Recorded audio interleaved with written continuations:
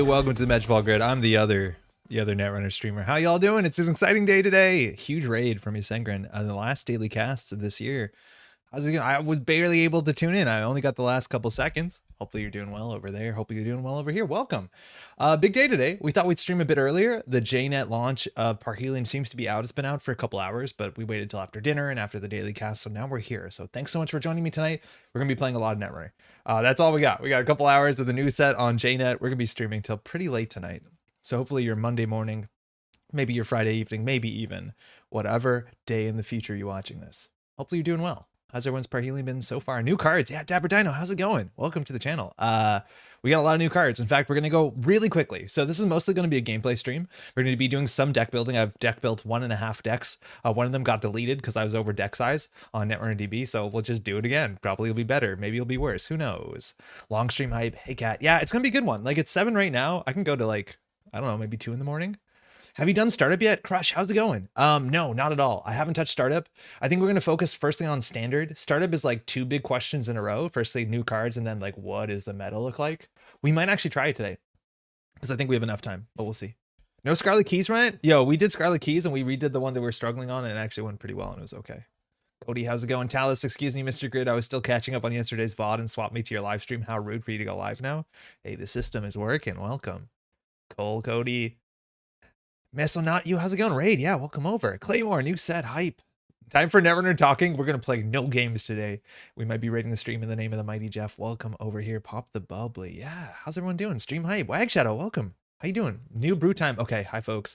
It's time to take some core damage. We're going to start there. So I asked a bunch of the patrons on my Patreon what kind of decks they want to see first. So I have a list of things we want to go through. Nothing really unexpected. Nobody said World Tree, so they're wrong. But we're going to go do a lot of that stuff. And we're going to start with Thule, or more accurately, we're going to start by just looking through the set right now and seeing all the cards that were revealed at the last moment. Because if you weren't paying attention till this morning and the article that just says Parhelion is out now only dropped a couple hours ago, there's like maybe 5 or 6 cards that we haven't seen in spoiler season. So we're just going to look at them real quick.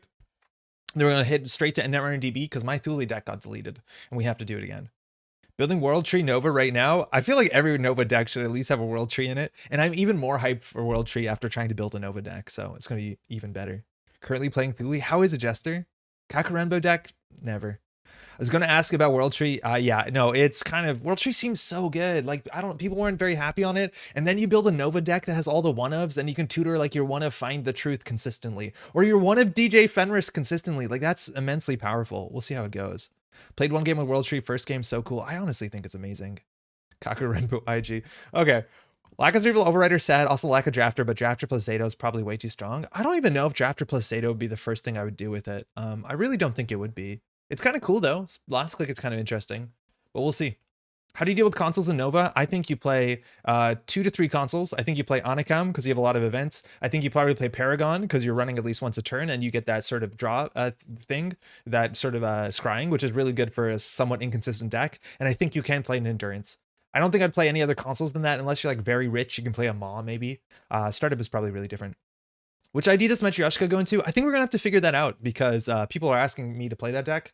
I honestly don't know. It's something with a lot of card draw. I think you might be able to do Atom. Always be running Atom, but I don't like playing that deck. But if you do Atom and you draw a lot by like trashing your directives, I think that's one way to do it. So we'll see from that. Nova, yeah. It's really funny how Nova turned out to be the thing that we thought it would be. And then it turns out it just doesn't work with Matryoshka at all. Also, the tax doesn't seem too bad for the runner. I haven't done as much core as I was hoping to. Okay, I'm really excited to play Thule to see how much core damage we can give to people. Let's go through the cards real quick to see what we've missed. There's only a few cards we don't know, and then based off of that, we'll go straight to deck building. I just want to know how all this works. I'm sad Matryoshka isn't super cheap to use. It's really not bad to use. It's like cheap for an AI, which is generally meant to be a bit more expensive than normal stuff, but I think it's a thing that you want to use to kind of augment, or if you're not running a lot. So it's not something you can really rely on to use it. And it doesn't work with the propeller blade. Matryoshka is literally useless in Nova. Yeah, it doesn't do anything. It's pretty good. How does not Matryoshka interact with the neutral identity? It doesn't. You can play 1 copy. It just doesn't work at all. All right, cards that we didn't see as of yesterday. This is Naga. I don't know how to say that. Oh, man. When you install this program, load 3 power counters on it. It's not a virus. It kind of looks like a virus. When it's empty, trash it. You hate that clause. You're seeing way more of that stuff. I wish my card stayed around forever, just because of World Tree. And it says the first time each turn you make a successful run, you may remove one hosted power counter to sabotage one. That's a neat effect. That's actually like really cheap on axis sabotage. It also makes you run, which is good. It's not just like uninteractive install viruses sabotage. Sabotage inherently is an effect, if you ask me, is not very good in just vanilla amounts. It's really good when you end up stacking them. So if you want to do a sabotage deck, I wouldn't put like, God, I don't know how to say this. It's pronounced na, I believe. Okay, I pronouncing this is really weird, but I don't want to put this as just a 1 or a 2 of, mind you, it is unique, so you can only have 1 installed, but you can have multiple in your deck. But I just don't want to sabotage 3 for a card. That's generally not great. Is this the Hades 2 hypecast? Yo, Patrick, how's it going? People mentioned Hades 2 last night, and I wasn't excited about it. I'm like, it's just more Hades. And then I saw the trailer. I'm like, yeah, okay, I'm really on into this. Sorry about the neutral runner head fake in my video. Yo, Sengrin, congrats on the daily cast run. I wasn't able to watch tonight's, but thanks for the raid too, eh? That's cool. We have Numb, which is interface. It's 8 strength, which matters for things that care about strength, I guess. And it's 2 credits to break 1 sentry subroutine. I'm going to just give that a big old no thanks right now.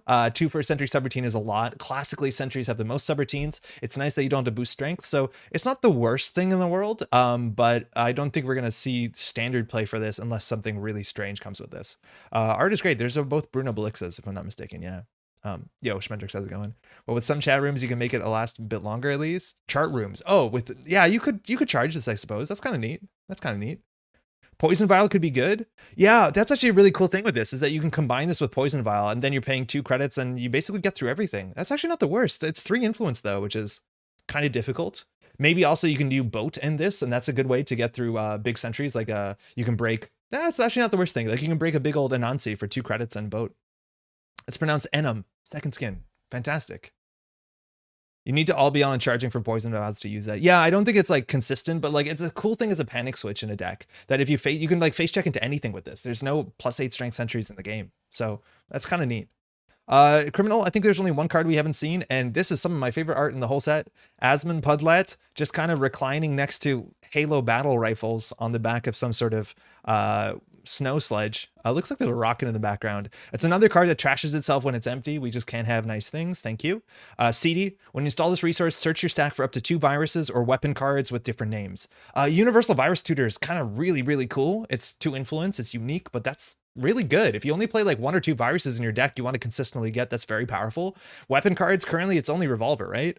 It's only Revolver. Revolver, mind you, works really well with World Tree, and it's another card that should be shouted out. And when your turn begins, you may add a hosted card to your grip. So you don't install it clicklessly, you add it to your hand. So it's still slow. You can only use it once per turn, but oh, Poison Vial is also a weapon. Time Bomb's a weapon. It's not a bomb.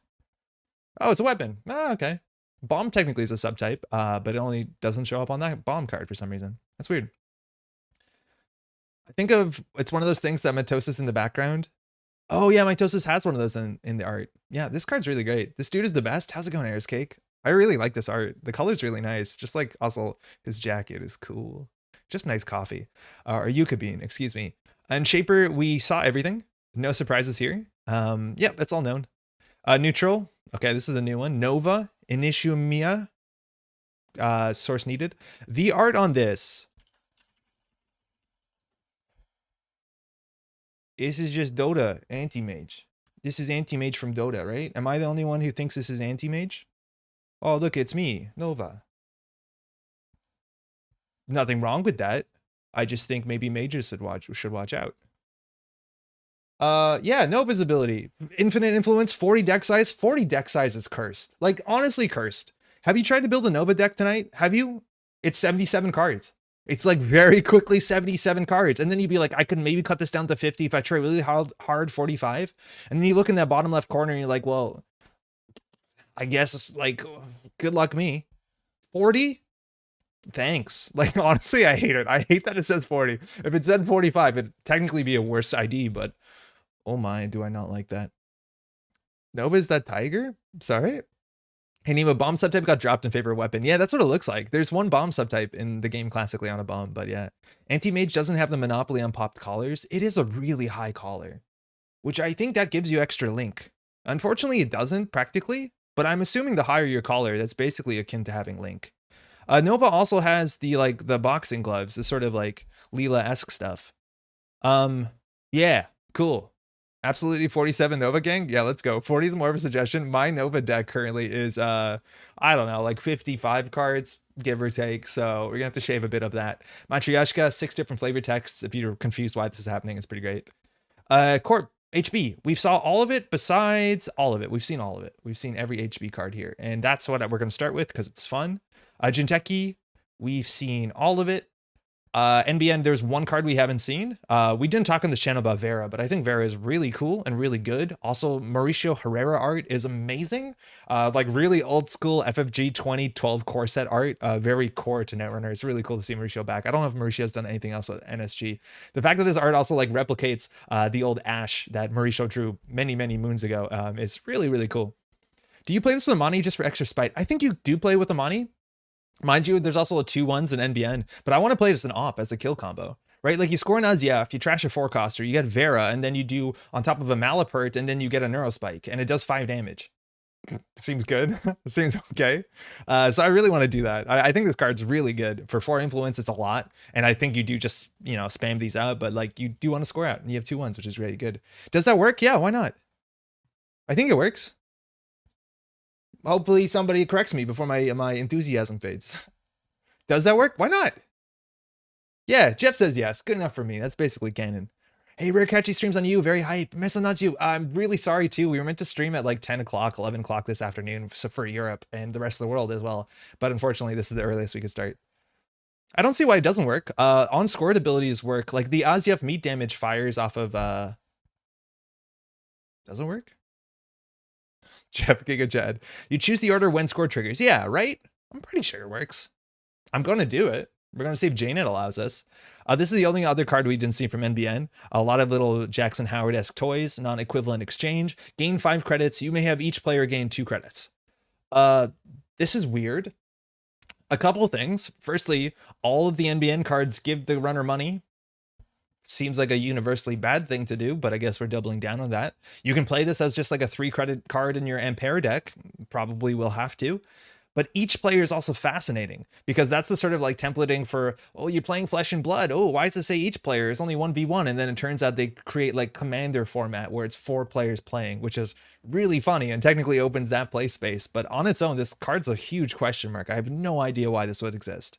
Art's really fun though. We do not see Dinosaurus, but I feel like that could make sense. I like that you can go from 0 to 7 with this. Oh, because you're each player. Oh, that's why it matters. Oh, thank you. I feel really silly. So you're also each player. So you can go from, well, not from 0 to 7. Well, yes, okay. You could go from 0 to 7 because you could do credit, non-equivalent. Okay, I see why it's called that. Pretty cool. I'm putting this in my NAPD deck. Yeah, right? This in your NAPD deck. Well, it doesn't actually work, but kind of works. Because of how Azyaf works, Vera gets searched and res before when scored happens. Hey, Captain Knights, give them money. 2 money when they're at 2 Econ Warfare. Anything news? You're totally right. This is with economic warfare. It's actually quite rude. I'm into that. It's better than a hedge fund if you don't mind the runner having money. Yeah, if the runner already has money, this is better than a hedge fund. This is actually a fascinating card. That's kind of cool. Wayland, there's only one card that we're missing, and it's some of my favorite art in the set. This is, of course, a Scataminga. This is Anvil, so you see like a hammer dropping on a runner, we'll say. 3-cost code gate, or sorry, 3-strength code gate for 4 cost. When the runner encounters this, you may trash one of your other installed cards. It's really nice to have that clause on as much ice as possible, because that means that they run into this last, like, you are threatening on basically every board state with op to go get something interesting. So that's pretty cool. And it's not when you res this, it's when they encounter this. If you do, the runner cannot break the ice's printed subroutines for the remainder of this encounter. So gain a credit, runner loses a credit. That's like fine, whatever. But the runner trashes one of their installed cards is potentially rude. Now, not the worst subroutine ever, because generally, barring the early game when somebody rushes down an endurance to charge your remote server, at least that might be fun. But yeah, they can generally trash errant and extra stuff. So not the most powerful thing, but a very powerful ability to be able to trash things on a run, almost regardless, barring hunting grounds. It seems like the best of today's new cards. I don't know. This one's like really hard. When you're building op as well, which is where this naturally goes, like you generally, and you can play this in rig shooter, I reckon, even in the outfit, you generally want to like play a certain amount of ice at each cost grade, right? Like a 5 cost, 4 cost, 3 cost. So 5 cost is in development, 4 cost, you have a lot of good options. Like you already have, of course, border control, which is basically a 3 of in every op deck forever. And then you're going to play probably Mouseless because it's great. Maybe you can play some anvils. Maybe you play Hordem, kind of doubt it. And that gets kind of difficult because the slots, you want to play enough like 3 cost dice, 2 cost dice, and now even cheap 1 cost dice looks really good in op. So it's okay. It's a not bad face check. You res it for 3, which makes it cheaper, like functionally for 3, even if you don't trash something. But runners break this for 3 credits with Black Orchestra, which is not great unless you're trashing your own stuff, which maybe you can do. It's absolute necessity for startup ob. Startup lost both 4-cost piece of ice Wayland had due to rotation. It still has Whoredom. You still have Whoredom in rotation. I'm not sure what other 4-costers there were in startup, but you have Whoredom. Whoredom's like fine. So much of Scott's arch for the set is bad cyberspace things about to happen to Tiny Person. What else is Scott's in this set? I don't know if I would be able to. Well, I definitely could find out. I don't know if it jumps to me really quickly. Scott does runner art too. Yeah. Startup op is kind of sad now. Yeah. Op is one of the IDs that like almost not linearly, but exponentially scales with card pool size. So that's not going to help. And then we have Ampère, which I'm a big fan of Ampère. And I can't click on this one for some reason. This one's not a hyperlink. It's not an embedded image. Okay, cool. Let's build some stuff. The teeny tiny little person about to get smashed is really rad. Yeah, that's really good art. I'm a big fan of that. Otherwise, I think we've seen everything. So we're going to go right to deck building and we'll get some games. So I was classically at 591 decks, and then I smashed this build new deck button and it allowed me to build a deck. And then I built a new deck and I built a Thule deck this afternoon. And then I hit save and it says, sorry, you have too many decks. And then I lost the deck. So we're just going to do it again. Whoredom's still legal, but Winchester and Colossus rotated. Colossus is 6. And Colossus, I don't know if I'd be excited to play. But yeah, I guess Winchester's a thing. Hey, Jossie, just joined. What's the neutral runner if you don't mind? 40 deck size minimum, infinite influence, 1 of every card. So very basically the same text as Ampère, but lower deck size. Oh, Stavka's good too. Yeah, I think there's a bunch of 4-costers that make sense. Okay. Thule Subsea. Is that what it's called? Thule? Can I get a pronunciation guide on this one? It's Thule or Thule. Subsea, safety below 4515, pretty standard. Whenever the runner steals an agenda, do 1 core damage unless they spend a click and 2 credits. Join us safe away from the crisis. Art slaps. Firstly, core damage, if you've not been playing for a while, that is what brain damage used to be. It's just the same mechanic, functionally entirely the same. Brain damage doesn't exist, but core damage is the term that's used now, and it's meant to be more widespread. The way that it's basically meant to be permanent, lasting damage to the runner, and not always physical damage, just something that kind of has affected them permanently, generally for the negative. And you see a lot of that non-actual like physical damage in Thule Subsea, in the Thule kind of core damage subtype, which is really cool. On top of that, when an agenda is stolen, it's not an additional cost to steal it. They have to spend a click and 2 credits. They have to do both of them, which means because it's not an additional cost, they cannot refuse to steal agendas. So if they ever hit an agenda on click 4, they can't be like, no, thank you. It's kind of more like Argus security, which they have to take the thing attached to it. So they have to pay the price. Now, if they win the game and it's their 7th point, this obviously doesn't matter, even if the core damage would be lethal if they had no cards in hand, but we'll keep that in mind. And I think the big thing when I see this ability, we have to figure out how to win on core damage. And we have small ways to do that already built into the card pool that we see in the set. But on top of that, I want to play as many small agendas as possible just to ensure that this fires as consistently as possible. If we're only running like 6 agendas and they're a bunch of 3-pointers, because Ikoa Project works really well with this, we could probably lose the game before it fires 3 times. So we're going to try and avoid that. We're going to do a lot. I also think it's Thule. Okay, Thule. I can do that. Thank you, everyone. Notably, runner wins first. Yes, runner wins first.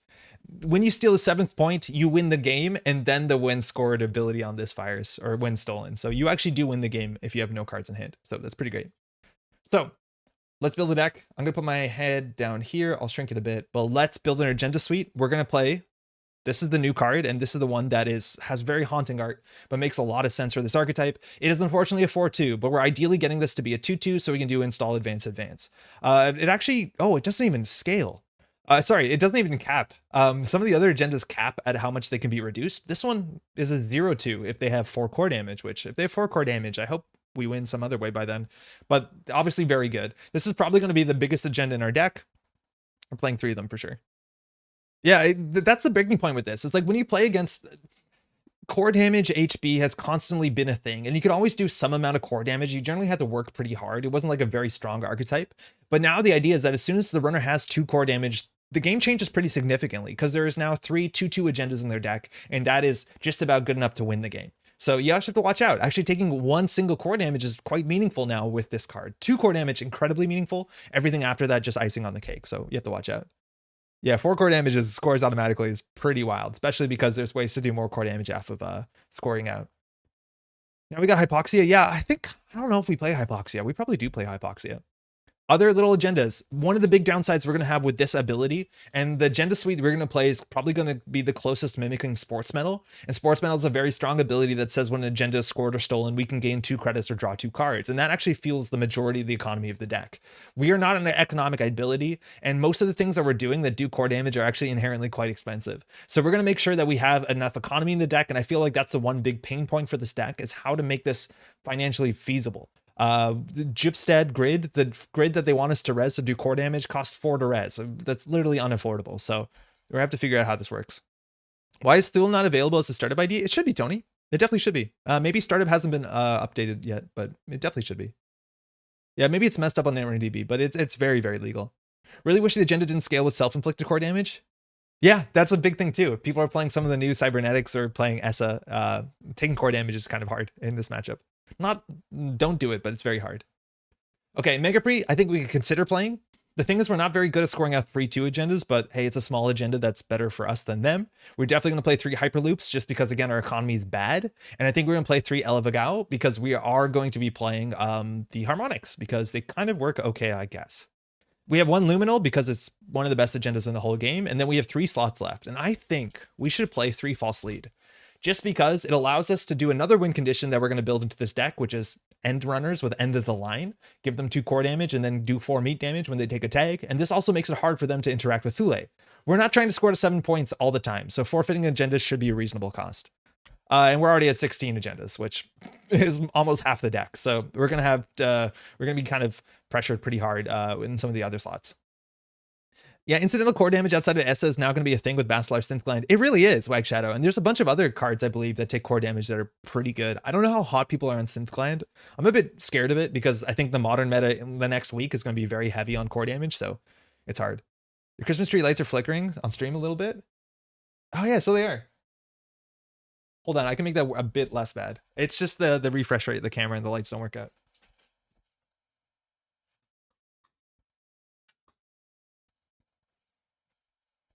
Now it just looks like it's flickering. Okay, cool. Yeah, I think Ghost Tongue is also a really good card when it comes to just like all the, basically half the Anarch cards are events. So that seems good. Let's look at the assets. We're going to play some common cards for now. Like Maryland Campaign is just good enough as a 3 of. We're going to play 3 copies of, I'm assuming 3 copies of Spin Doctor because it's good.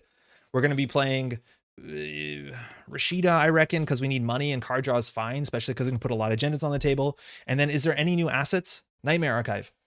This thing's actually kind of really big. The idea that we can discard these and then the runner goes to negative agenda points means it's going to be a lot harder for them to win the game. And the further behind we can put them on negative agenda points, the longer the game's going to be, which means the more likely Thule is going to fire. Or Thule, excuse me. I don't know how many we can run. Like, as soon as we do 3 of this, we're already on 28 cards. So slots go pretty fast. Maybe 3 of this is too many, or excuse me, of this. Maybe we could do 2. But like, just extending the game is kind of in our benefit, so we'll see. We can also play News Team if we have extra influence. I'm pretty sure we want to spend extra influence on a more direct win condition, but yeah, it's not the worst idea. I think of anything in this slot, like I kind of want to play Snare. Snare works really well. They'll have low hand size anyways. With False Lead, we can make them end their turn with a tag, and then if we're trying to end them with end of the line, that can work out pretty well. This is a card that we can only play if they're tagged, and it does 4 meat damage. So the idea is that we give them a tag, and then ideally they have low hand size, so they can just flat out die. So Sundog feels bad, man, is correct. And that's all our influence if we want to do this package. There's other ways to build this deck too, like Nana Civic, of course, Zato City Grid. There's a lot of ways to make core damage on your Ice Fire consistently, but this is what we're going to do. And we're just going to hope that people are not playing too much No Free Lunch.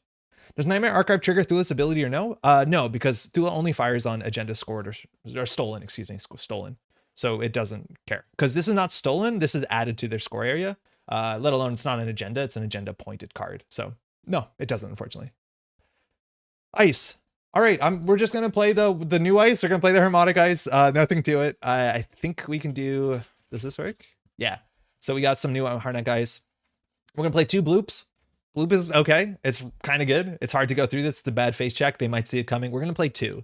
This is kind of an expensive ice because it forces us to de-res other harmonic ice. Some of our harmonic ice is really, really cheap. But I'm hoping that we can actually run less ice in this deck, not only because maybe our agendas protect themselves on their own. Yeah. This is Echo. I think we're running 3 of them just because it's the only thing that we have that'll actually end the run. So that's fine. Pulse, I'm a bit on the fence about. It's kind of expensive. Its ability does work really well with Thule. I'm going to say different every single time. Apologies. And it's fine.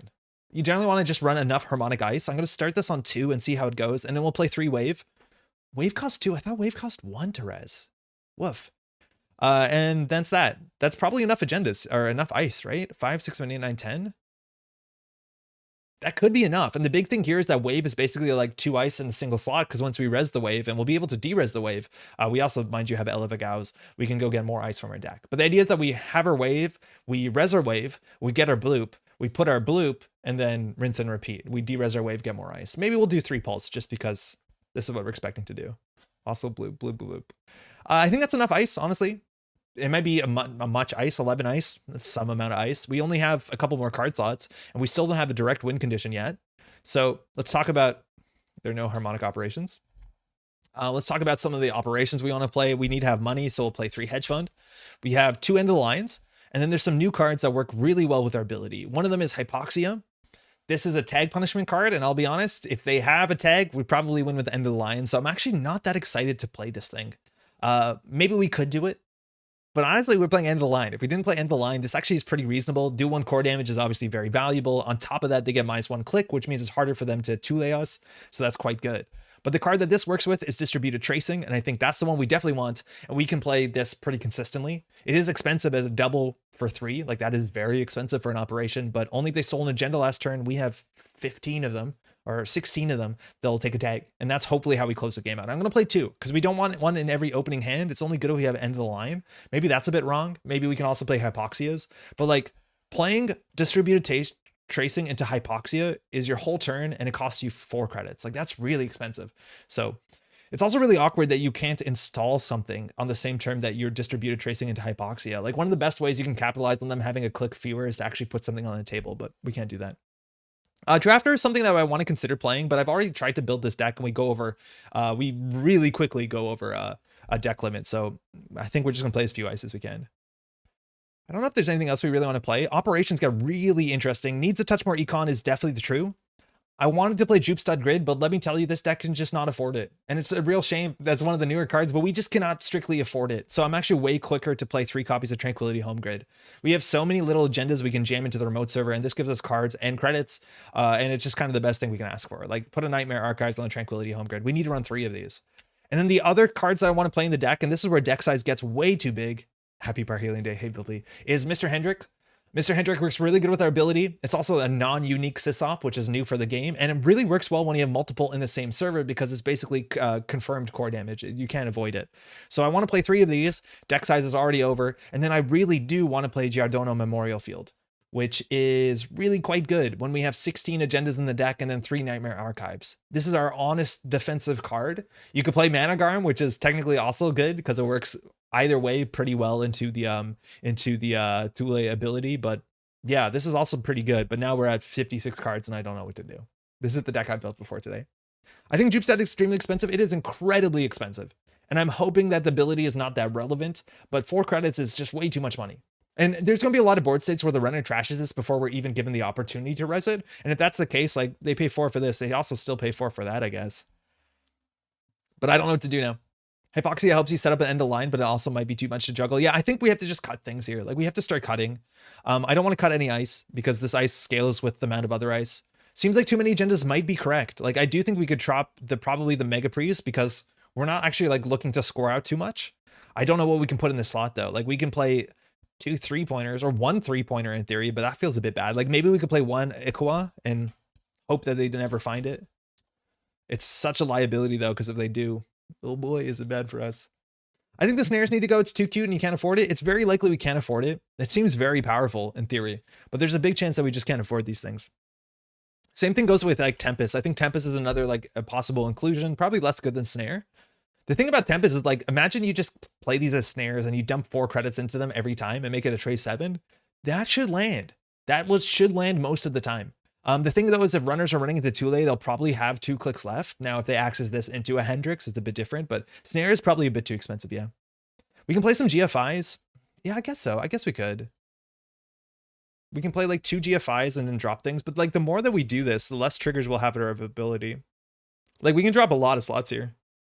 1 cheeky punitive. Yeah, I don't think we're gonna have the money for that, but maybe it's possible considering like punitive technically works with Thule, right? People are paying clicks and credits to steal.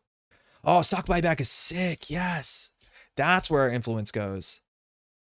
Oh yeah, every day of the week. Stock buyback. Good shout. So we have to not play food, and then we have stock buybacks. Yeah, now we can afford everything, right? So we don't have snares anymore. This gives us a massive amount of agenda points, or credits based off agenda points. So now we have to put more agendas back in. I do want to watch you play Parhelion, but I'm still working through Midnight Suns, and Captain America just said my gift was quite awful. Thanks, Bat. Enjoy it. I haven't picked that one up yet. Yeah, I don't know what to do here. It's just like too much stuff to put into a deck. Like we have to make decisions. I think we can cut 1 Nightmare Archive pretty easily, even though it's actually good to have 3 of these. Do we now have enough credits for Jupstad? I doubt it. Maybe we cut a Hendrik, a Giordano. Ico is like possible. I'm just super worried that, well, we're getting there. Yeah, we can try this as like a starting point. Like this is not going to be perfect, but I think this is a good starting point to see how things work. So we have our package here of win condition. Maybe we just cut a Giordano and play Mr. Hendrik and say that we don't need this sort of defense. Yeah, maybe not no Giordano. The thing is like Giordano helps you to also like not lose to Stargate or don't get diversion. Like it does a lot of stuff in one package, but maybe we can just go full but just offensive instead of defensive. I'd like that. The extra cost is actually a downside. Not really. It's just more so that when they steal, technically it could be, right? They could deny stealing this, but I don't know. I feel like they're out of any ID, this is the one ID where the runner should always be able to pay this cost. Admittedly, they might take a core damage, but like in other HB, people will run through stuff and not have a click left and be like, oh, it's an Akawa, I can't steal that. This is the one ID where it should be the easiest to steal an Akawa. Admittedly, though, there'll be punishment. So that's also kind of like a Namba with Ikwa. I think we have to make decisions. Designers everywhere rejoice. Look at our ice suite. What decisions did we make? But no, yeah, I think that's totally interesting. There's a lot of ways to build this. We got to cut 2 cards. How are we scoring out? Hopefully we're not. Do we just cut 1 of each of these? Tranquility just lets you play a better Netrunner. Like that's kind of a good card. All right, let's go.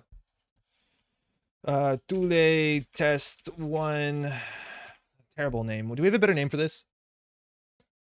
If they take core damage for Ikwa, they seem almost okay. 1/2 of the way of the end of the line threshold. It is, but also they're like almost halfway towards winning. The Marylands are somewhat slow. The Marylands are definitely a bit slow, but like we just need money. How's it going, Slideshow? Yeah, Wyatt. A lot of folks. In fact, I need to read names out because I asked people who asked from the patrons from the channel. Second Skin asked to bloop some nerds is what he said. JC and Frank 410 both asked for Thule Grinder, so we're definitely here. I think there's a couple other names as well. Yeah, we'll just do Bloop and Friends. I like that. Nice, Atched. Bloop and Friends. Atch, did you upload the tier list? I think you did too. Mindbreak Raptor is good too. The line ends under the sea. We cannot betray our win condition. Yes, sir. Thank you. Yeah, you tagged Jeff, and Jeff like immediately tagged me in. I was like, yeah, sick. We're gonna need that. Regolith instead of Maryland. So actually, how long? I think Regolith instead of Maryland is very interesting because we do need cards that force the runner to interact in our remote server because we need them to hit our ice. We need to res our what's it called? Our harmonic ice. So I do think we could change the harmonics. So Bloops and Nerds could have just been the name. You're right. Yeah, I think that's a good shout. Maybe we'll try Regolith in there. I totally forgot already we cut the deck or called the deck Bloop and Friends. All right, so we need some bloops if we bloop someone. Bloops in chat. Yeah, let's try cutting the Maryland, play 2 Rego. That hopefully incentivizes running. End of the line in the sand. The art on Thule is like real wild. All right, and we're off. Welcome to the Metropole Grid. My name's Andre. Thanks so much for tuning in. This is our first game of Parhelion. They added this button to play Singleton. You can just play Singleton Standard, which is really cool. I don't know why this had to exist. It technically doesn't need to exist because of it already, I think, enforces it when you play the other IDs, but that's so cool that that's built in. Yeah, let's go. Yeah, that's new of today. That's really cool. We've played Standard before, not Standard, Commander, right? On this channel before. All right, 419. Okay. We're gonna have so much fun today. We're gonna have so much fun. Oh boy, thanks, you too. So 419 is one of those decks that like is just kind of good. We hopefully see some of the new cards that Criminal played, but this is sort of deck that like ensures that you can't do your cool thing. So, oh my god, no need to yell. Blip bloop. Okay, opening hand. We definitely want to ice up HQ. We don't have a lot of ice, let alone not a lot of it ends the run, but we want to make sure we're not getting a diversion. But we can mulligan this. Yeah, that's okay. We asked for some ice. We got him. How'd you get 419 into the dirt?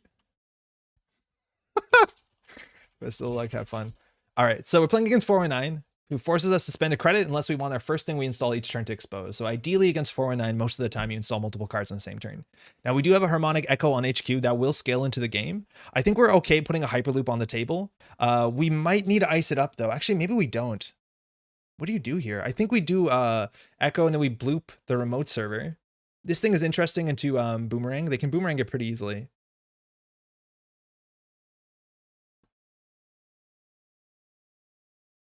So I'm going to do this and then set up for next turn where we can get the regolith behind it.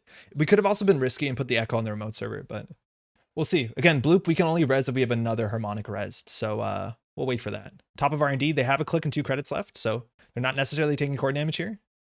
And daily casts. Okay. All right, so we can either hedge fund or just take the money off the regolith. They can charge into the bloop and we can't res it. Like this is going to be the awkwardness of the bloop for sure, is that we just can't res it sometimes. Same with this bloop on R&D. We've drawn both of our bloops. We're blooped to the gills out here.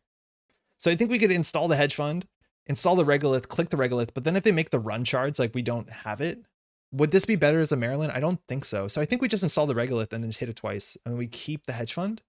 This will put us down to, we won't prevent expose because we're going to res it.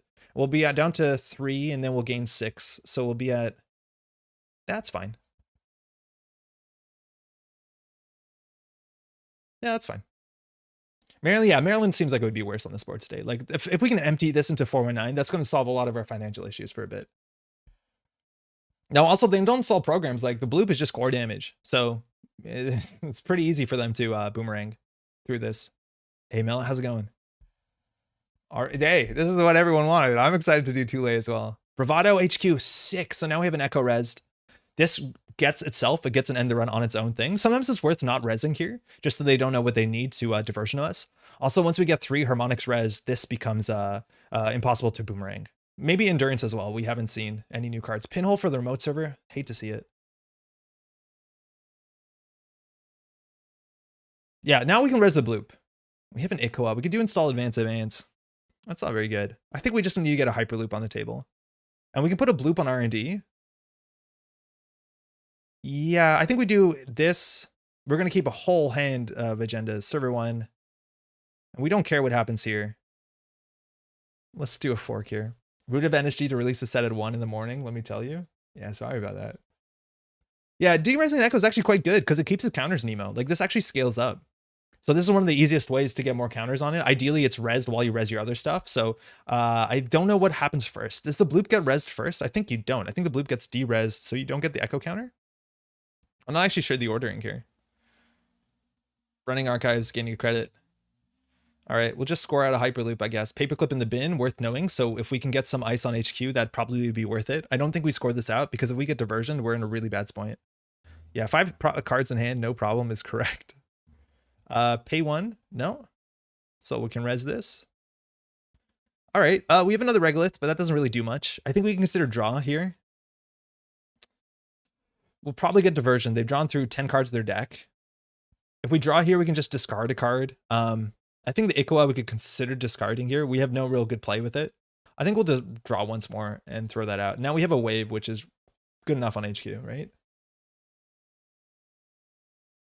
Yeah, Amaku is also a huge problem because this is 0 strength. Well, there you go. Running last click, they actually can't steal the Ikoa, so we can leave that there. We don't have to, it doesn't really threaten our spin doctor. But yeah, this is a problem. This is 5 strength though. We'll see if that's respected. Hendrik. Yeah, this is the first game. We've only been streaming for like 40 minutes, I guess. Sounds like a lot. So we need to ice up everything. The problem is like HQ is going to be a liability with the Amakua. So if we put the wave on archives, I don't know what to do here. This is really difficult. Like we don't really want to score out the hyperloop. We're just trying to struggle to figure out how to get core damage. So I think we put this on HQ. It's when they access this upgrade. So if they diversion us, it doesn't actually fire. But we could put this on archives, put this on HQ, just click for a credit. Not great. I think we have to do it. But I just don't have an active game plan here. Thule against the Fun Police? Yeah, it's Amakua and then like the 419 ability. It's going to really stop us from doing anything too explosive. You can advance once to bait. Yeah, we could. We definitely could advance once to bait. But hopefully we just score it out for like no credits. Ideally they steal it, right? Because we have stock buyback, let alone the Thule ability. But yeah, maybe that's the bait. Waken Plan. Suffer 1 meat damage. They lost a diversion of funds. Real cost associated with that. But now they want to run HQ to get power counters, which they can contribute into R&D runs. This is a really powerful new card. So hopefully our HQ is good. Uh-oh. Well, that's terrifying. Well, you have to score this. This is free. I might consider Hendrik on archives. We know they're going to run HQ because of the Wake Implant, let alone the paperclip. So I think this is a good thing because also if this triggers, it technically in this situation, they want to access. We have to res this, I think. Do we have to res this? Oh, twinning as well. That is so greedy. It's actually hard to multi-access into Thule sometimes. They can trash this. So we will. So the Iqua goes back and I think the hedge fund just goes back. We don't need to res it. Okay. But the idea is that if they, in this situation, if you think this is a Hendrik, you should always access the hand first to steal an agenda and then access the Hendrik, depending on your clicks. But if you hit the Hendrik first, you can lose all your clicks and then you can't or shouldn't. Well, you'll be punished for the agenda. All right. Well, we have the distributed tracing. We can even use that to like tempo down the twinning, if you want to call it that. Do we need more money? I think we could just use the Rashida and the remote server. I think install advanced Illuminal. Honestly, you might be right. Like just getting Illuminal and the bloop up is pretty good. I'm just worried about like a boomerang we haven't seen yet, but I honestly don't mind that.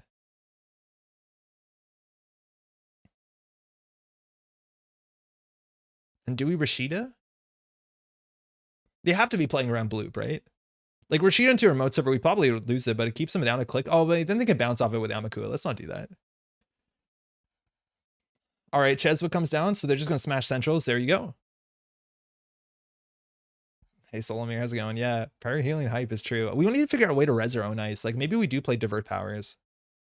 Oh, they just Chesva through this. Of course. I forgot. They don't even need their paperclip. So let's assume they access HQ first. That's the correct order. Twinning to access 2, Regolith. They can trash that. But if they trash that, they won't have money for the Thule ability. So, kind of cool. Mr. Hendrik, pay 2? Yeah, okay. So now they can lose their entire turn or take a core damage. That's a winning trade for us.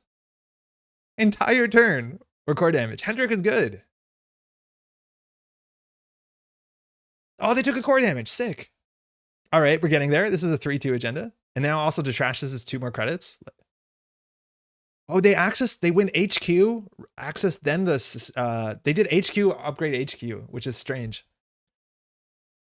And then they trashed it, so they could have taken 2 core damage really easily because they could have accessed the or ontological. We got a Luminal here. Okay, we have to watch out. We have the combo in hand. Advance, score. We have 4 clicks, but we don't have a lot of money. I think we just dumped the Regolith.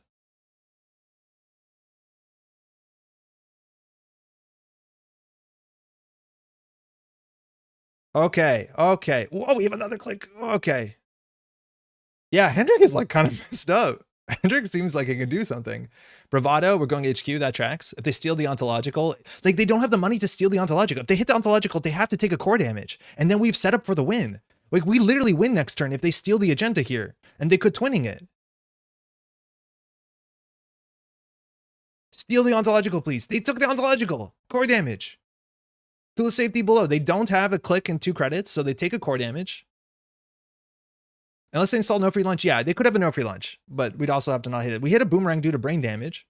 Or core damage. I don't know how JNet still says brain damage.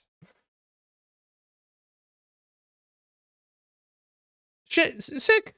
They forgot to bankroll. Oh yeah, they could have cracked the bankroll first. If they bankrolled, they could have stolen it. They definitely could have bankrolled there, but maybe they're being greedy on the bankroll. All right, well, that's it. Thule does a thing. Just sweeping HQ. So they stole an agenda, so you can have a tag, and then we can just end of the line. Woo! I do think Thule is going to have a learning curve of how to play around it, like the Hendrik interactions to make sure you have enough money interactions. If they did pop their bankroll, it would have been a problem for us. Yeah, if you pop the bankroll, I think you live there before you access the agenda. But yeah, we didn't bloop anyone. They were probably playing around boop. They had a boomerang though, so if they blew the boomerang the bloop, it still would have fired to some extent. But like at this point, they could smash R&D and see a lot of cards, and that's probably fine for us because multi-axis is kind of hard into Thule. Yeah, that's wild. Okay. Does feel like a nice Sea Scorch analog. Hey, 421. Yeah, it is the old Sea Scorch of sorts, but obviously a bit more balanced. Could pay instead of going to 3. Yeah. Yeah, you definitely, the second core damage is the most important one. As soon as you take 2 core damage, not only does ontological turn on in a very real way, but then you have to watch out for the end line kill package. Thanks, you too. Joy Parhelion. Hey, cheers. All right. Hey, Kalana, how's it going? Let's do another one. Yeah, it's very easy too. Like I'm to some extent like kind of nervous to play a lot of tag-based damage stuff like end of the line hypoxia. That stuff is actually really difficult because I reckon, and there's a bit of a weird window here where people are trying out new cards at the expense of the staples. So maybe we don't see that much no free lunch. I don't know. But like if there's no free lunch there, our win condition doesn't exist. Like literally doesn't exist. Zahya isn't implemented. Which one's that, Cole? You may have convinced me to replace the Gypstads. Did you think for a minute there we could have afforded Gypstad if we had it? Like we really cannot. Awesome. Okay, this could be Tag Me Zahya. If Tag Me Zahya has huge hand size, it's also a huge problem. But at least if that's a problem, core damage scales with core damage, not hand size. You do. All right, hand is really bad. Unless we think we're sports metal, we can install 3 on the table. I'm not going to take that. It's against a criminal. We'll get diversioned. Okay, wave doesn't stop that from happening. It looks relatively easy to give 2 core damage, so end the line is definitely a thing here. Yeah, and like it's a super easy card to tech. You just clear the tag. All right, so what do we have here? We can put down the Tranquility early. We don't have to worry about expose. And then we could put down this on HQ, we have to. I don't know if we put Spin Doctor into a new remote server. I don't think we do. I think we just click for credit. So we do that, pretend it actually does something. And then here we can click for credit. We can also install a Hyperloop. I'm actually pretty fine if they steal a Hyperloop on turn 1. It's a 5 credit, 2 click swing. Which like that sounds kind of ridiculous once you say it out loud. I still think this deck should have been called Bloop to the Head in reference to the classic Canadian skate humor. Draco, I don't know what that one is. As someone who's probably watched a lot, is this Kids in the Hall? Because I never watched Kids in the Hall. That's the only like Canadian comedy that got away from me. I think you can skill your way through the matchup instead of needing tech. Thule runs super poor. Yeah, I do think that there's a huge play around window of Thule. There's like giant gaping holes in their armor, which is economic pressure. All right, well, we have a Hyperloop, but I don't want to score it. Double daily cast. We didn't see any part of their deck. They just did neutral. Okay, so we'll res that. We'll get the Spin Doctor there. We're going to take the money just because that's obviously a problem we have. We'll draw 2. Okay, let's just slide out. It's before Kids of the Hall. Boot to the head. It's a good skit. Okay. Russia Bloop to the Head, Coldplay album. Thule's big weakness is, how's it going, Chenchling, is wanting to do everything with cool cards that don't actually make money. That's the biggest thing here, which is like, again, why we're on things like Tranquility instead of Jupstad. Because this deck inherently is not economically solvent. So you have to go out your way to make sure you're not hitting every card that has core damage on it because you will be destitute. Like Kawinda Kalu. How? Running RD, click left, 8 credits. Seems good. For Sable who read and stole my agenda, blood to the head, smack. Nightmare Archives, -1 agenda point. Okay, let's see if this actually matters. This does turn on stock buybacks, but they did not want to take core damage. He wanted to take that. That tracks. What if you run Kawinda and Keeling? It's kind of cool. Keeling is cool too, but like it's so hard to protect her, right? With pinhole threading everywhere. And I honestly don't know if we're in a light the fire meta yet. Again, Thule is going to keep that in check. All right, massive hand size. We'll take the Rashida. I'll just do it when I should do it, which is then. All right, and we drew our liability Ikawa. Okay, so what do we do here? I think we want to get a false lead on the table. Again, we're not really interested in scoring that out. We can make the false lead look like it's on top of a Dr. Hendrick, or Mr. Hendrick, excuse me, if we just do all 3 on the same. I think we're fine doing that. Now, this won't trigger because it's already installed itself, but I think we can just go and do that. Funny enough is like 2 Mr. Hendrick in the same server is just 4 credits for a core damage, which is pretty wild. I don't know whether people are playing Caldera at A1. I doubt it. But here we will scar the false lead because now if they take a tag, and it's actually kind of hard. We used to be on snare, so the false leads have made a bit more sense. Maybe it's actually worth not playing false lead and playing the, what's it called? The Mega Pre. But false lead, I think, made much more sense when we played snare back in the day. Is it worth dropping Ikwa and 3-1 for 2-2-pointers? We tried Thoth, but our deck size was really bloated. We had to make some like decisions to shrink our deck because we had like 3 Mega Pre in the slot, and then we were at like 53 cards. So this was kind of a decision we had to make. You could also play food in the slot if you want to cut like a Spin Doctor or something. I love the fact that Mr. Hendrick is not unique. Yeah, they're triplets, and not many people know that, which is really cool. Oh, sick Tremolo. This is going to destroy our Peninsula Echoes. There's the Wake. It trashes a Diesel. Again, real cost. That was -4 cards. Pretty wild. But yeah, now they can deal at least with the Echoes. Unfortunately, it's just a wave, but at least the wave will get a bloop, and then the bloop actually threatens the Tremolo. Installing programs early is kind of difficult into bloop land, and they're just not running. I think they might be scared. Start a turn. Stock buyback. We'll just score the false lead.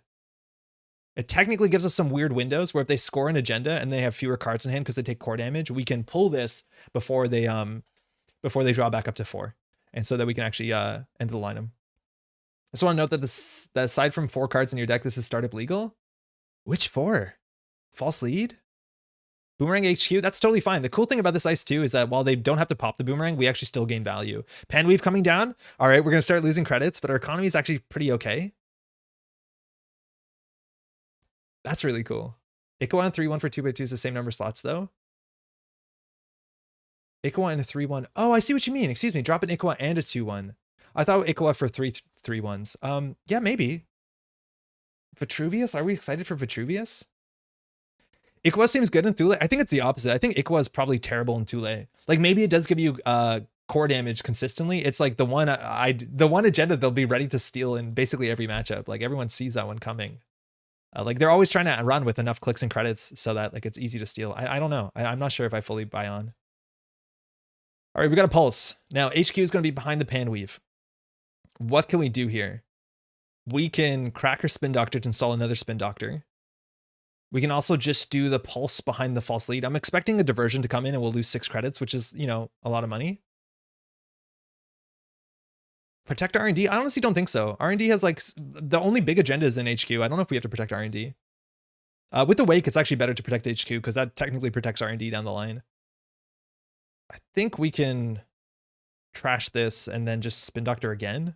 We need to do something a bit more aggressive. We'll gain the money. All right, so that's half a combo. So we'll do HQ. And then it's either Hedge Fund or Rashida. We're expecting to spend about 5 credits on this run, so I'll do the Rashida. I'm in love with all the new Cybernetics. It's my favorite subtype. It's a really flavorful subtype. Now, mind you, this Tremolo, there's 2 Cybernetics, so it breaks 2 barrier subroutines for 1 credit. Jailbreak, okay. Well, they have clicks and credits left. Let's see how bad this is for us. Yeah, double Ace HQ Cat. I like that a lot. I think we're on 2 Nightmare Archives there. They draw a card. It's a Hendrick. Doesn't fire unless it's installed. And they gained 2 credits here. We haven't seen enough influence to see whether they're on a tag me list. We've only seen Diesel, so I don't think Diesel shows up in a tag me list. I think this is just like good stuff. That's a single no free lunch. Okay, so we're kind of in a bad spot. Rashida. So we basically have to just force a distributed tracing on a board state that they eat it. All right, a wave on R&D seems reasonable. We have Hendrick Tranquility. Yeah, the hard counter is this. And like you can deal with this. There's ways to deal with this. You can play best defense or I don't know, whatever else you want. So what's our turn? We do install, and I think we put this in a remote server. Do we res the Tranquility? Yeah, okay. We technically don't need to. Maybe they're more scared of double Hendrick. They've seen 1 Hendrick so far. We'll gain 2. And then we'll ice up R&D, and then we'll play Hedge Fund. We keep 1 Ikwa in hand, which is a bit ugly. If you're playing Cybernetics, I feel like Steelskin is better to import than Diesel. Yeah, I think that's a good call. Is that if they're expecting to take damage, like they did trash the Diesel to what's it called? To the damage from the Waken plant. If that was a Steelskin, it would have been way better.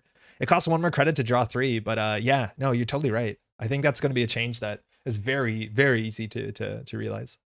It's a good shout out. Steelskin fires when it's trashed. Man, I don't know how I'd read this board state from across the table. We'll be drawing a card. 2 clicks, 10 credits. Yeah, we can false lead now if we wanted to. It's probably not worth it. Hey, skip on. Could bait the NFL early, even without the full combo. Yeah, Kalana, I think we're going to bait the no free lunch basically as soon as we can. And ideally when they have fewer cards in hand. because I don't want to have to distribute a tracing and then actually trash the no free lunch, which is technically the right call unless they want to protect class act, but they generally have a bunch of them. Oops, accidentally made an ambush Thule deck. Whoops. We used to have snares in here. We had to cut them. Oh, sick. Res pulls. So they're going to lose a click. So we have our first one of res. So bloop is a threat. Now the runner loses a credit and end the run. That's all this does. It's a code gate. It's a harmonic. So this is just going to end the run. We could have let them in. If they stole the Ikoa, they would have taken core damage, but we're going to fire that. That's it. It's HBN, the new corp. All right, we're going to score another false lead. We have a regolith, which we can jam into this remote server next turn. Again, money is probably not the issue here. Just getting enough stuff on the table to threaten them is a big issue here. Like, we're not trying to score out, but like double false lead is a bit cursed. Second match, skip on. We ended the line, the first match. Double false lead is not as good as it looks. Like, we can trade their whole turn. Like, we can trade these two to score at a Kawa uncontested. Like, we can install advance, wipe their turn. So it's okay, but like it's almost impossible to use two false lead in any other meaningful way. HB now with more hands than less biroids. There's a diversion. Okay, that's probably fine. Pulse, fire, and broken. So this costs them 2 credits and 2 clicks as a minimum. We get to pull an ice from our deck. It's a wave. Search R&D for an ice. Yeah, okay. So we have bloop, echo, wave, and pulse. The bloop they can't deal with. The what's it called is actually pretty bad. The echo they deal with relatively well. It's just like 1 credit every time. So we're gonna pull the bloop every time. HBS rebanded the headshot bloop. All right, this also fires. Oh, they boomeranged it, of course. But now the subroutine on pulse is actually a bit more annoying. All right, we lose 5, we're down to 2. They're on 16, feels bad. But we do have a regolith. Class act to draw 1. You can only false lead once per runner turn. They need more than 2 clicks left to use it. Well, you can do both of them before they spend any clicks. Like, there's a paid ability window when they gain their 4 clicks before they spend a click. So you can do both of them to trade the whole turn. But like, yeah, otherwise functionally, it's nearly impossible. All right, server 4. Gain 2, so we can res it. Take 6. Again, we could protect that with a bloop. Maybe that's actually worth doing. But yeah, I don't know how much more money we're going to need. And now basically we put every 1-pointer on top of some Hendrik nonsense. Yeah, maybe we should have put the bloop there as well. Yeah, we need to make sure HQ is hard to get to though, because we will definitely lose to Wake Implant. But again, like batch multi-access R&D in a single turn is actually kind of difficult because they need to have clicks and 2 credits every time. So those go pretty quickly. We can even pop false lead like when they're accessing when they only have 0 clicks left or 2 clicks left, excuse me. Yeah, 2 or more. Yeah, so we can do it twice in a turn. I see what you're saying, Kalana. But yeah, this says if the runner has 2 or more. The original false lead from FFG said lose 2 clicks if able. This is just a more clear way to get that down. They're letting you get away with a lot here. Yeah, they're not contesting, but I think they're scared of this. Like, I don't know if... I think also Prisec, for what it's worth, is like pretty good in this deck with this sort of setup. It kind of works with what we're doing anyways. But I feel like with the no free lunch, like, they're kind of golden. Yeah, okay, we're going to get more money. Oh, wow, we can de-res something. Is that actually good, though? Is de-resing the wave actually good? No, not really. This is where you'd want a jupe stat on this table. You can't pop false lead during access. No, we'd have to pop it right when they say, do you want access? Yes, that's our last paid ability window. Not while they're accessing, but right at the moment they commit to access. That's totally correct. We can de-res the spin doctor. That's fine. De-res regolith? No, they trashed it. I'm just going to de-res the spin. That's good enough. Score Elval de-res spin? Yeah. Yeah. They're on 3 points. We don't really have a way to score this out. They haven't taken no core damage, but they've been pretty defensive. Again, once they've taken 2 core damage, again, Jupestad would have done it there if that was a Jupestad.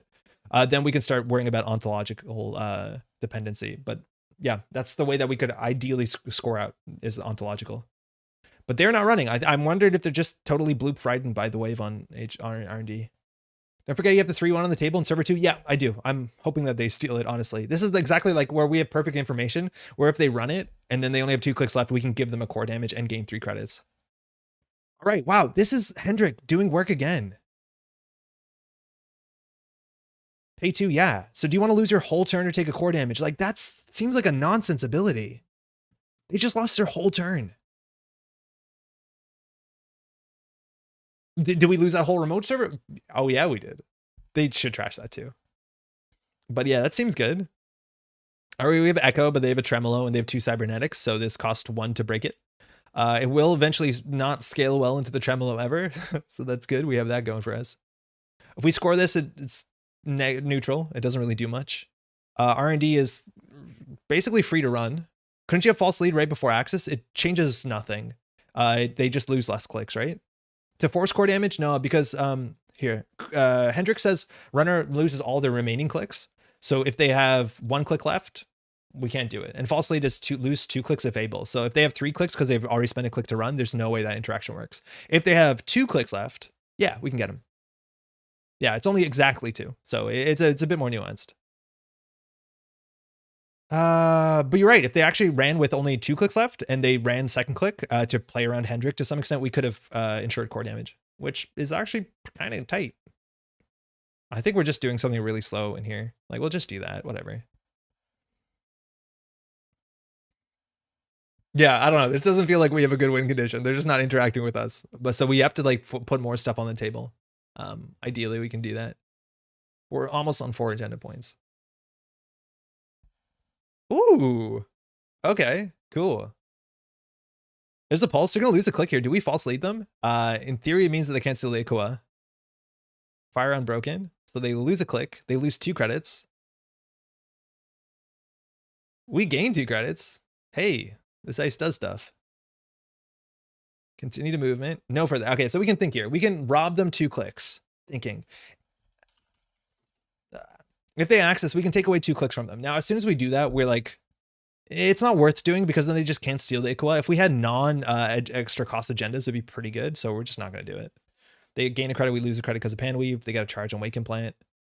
But if we had actually like ripe agendas in there, a bunch of 1-pointers, or even a snare, like I feel like we should have snare in the deck. Echo, spin doctor. We lost a spin doctor, but we have a spin doctor. That's fine.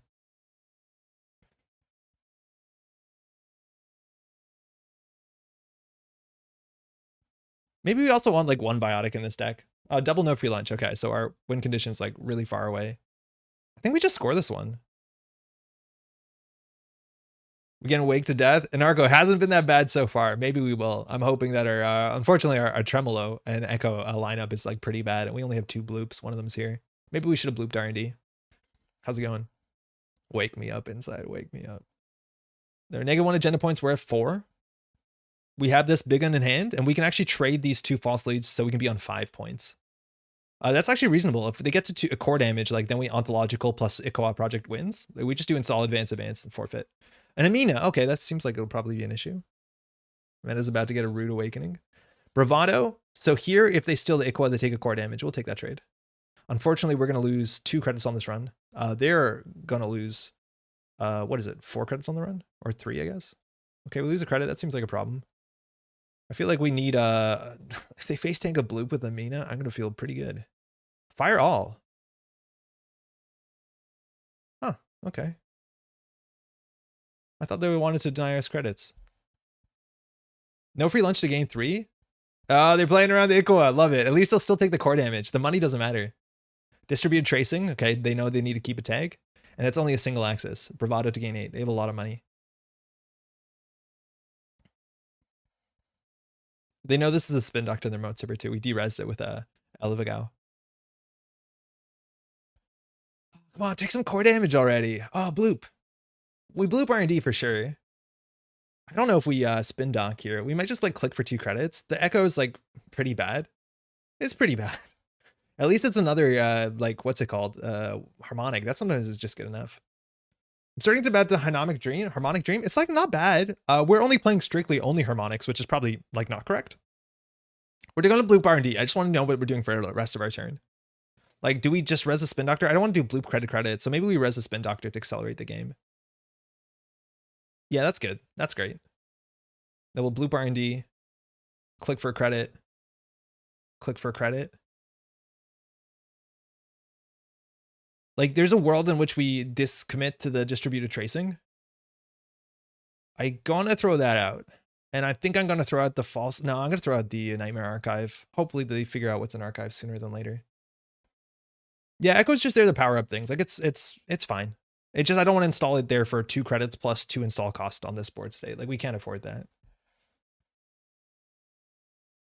The install costs get expensive. We played our hedge funds. Oh, okay, good. Multi-axis is what we want. We love multi-axis. This is sick. If they commit to access, I will false lead. I will straight up false lead if they commit to access. And if they do not steal an agenda, I will be upset. Is it the right play? I don't know. Is it the play that we're doing? So as soon as they say yes, they're committing to access and they can't jack out. So, okay, you have no clicks left. Go find agendas. False lead, got him. That's a core damage. Whew. That's a core. Basically, they don't have a click and 2 credits, so that's a core damage. And if they hit the second agenda, that's 2 core damage, and the game is totally afoot. Distributed tracing. They lost the Bagalter to core damage. Whoa. Okay. Bloops seem good.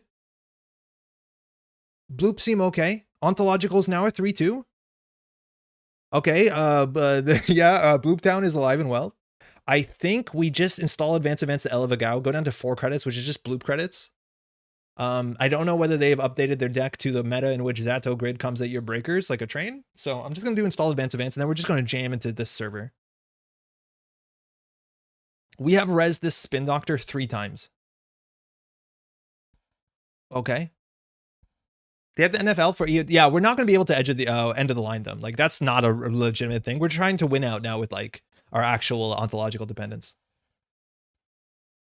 If we had more money, like we need to have at least 6 credits to threaten the distributed tracing. If we distribute tracing them and they clear the tag with no free lunch, so be it. It's actually better for us than having to actually trash this. But like, they want awake implants. Oh, okay, never mind. They have endurance. They're fine. They got endurance. They're good. I forgot we're playing Netrunner. They have endurance. I don't think our bloops are going to connect. Admittedly, that's a bunch of subroutines. And if they want to get a free charge, it's archives. Yeah, they got endurance. So I think they've sorted it out. Oh, man. All right. This is a good enough economy card. This is gain math 5. Fine. We'll spin dock. All right. Regolith, we actually want to put in the remote server. So I think we shuffled back our Ikua and our spin doctor. And then we just put the Regolith in there and hammer it. Because there's a bloop on this server. We need ice up archives so they can't get free endurance counters. That's actually probably worth doing. Yeah, I think we'll just put this in server 1, gain 2. And we'll put the wave on archives. These just kind of scale. Oh, we have another click left. I'm not resing that. That would be bad. Do we just gain? No, we can get more from that.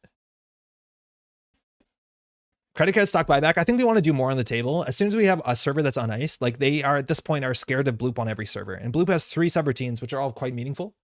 Trash one installed program, that's our card, so it's our choice. So like we'll trash the Mina. Or actually with 2 echoes, we could consider trashing the Tremolo. The thing is we have more code gates.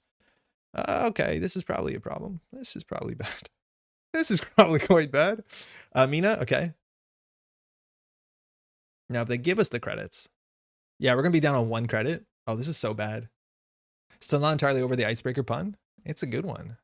Okay, well, our economy is now a bit gutted. They can take down a Regolith pretty easy. We're on 0? Stock buyback fixes that.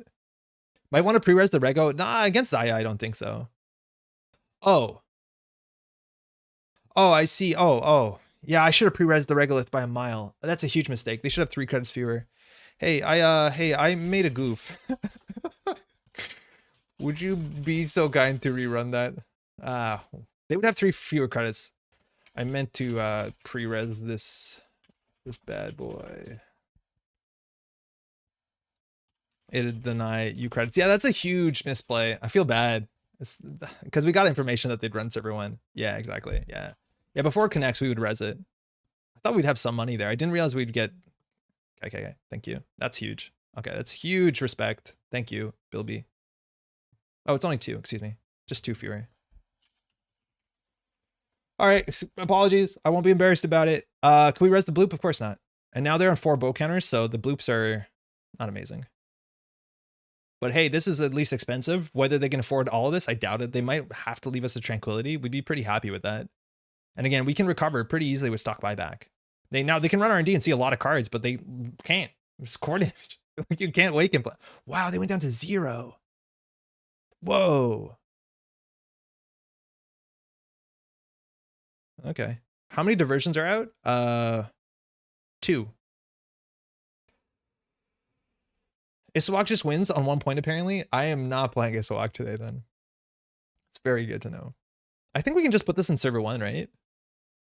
No, ideally we need to res the bloop. So I do think we stock buyback. It's not amazing. Maybe we just click for a credit and we throw out one of these. Yeah, that's probably fine. Jam Hyperloop and buyback. I think I want to keep the Hyperloop until we can afford to res the bloop, because that actually will tax out their boat. I don't want to let them run this for free. It's still like a 5 credit 2-click swing. Like it's good. Oh, they actually didn't have the money too. Yeah, that kind of might be worth it.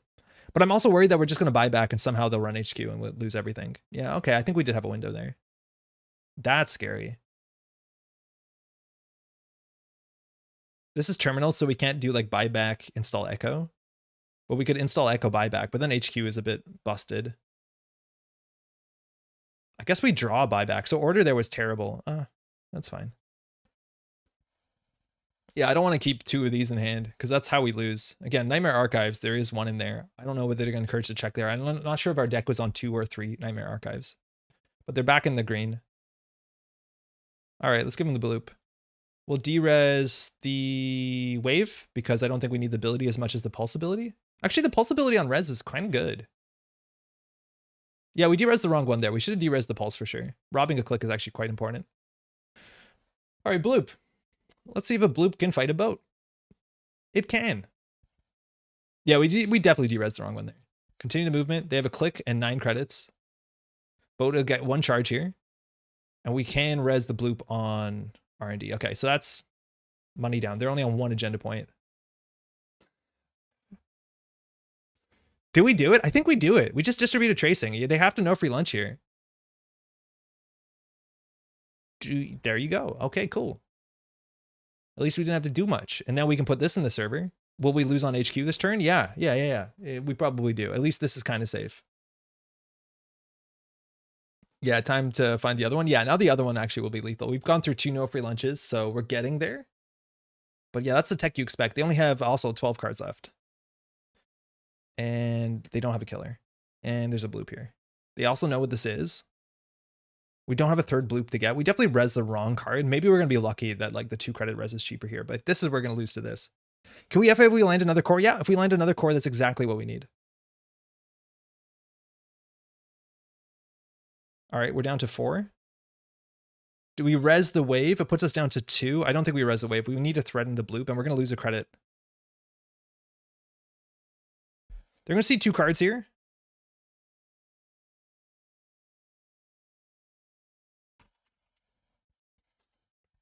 So if they access, we can drop them down, and if they steal both ontological, they'll take a core damage. I don't think we can afford to do that.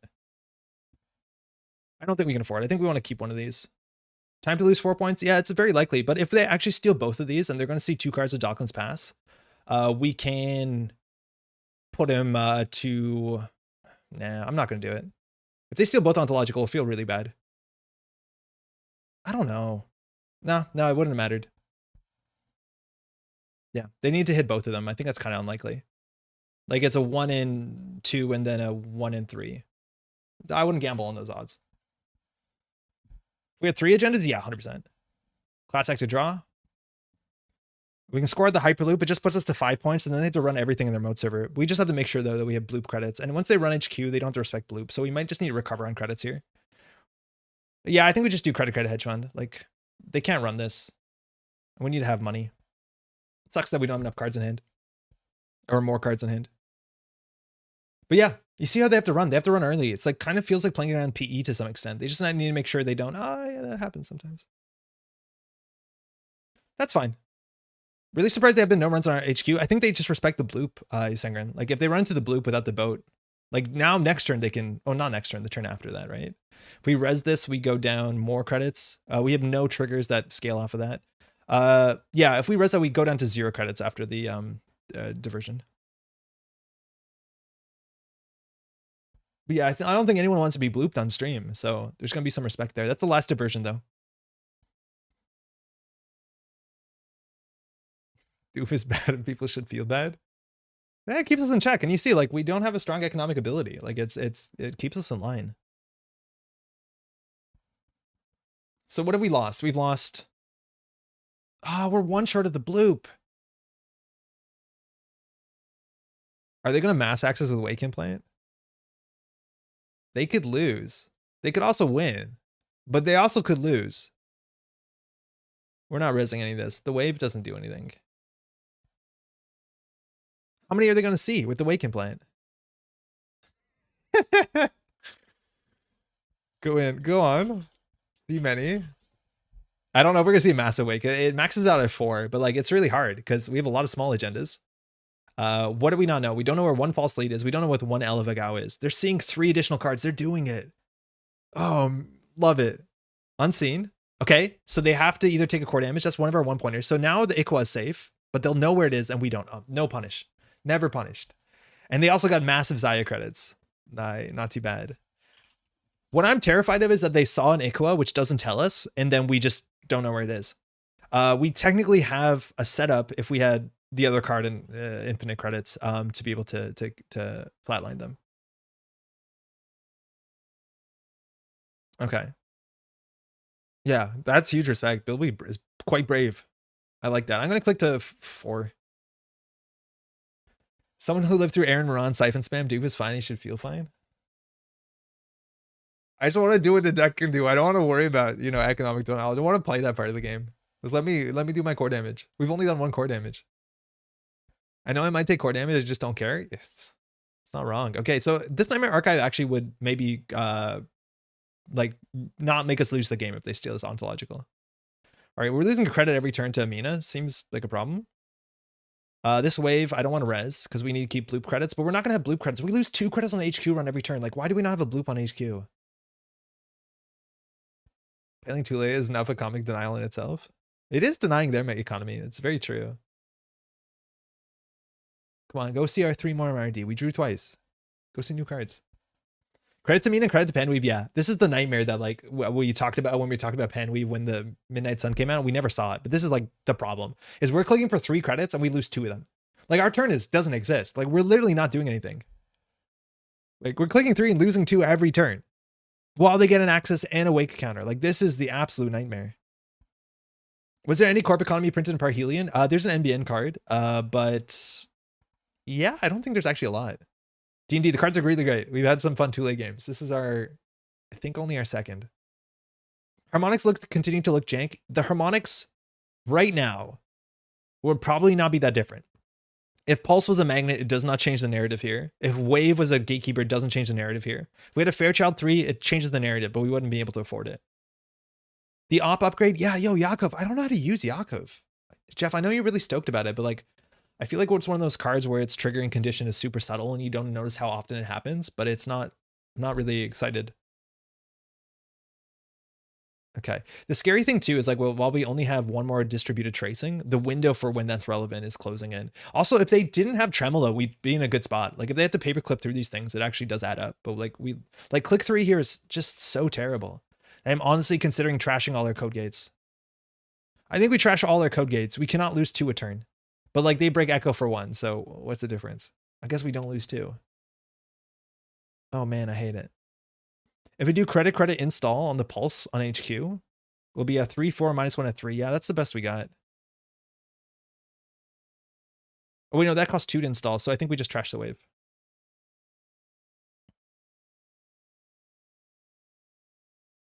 Okay, some bloop respect here. But if we res this, at least they run R&D. Yeah, we don't have money. We're not playing the game.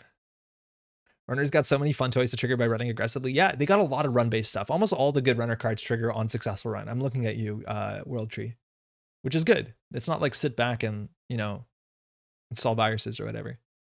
Not that Augustina's a really good card. 15 credits, only 13 more cards. Okay, we have only 1 more distributed tracing. In terms of spin doctors, we got 1 more in the deck. Otherwise, we're drawing into, I think, 1 hedge fund, 2 Hendrix, which doesn't trigger from R&D unless it's installed. The Nightmare Archives in Archives is actually pretty impactful if they can find it. Maybe we shouldn't discard it. I think there's a chance that we don't discard it. I don't know why they would check Archives with this rig. Click 4. Wow. Wow. Oh, that's huge. We can't just Hyperloop, can we? No, I don't think we can. I played Ampère earlier and it was fine. Yeah, I'm excited. We have an Ampère deck ready to go. Well, from last night. We definitely want to build a Nova tonight. We're going to be streaming for a while. It's like only 8. What are we trying to hit with this? That's the problem. Like, I shouldn't have considered this. What are we trying to draw with this? Like, a Hendrick is unaffordable. Our 2 Regoliths are out. A stock buyback would be absolute fire. Also, the distributed tracing would be fire. Oh, and Iqua. Oh, wow. That was like one card underneath where they broke lock. Huh.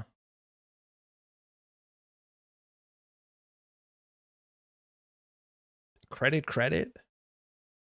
I played Nova and startup and won because I mulliganed into endurance and installed no mom's cards. So we don't need 2 end of lines, that's for sure. It's a shame that this is easier to run than archives, and we have an agenda here because I want them to hit the Nightmare archive. I wonder if they're respecting it. And I don't know if we can afford ice anymore. If we res this, we're going to be down to 0 credits because we'll lose all our money on an HQ run. So I'm going to throw that out, and I'm going to throw that out. What's our win con? No Audacity? No, we have no Audacity. Audacity actually would close the game out. Our win con is hopefully get them to do 1 more core damage so we can score the ontologicals out, or do distributed tracing into end of line. And we've cracked 2 no free lunch so far. So sort of. I think we do the distributed tracing. It's just the window on it's getting smaller and smaller. Oh, there's 2 Hendrix out. Excuse me. I thought it was only 1. Deck out incoming. It might be possible. If they don't run, we have to score out. And that's really difficult. And if they don't interact with us, they can't get distributed tracings. So we'll see. I think we have to res a bloop here. It's the only taxing ice we have.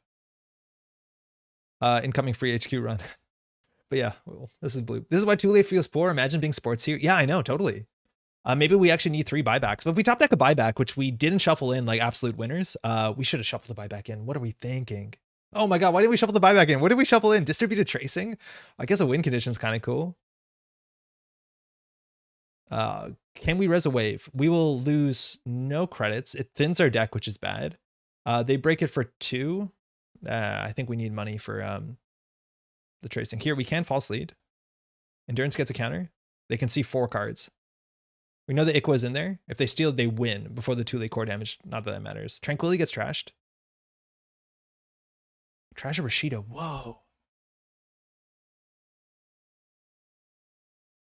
Okay. Weird. They can run HQ here, but if they hit the ontological dependence, like, they're going to take a core damage. Also, the fact that they like trash, they saw 4 trash 2. So there's 2 cards that are not agendas. In terms of ice, basically all our ice is accounted for. So that's very likely to be a stock buyback, a hedge fund, or the distributed tracing. And unfortunately, distributed tracing doesn't do anything. And if they steal the ontological, obviously a different game. What is this to break with, wow, it's 5 to break with a book altar. It's like an Anansi. And you can't really boomerang it intelligently. This ice like seems so tempting. It seems so good that you want to play, what's it called? The harmonics, but it itself is kind of rough. Okay, wow. If they steal the 2 shots here they have at the ontological, we have something. Do we want to res these? No, we can't. I've got a draft of sports, 2x mitosis, 1 audacity, hoping to take advance of 2 ontological, core damage sports, and the lion. Echo. They missed it. Dang. That actually would have been pretty good if they stole it. If they stole it, we don't have enough money. Oh no, we need to just click 3 so we can res the pulse.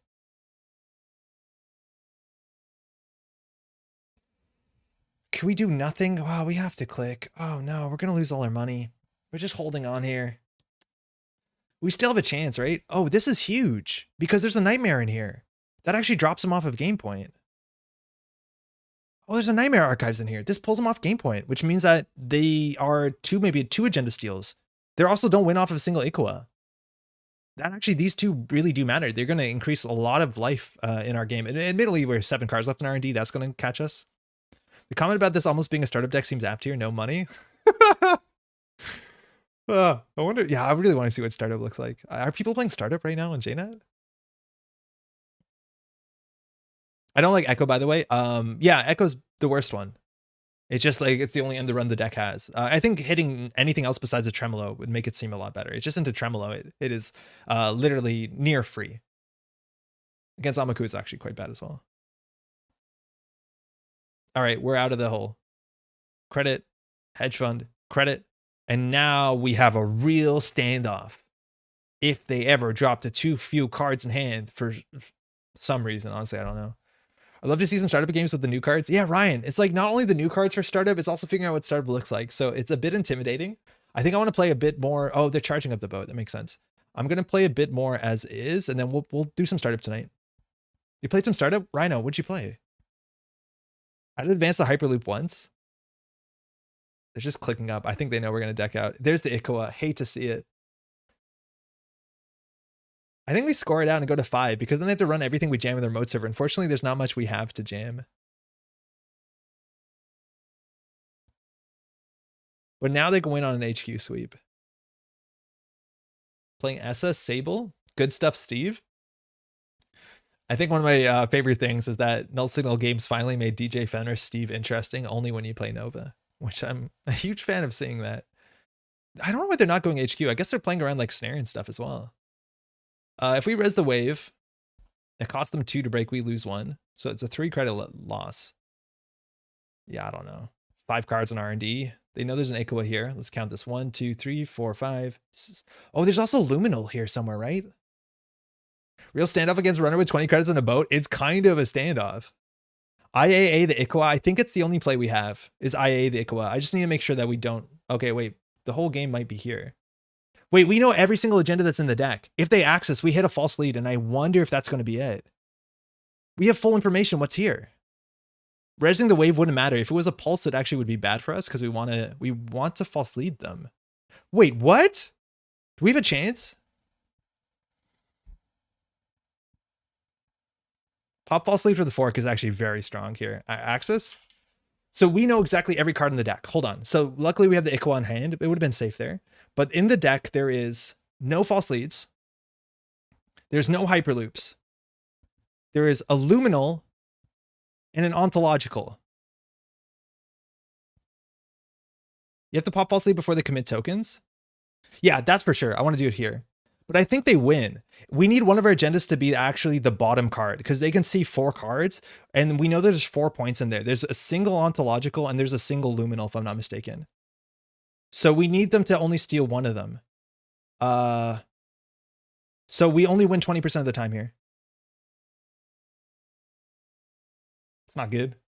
Yeah, it's probably not a good big win. But we need basically a 1 in. That's not a good start.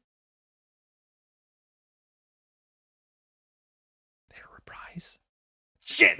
Oh no. Oh no. Oh, GG. I can only win if the bottom card is the agenda. We got close. So if they whiffed on that, they would have had no clicks. We would have been able to win off of the distributed tracing. But yeah, we needed everything, I think, besides the bottom card to be an agenda.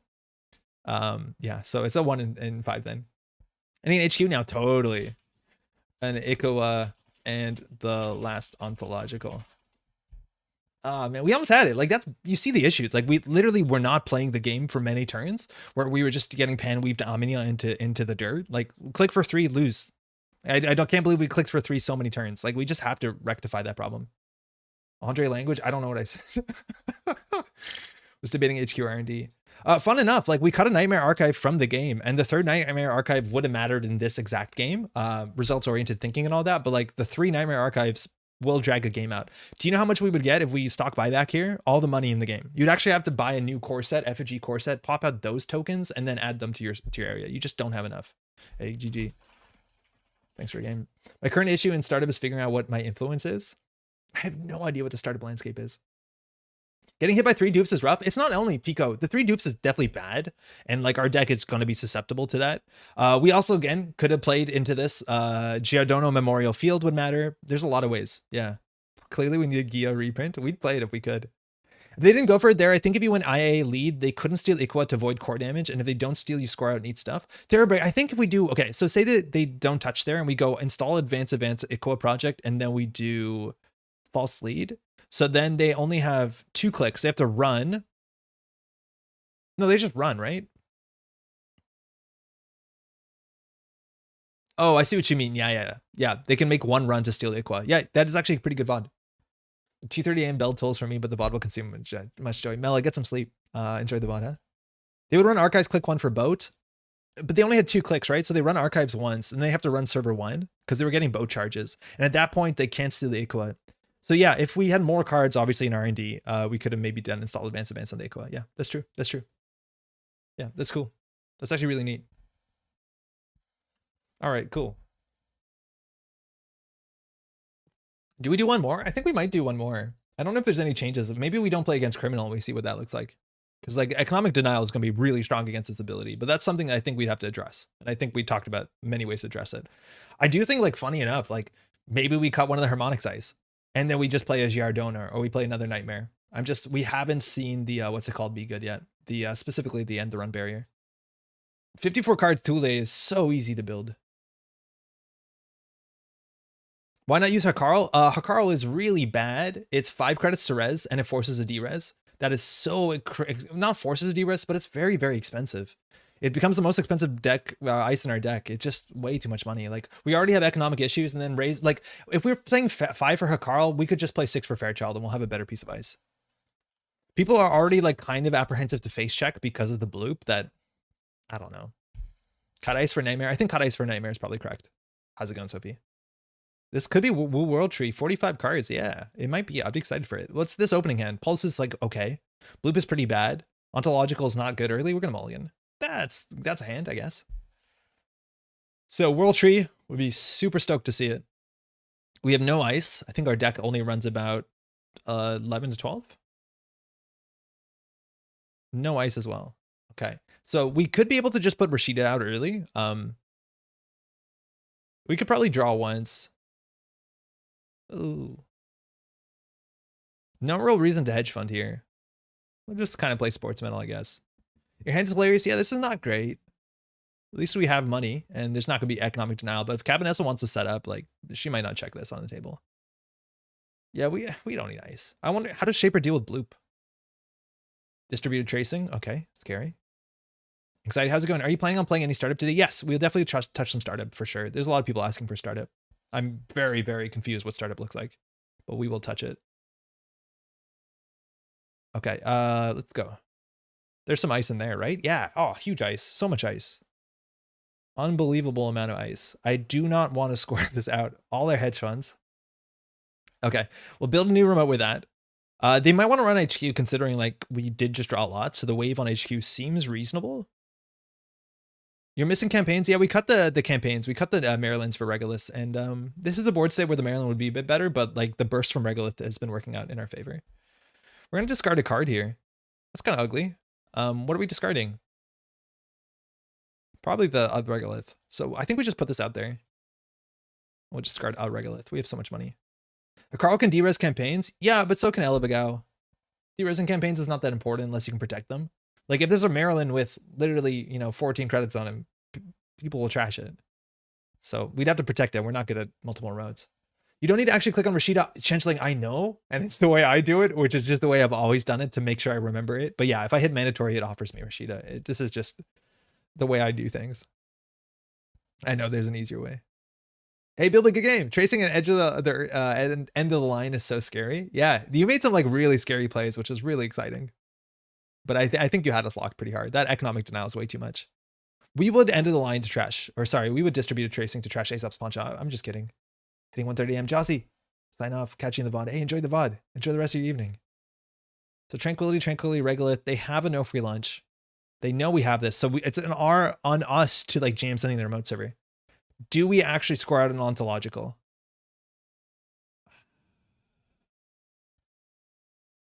I think we could consider it.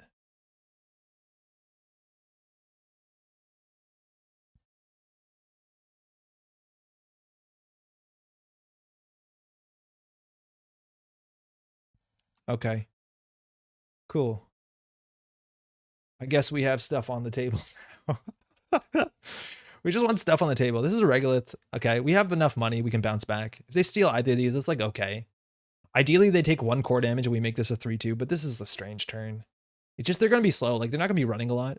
They're just pawning their misdirection. There it is. Yes, we get to see it finally. Now, this means they have to run every turn. So now they're going to run. So the World Tree will fire. So now they can trash their Harbinger, still be able to Aesop's Pawn Shop, and then get a program from their deck, reducing the cost by 3. I think World Tree's so good. It's a Reaver. Wow. Phenomenal. Now, after that, they can like get rid of their daily cast to go find like another no free lunch so they don't just lose to our deck. They can get a Caldera so they can just pay their way through our deck. Like, I don't know. It seems like a lot of stuff they can do. The thing that they could also get is breakers. Like maybe they just run R&D, pull a Mayfly. I guess they'd have to trash one of these. That doesn't seem that good. I hedge fund, but I didn't really think about it. What? That's weird. That's super ugly. Okay, unfortunately, it looks like World Tree triggers on JNet the incorrect timing. It triggers after access, not before access. And this triggers when the run's declared successful, not after a successful run. And that has huge implications on the game, right? Like you can't pull a DreamNet. You can't, I guess, I don't actually know if that would trigger. You can't pull, I don't think it would. You can't pull an imp. I think that's important. It's a hard thing to fix. Yeah, imp is the big one. All right, I played the hedge fund. We could have just scored this thing out, but again, we're not caring about points. I'm going to draw a second click. Don't do that. I think we're just going to ice up RD just so they don't get free runs, and then we can go get a bloop, and then they have to worry about that. Scrubber, yeah, I guess you could pull out a scrubber. I'd be surprised. A Prisha is much more likely in faction, and then you can like pawn it. Yo, Brennan, it's okay. The VOD will be there, but so far it's been really fun. And we're seeing a World Tree deck, so we're kind of into it. Damn it, this thing is so good. I don't know. Like DJ Fenris, they can just pull out their deck, replacing their daily casts. That's good. Yeah, they lose 2 credits, but they install the DJ Fenris from their deck, saving a credit. Prisha feels pretty bad with all the upgrades. It's definitely a bit bad, but it's like a very playable Shaper card, especially that you can tutor with Kabonesa. It's kind of integral to the Kabonesa competitive decks of last standard. All right, there's a Hyperloop there. Now they can World Tree, so they probably trash the daily cast to get something else. This turns on Distributed Tracing. We might just beat them in Distributed Tracing to get rid of 1 no free lunch. It's nice to pop this before we've Spin Doctored at any time. This awkward gap is an deciding test. Hey. Still here. Huh. There'll definitely be some JNet bugs. This is the day it came out, a couple hours in, so you have to be a bit patient here, I reckon.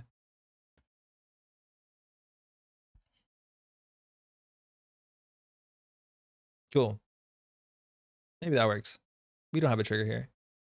Daily cast being an Ashes really hurts startup. I like, it's obviously something that's going to be immediately unnoticed when it comes to startup rotation is that no daily casts. Huh.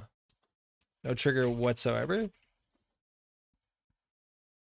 Why does this program still say brain damage, not core damage? Hey, Blake, it's worth noting that the folks that run JNet are not null signal games. And they have, you know, other stuff going on. I know the head dev on JNet of JNet just had a baby this year, so they're definitely a bit more busy than they used to be. So stuff like that sometimes falls to the side, but yeah, I think it's something that should be changed. That's weird. No idea. Just play smartware distributor. Yeah. Any resource works, huh? I don't know what's going on here. Click harder.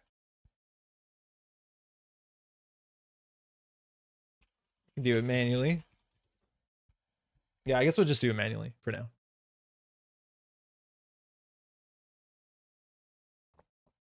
Yo, by the way, so I upgraded I changed the Twitch server that we're streaming to. We had choppy Twitch issues. I'm assuming the Twitch stream right now looks fine. We probably would have heard if it was anything else, right? I'd be really excited that fix that problem because that problem is going over my head.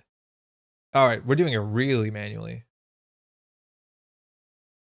Okay, World Tree first. Looks good. Okay, thank you. All right, so we're imagining that they're running server 4.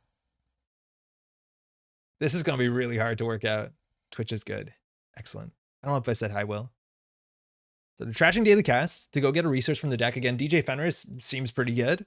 Otherwise, they could get anything that clears a tag. They could go get a Citadel Sanctuary and our entire deck falls apart. That's kind of a problem too.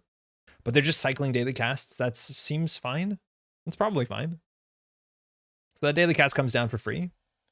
Okay, so now they access. So now do we have to manually do the access too? I wonder if they can just run and say like no World Tree because it's the May ability, right? Okay. All right. Which one first? Is there a command to add to score area? Unresed. It's congratulations.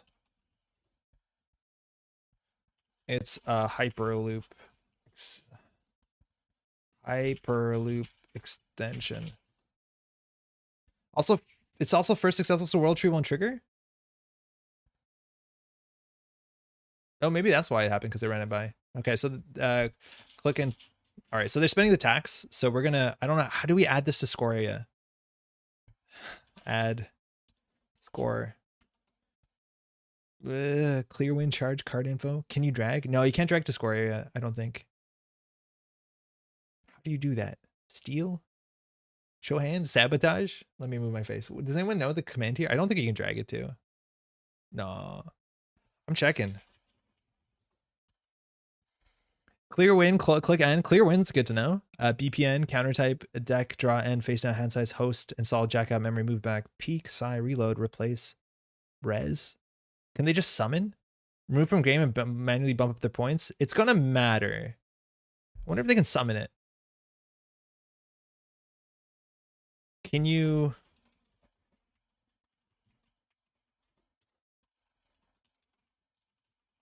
Yeah, I don't know what to do. Maybe I'll add it. Hold on. I have an idea.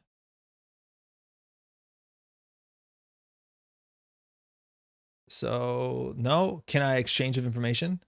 Yeah, manage for stock buyback. Just give yourself a point.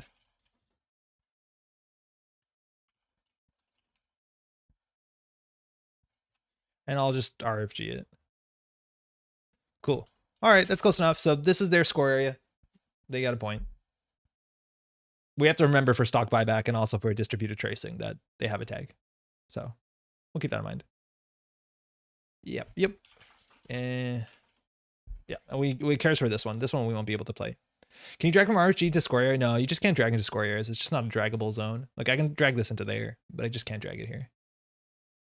Okay, let's go chase out one of these. All right. I'm gonna do -3, -2. You have a tag from distributed tracing. It's all good.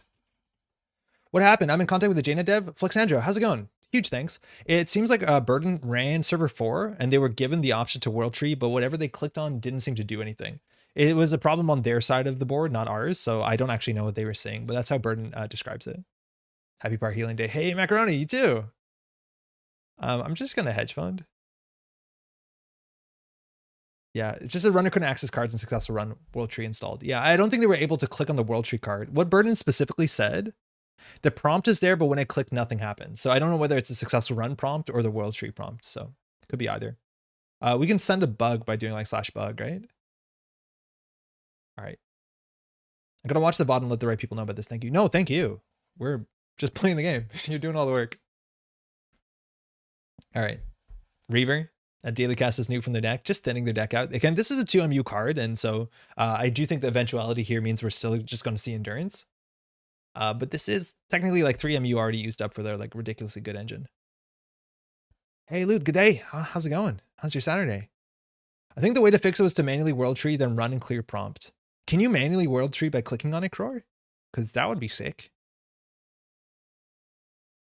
If you go on YouTube, you can rewind the VOD. Yeah, that's true, actually. If you want to watch it in real time on YouTube, you can rewind the live stream. It's only on Twitch. You're locked to live.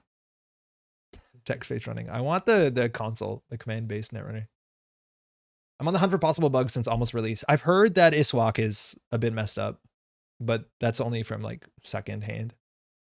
Flameout 6. So Flameout Mayfly is like such a good engine when it comes to World Tree. I'm glad that we're seeing this, right? The idea is that the Mayflies get trashed. They get free uses from Flameout, and when the run's successful, you don't trash the Mayfly, you world tree it into something else, like a Harbinger. And then once the Flameout is empty, you just world tree the Flameout with 1 credit on it, whatever. Same thing, Flameout works actually, or world tree works pretty well when it comes to, let's see if it works here. It works really well when it comes to Miss Bones. You can leave a credit on Miss Bones if you want. You did the world tree right, but the clear prompt would have allowed the steal. Was that what the issue was? I didn't know that the world tree was a problem. Oh, you meant like they could have run back, yeah. Yeah, there you go. The endurance comes down for 5 credits. Admittedly, it was 6 plus 5, but they just trashed the Flameout. They didn't even use it, and they got an endurance. They left our Regolith, but SMC's on the table. But yeah, now we're playing good old Netrunner. Okay, this seems a bit bad. We have nothing to derez. We could get a Regolith having 30 credits on it if we really wanted to. Well, let's just keep going. Super 4, draw card.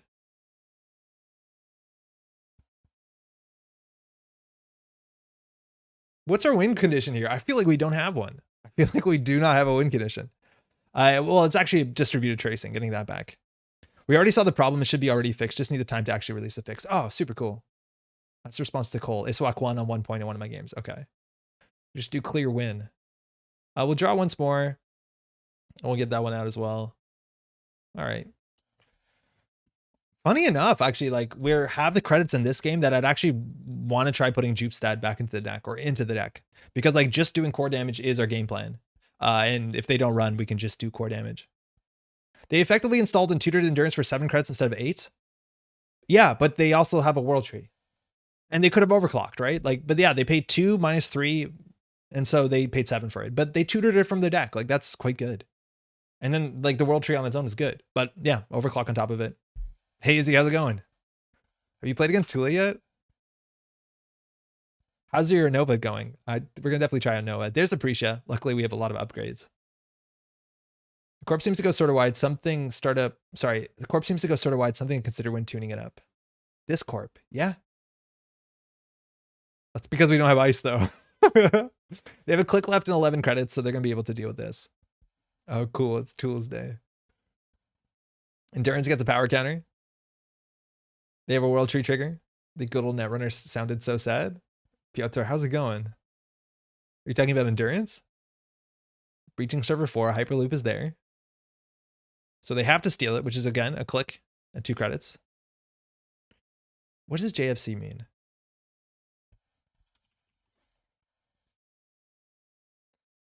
Much love to Techie devs. Hey Ryan, yeah, totally. This is a lot of work. Oh, okay. So we have, oh, I see. Thank you, Lopair. How's it going? So we have JNet devs watching. Can you describe the issue? The moment endurance hit the table. That's what I reckoned. Good old Netrunner. All right, we're going to just triage this. Yeah, okay, cool. Glad to join the stream. Hey, welcome to the stream. So we're not sure whether it's an issue with the world tree or whether it's an issue exactly with endurance. Live bug bashing. I wonder how many bugs came up early with like things like OB. Like that's really wild interactions.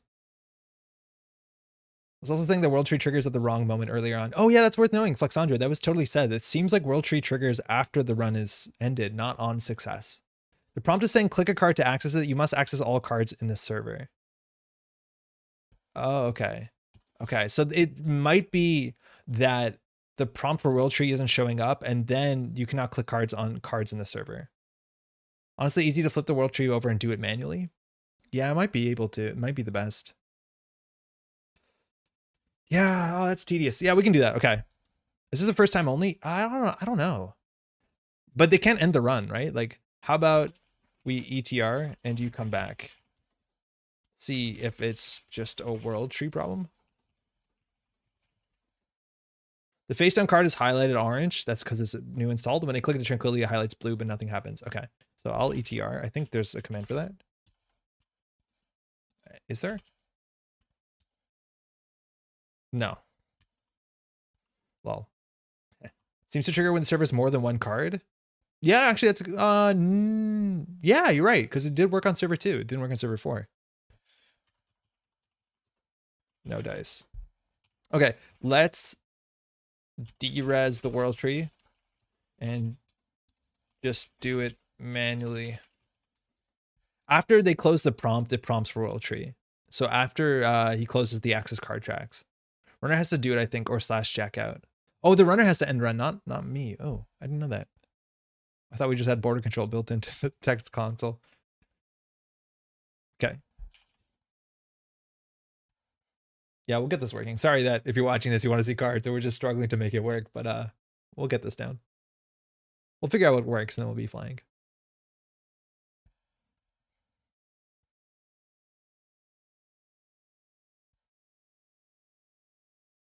I'm interested to know like how soon the JNet devs get access to the cards from this set. I click a target for world tree and just end the run. Huh. Maybe. I think it may be best to just do world tree all manually.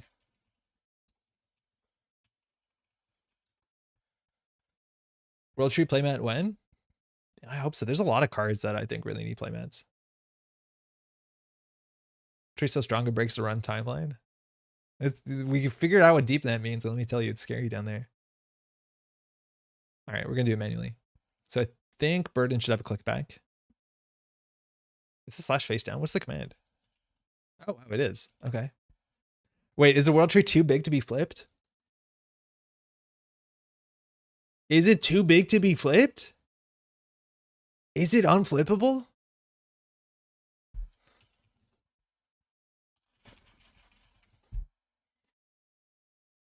Oh no, it's growing. I think we can just maybe RFG this one. Oh, okay. No, that worked. Yeah, okay. They're just trashing it. So it's in the heap. -2 MU. Nailed it. All right. You should have a click back. Oh, perfect, perfect. World tree will slowly take over the internet. Okay, so now they should world tree. You just got to world tree manually.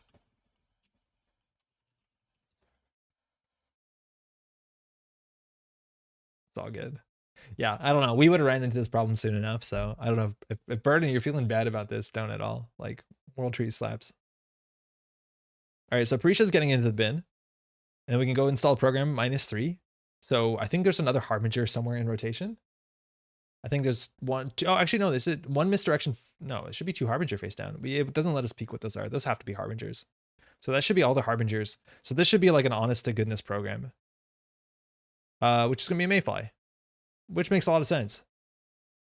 They have the MU for it. Again, they don't have a flame out. That's on the table. Okay, I think I'm going to report this to a dev friend of mine as soon as he can since it's 3 a.m. for us. Yeah, hey, all good. I appreciate it. I have no doubt everyone else does too. I think they still have to install the Mayfly. Yeah, there you go. Cool. World Tree eroded to be Apex card. All right, so they're on 2 agenda points.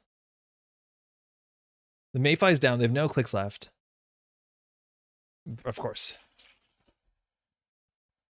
All right. Honestly, the ontological is absolutely gutting us. Like, we cannot do anything about it. We need a Hendrix play like a year ago. They have boat with 4 counters, which means they deal with this relatively well. They could goof it. They could lose a click to it, then that'd be bad. But I feel like we just need to give them this agenda. Whatever, something like that. Oh, shuffle deck. Oh, thank you. JNet devs on top of it. Did they not? Yeah, okay, sick. Do we have an Aesop's? I don't know if the Aesop's there. We could have advanced this twice, honestly. It might look like an Aqua, and if that's the problem, is like if they're playing around Aqua, they're playing around our ability. Maybe if it looks like an Aqua, they're less likely to want to steal it, but I think putting us on 3 points is really weird. I really don't know if I like Aqua in this ID. We just wanted the game to be as long as possible, and Aqua is one of the shortest ways to end the game. They still have 2 points. They do, because this is in their score area, this Hyperloop. Yeah, so they have 2 Hyperloops scored. It's just this one, it didn't work, so we RFG'd it instead. We just have to remember that we have that. All right, the checking list, it's the 3rd Tranquility. I don't think they're going to deal with that. And now, actually, this ontological is safe, because if they run it, they'll lose a click. And then it's a core damage. Oh, here we go. Endurance cards. Now, the problem with printing all these good run-based cards for, obviously for runner, let alone for shaper, is that the endurance is going to see even more play. And I don't know how to deal with that. We definitely got some tools to deal with endurance. I don't think this deck is it. Beth just came out from the deck, a 1 of. They're going to have 5 clicks. Seems good. Just to note, if the corp does uninstall cards after the first, if the corp does uninstall cards after the first, the run does work well. What do you mean, Jeff? I think we just have to score this out. Paperclips in the bin as well, just on time of us drawing the echo. Sorry, that was nonsense. No Zato Ansel. It looks like you deserve to lose, Mr. Streamer. Concerned Doge. Zato was in the deck at some point.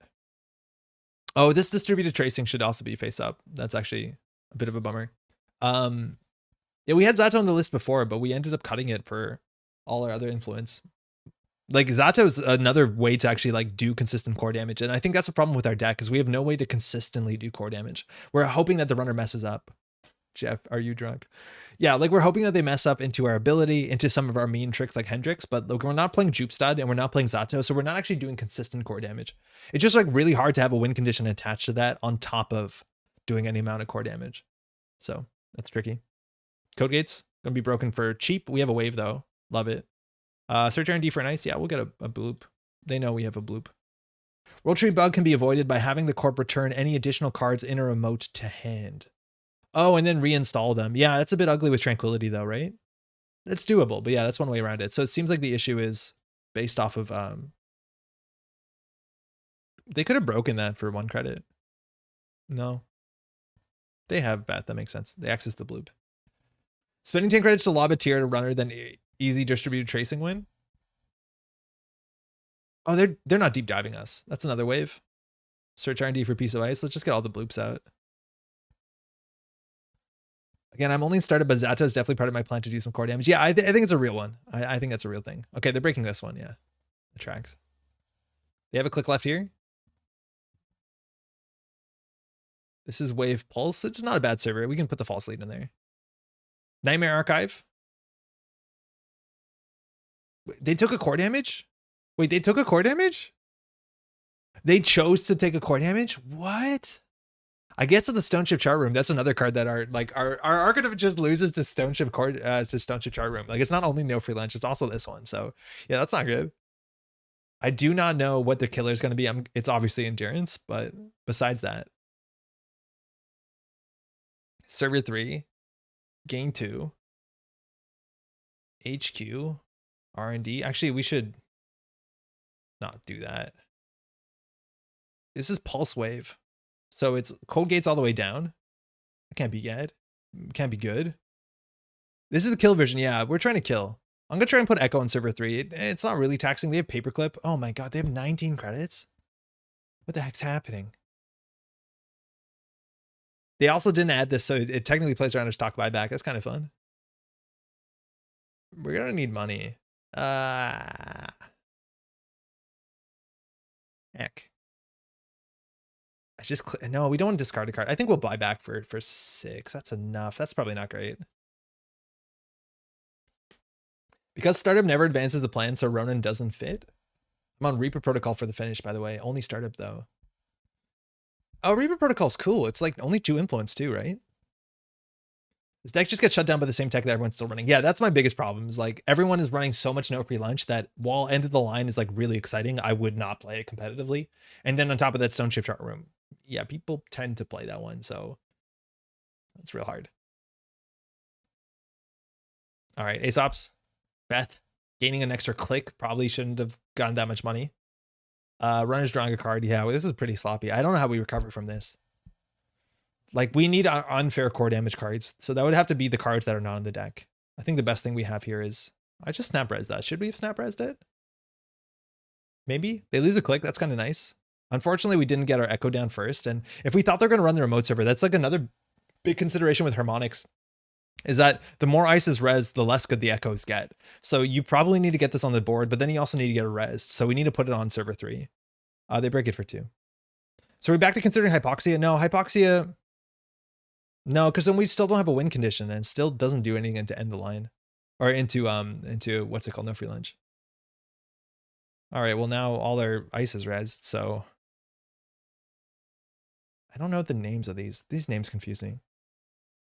I think Hypoxia has the issue that end of line does. No free lunch. Yes, no free lunch still stuffs it, and it's like so hard for us to do that and still have a win condition, right? Like, because it's your whole turn. Like, it'd be really nice to give the runner a fewer click and then have a click to install something, but like it's your whole turn. If anything, there's maybe a chance that like instead of also playing distributed tracing, we could maybe play public trail, but that also seems a bit dodgy. Maybe this is played FA with brain damage, just make ontologicals. I just don't understand how you'd have the money in this deck to fast advance anything. Like, it's way too expensive. I think we just score this so we can de-res a pulse. Like, I think we actually do de-res a pulse. But like, I forgot Hypoxia had the tag clause. Yeah, it has a tag clause. It's pretty expensive. I think we do install advance. I don't know what to do here. Regolith is like money, but money's not the way we win here. Boat is at counters. Mayfly is their like bloop counter, but we have nothing that is unfair. We're doing way too much fair stuff.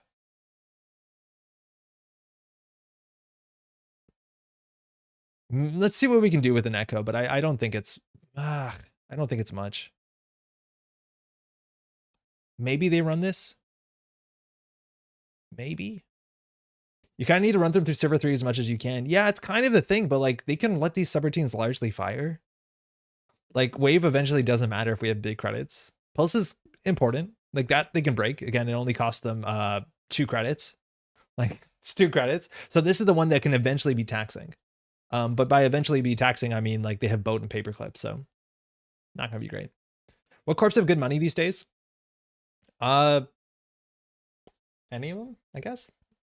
Usually they have enough money. A lot of abilities have money. Sports has good money. PD has like good enough money. I hate that they're not gonna run this. Outfit has money. I think there's good at modern. Oh, thank sake that they're running this.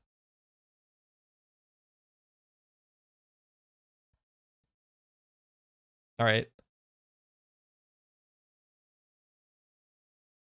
Big problem is when you have to stuff 10 random operations to your deck that don't make money. Yeah, and then your ability doesn't make money too. And then like you have to play all these expensive stuff that costs a lot of money. Yeah. It's hard. It's definitely hard. There's the paperclip. So that saves some boat counters. This is 2 credits. This is admittedly if they want to break it. It's 3 credits. It's getting there. At least we see what Echo can do. 2 to break that. Yeah, this is the on-res of this is the important thing. Like I think we actually have to de-res that. Oh, they can break this. Do we need like an NBN ice that tags them like a funhouse? It's a possibility. Influence is really tight. But like I feel like we'd probably be better off just playing like something like Zato or Nanocivic just to do core damage. Like just do core damage. You don't have to bother about ice. Just do stuff to them. All right, this is where they're world treeing. It's not installed. The deck slots is why I'm not thinking end of line for startup Thule. Not enough space for econ and the tag and the kill. I think also in startup people are very likely to play. Oh, they hit the Nightmare Archive. Of course, that's what we did. Come on, take more core damage. Oh, shuffle by the way. Thank you. I was worried about that. Love it. So they actually added that to score area. Again, 2 core damage starts to get really scary with ontological.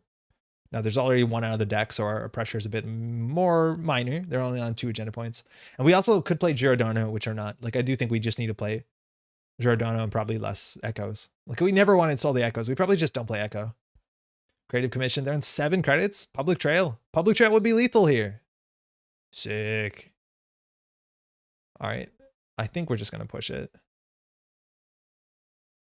We could get a Rashida here. I don't know what Rashida drawing it to. This seems good enough. The problem is like we're not pushing anything on the table, and that's what I'd like to do. But this is actually like one of their best ice.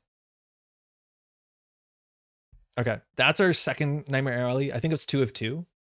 I think there's a lot of things we can add to this. Dropping the echoes means you would have no ETRs. Yeah, totally. But like, how good are ETRs? We're not rushing out.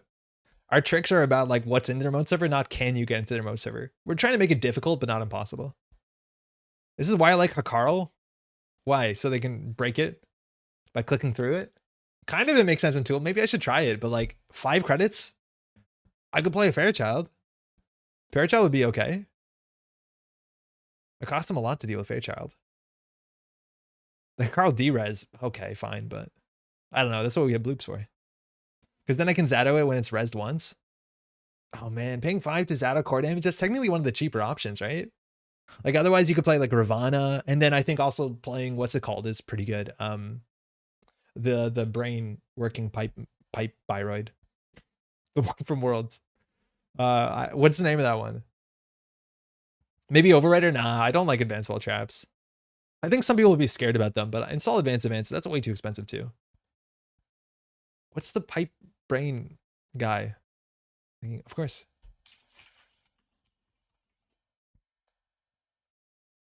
Nanocivic tier? It's an easy way to do it, is the Nanocivic tier. I think Nanocivic is not a lot. No, not said. It's the asset. Trieste model biroids. Thank you, Thoth. Yeah, Trieste. That's pretty good, but you need to be running biroids, of course. And we are running only harmonics to see what the harmonics look like. Just play NGO and make me think it's an overrider. Actually, playing NGO is kind of interesting because it drags them into the remote server. It kind of does this thing Regolith is meant to do. But yeah, not a lot. Fairchild 2 costs 4 and does a brain. Yeah, if we're trying to just do core damage, Fairchild, like with the Zato, Fairchild 4 or 2 for 4 would probably see more play. All right, they're running HQ. We're totally fine with this. And Geo's a good idea. It's like, okay. It's fine. It's Rashida. Oh, the one card we didn't want them to hit. That's fine. They did not World Tree. I don't know if they're just not World Treeing at this point because it's tedious or because they have no good targets. They did thin their deck pretty quickly. It's 3 credits. Is World Tree first time? Or once? It's the first time. Okay. Stock buyback actually gets us a lot of money. Jeepstat Grid? Nah, Jeepstat Z-Bag, we cut it because it's way too expensive and we're on Tranquilities. And there's certain matchups, like we played against Criminal and we were like clicking for credits from the gutter. This is a matchup where like the Jeepstat seems really good. We need to get the what's it called, distributed back into our deck.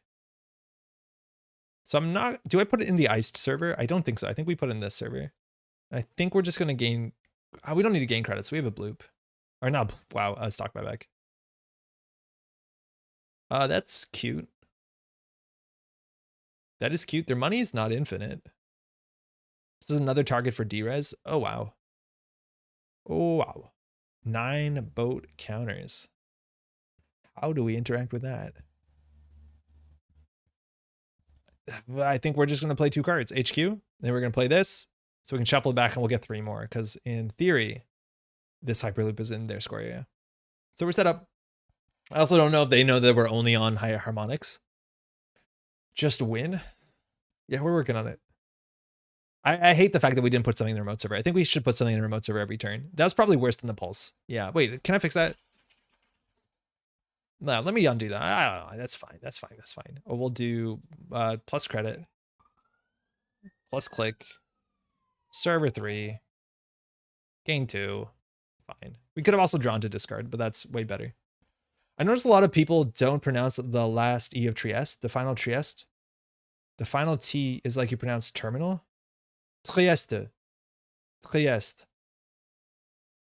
Trieste. Yeah, it's like an anglicized thing too, right? I've been to Trieste before. And how would we say it? We'd say it in Slovenian because it's like on the Slovenian border. And we'd say we're going to Trieste. Yeah, I guess that tracks. I guess that immediately tracks. Stock buyback gets you 15. It gets us 3, 6, 9, 12. This one isn't in their score area, so it only gets us 11.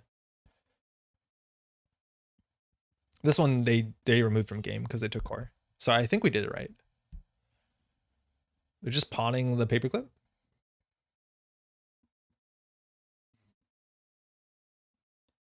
They break for boat. Luminal. Ooh. Oh boy, hate it. Oh man, and we're giving them Beth clicks. Like, what the worst thing can you do in Thule? Oh wow, wait, what? They took a core damage willingly and hit a deep dive. I feel like that was good for us. Oh wait, we just lost our trigger anyways. Wait, that was wrong. We should have de-res the wave. So we could have got 2 counters on that. I thought we were gonna get more counters on that. Wait, that was totally wrong. I'm not fixing that. We've done way too many mistakes.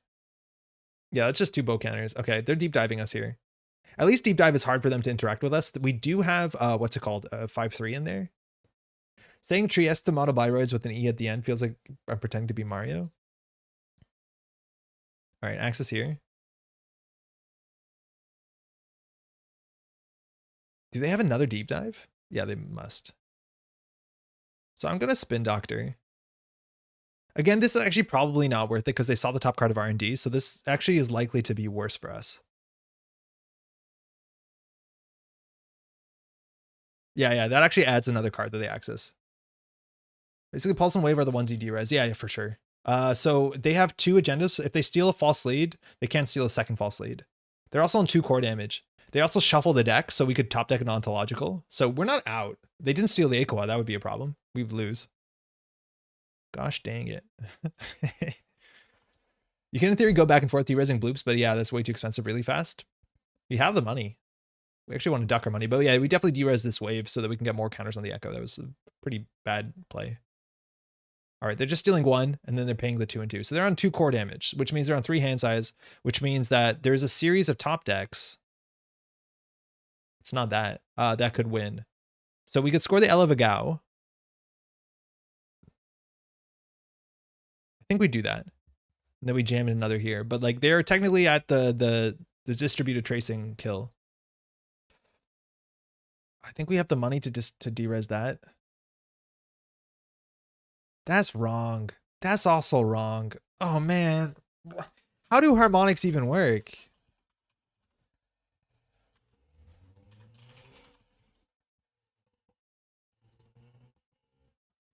Just do that one. Oh, but it doesn't matter because someone's not rezzed. I hate harmonics.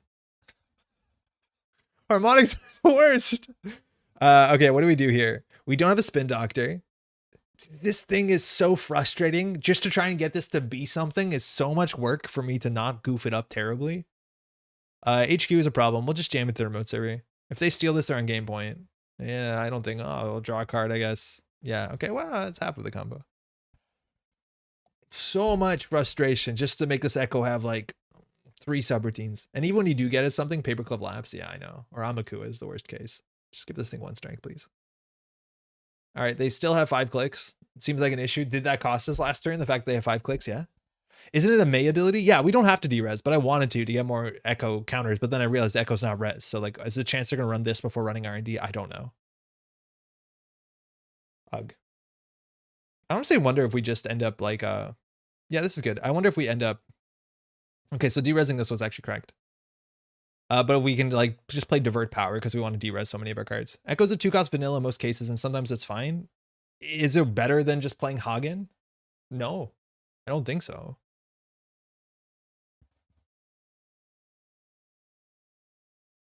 I also wonder in this deck you could run what's it called? The cold sight to make it harder to run the remote server. That actually would be kind of nice.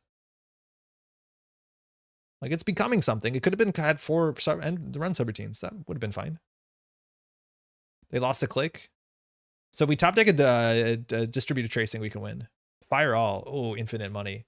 But that's actually good for them because of Beth.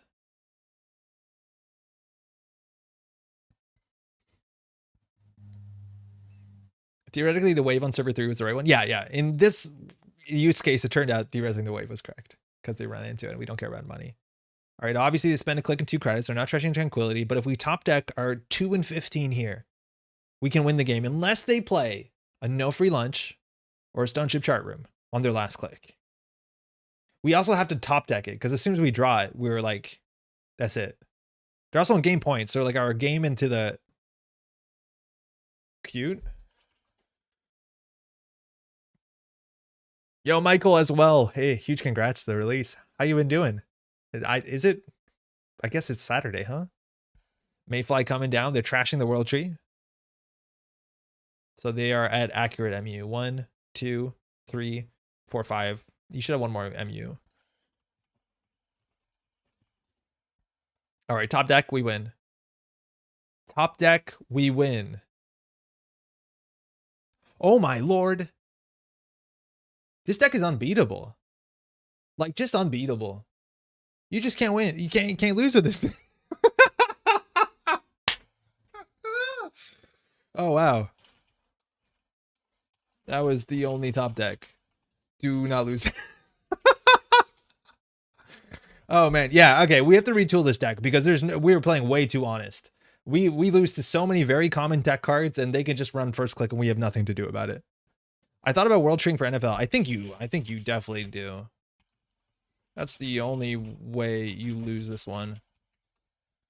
Also, World Tree can't trash itself. I don't think they were going to use the World Tree to trash itself. Wait, why can't it? Can it not? Can it not?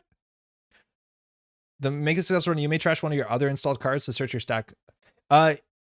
Right. So firstly, I don't think they used the World Tree to install. I think they just installed the Mayfly trashing the World Tree. But you could use the World Tree to trash another program to overinstall your World Tree. You're right. You can't feed the World Tree to the World Tree, but you can destroy the World Tree. Yeah. No, not at all.